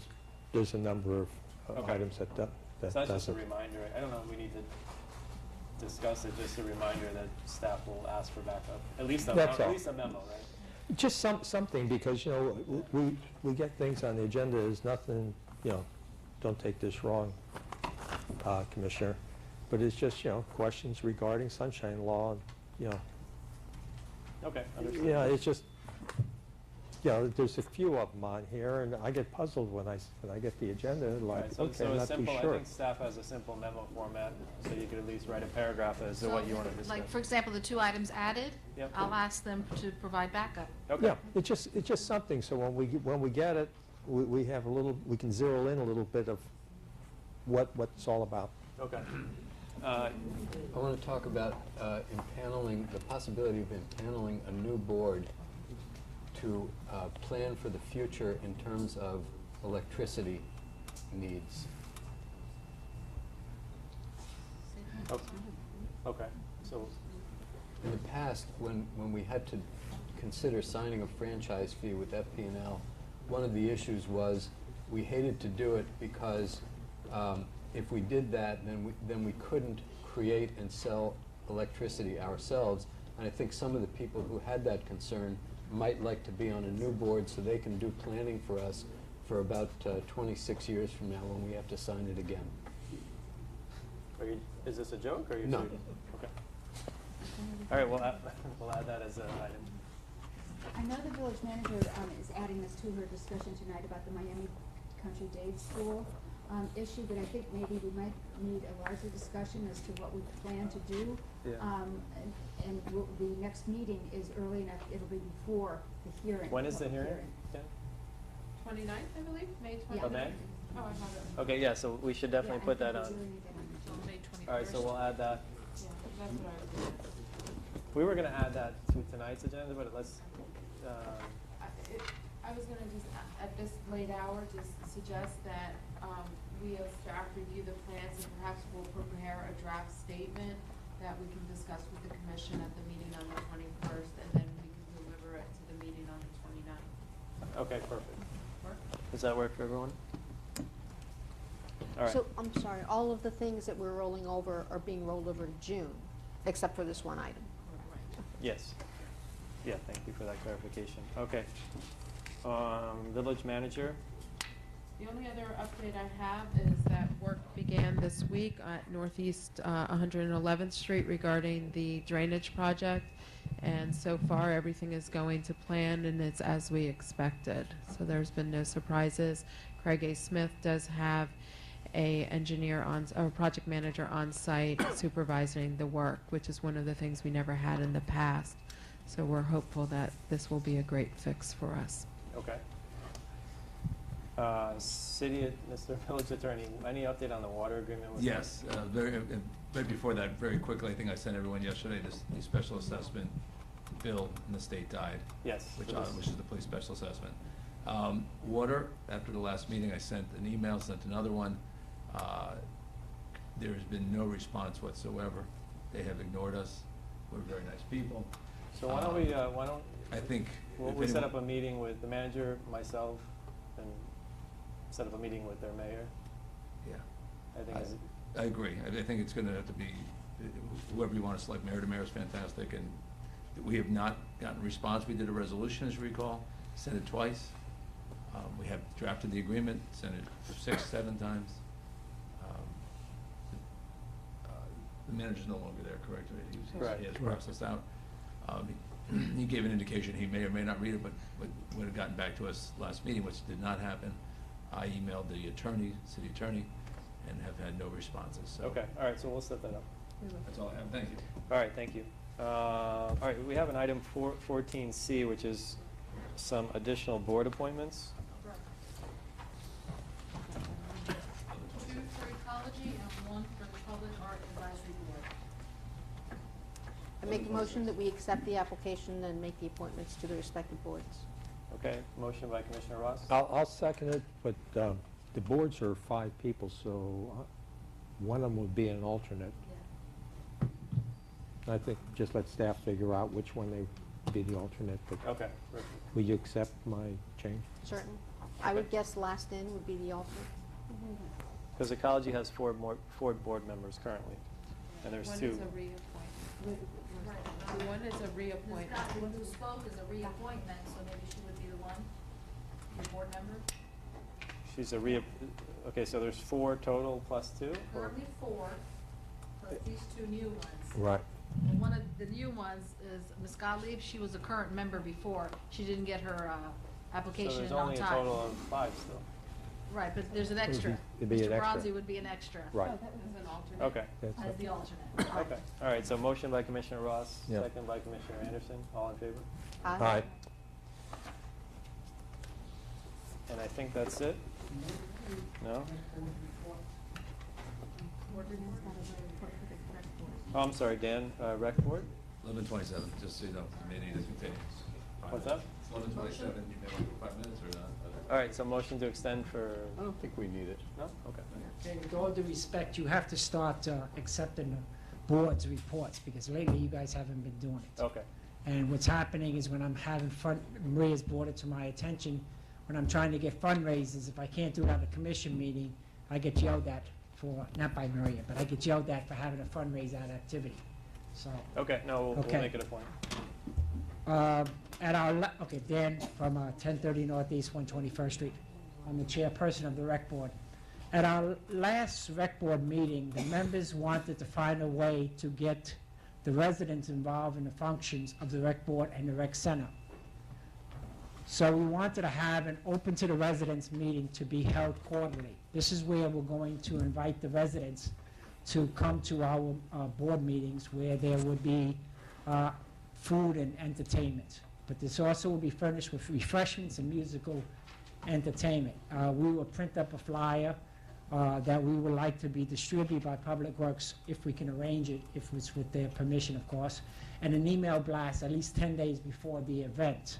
Our first meeting will be the 27th, held in conjunction with our general, regular board meeting, which means it'll be like from 7 to 7:30 we would have our meeting, and then from 7:30 into the end of our meeting at 9, the public will be invited.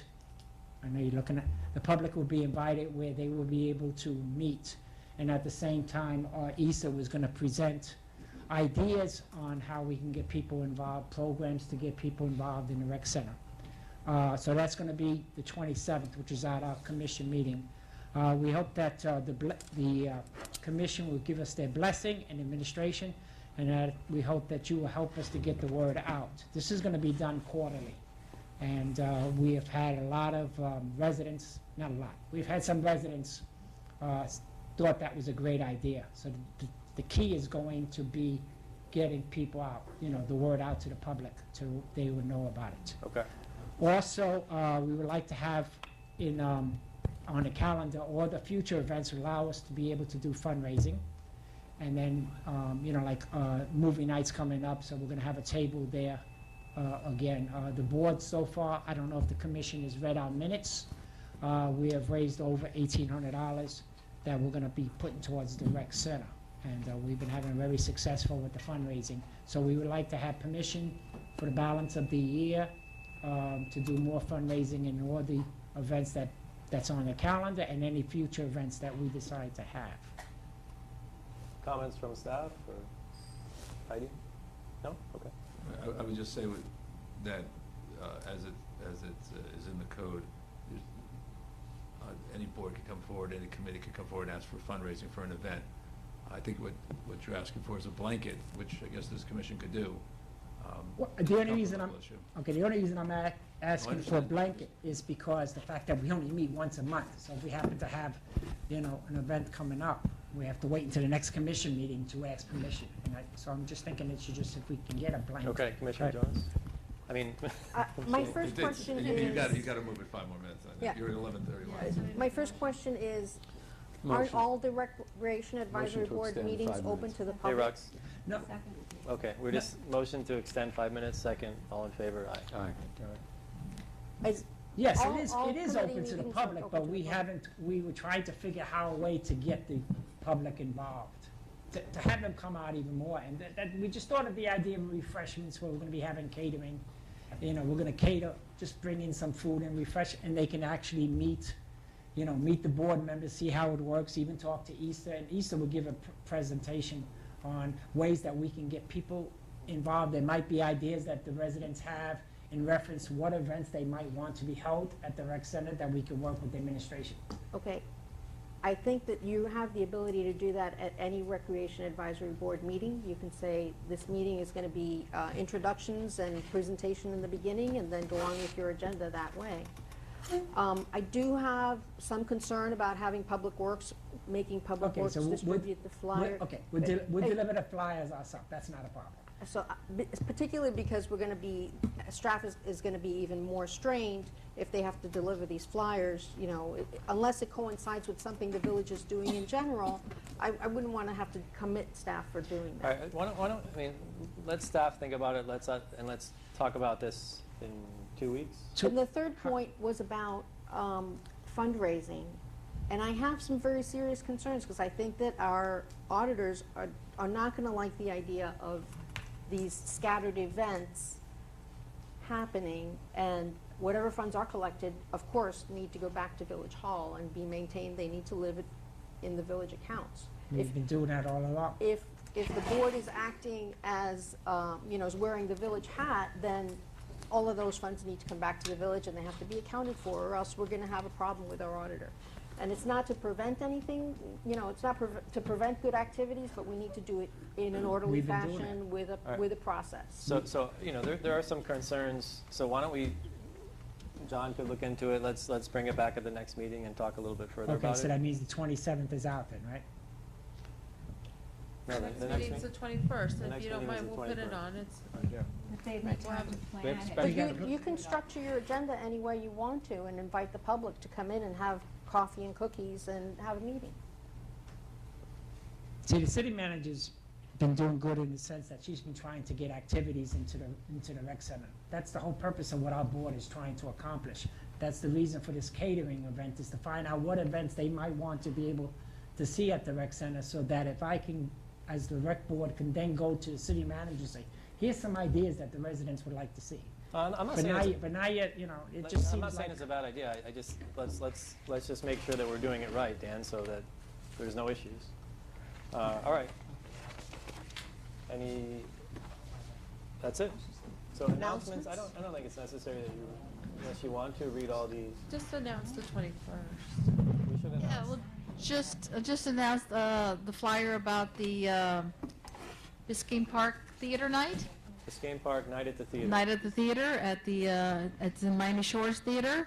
There's flyers there. There'll be an e-blast going out, and it provides a 50% discount for Biscayne Park residents. Right, and it's a new play. It's a medieval murder mystery called Everyone Drinks the Same Water. It's an original screenplay by Stephanie Hansen. It's supposed to be excellent. So half-price tickets. There's a code on the flyer that you can enter, and hopefully we will see you there. And the other important item is on May 21st, which is a Wednesday. We have a special commission meeting at 6:30, and then after that, our regular commission meeting is Tuesday, June 3rd. Okay, make a motion to adjourn. Thank you. Sorry, buddy. You adjourned out of one.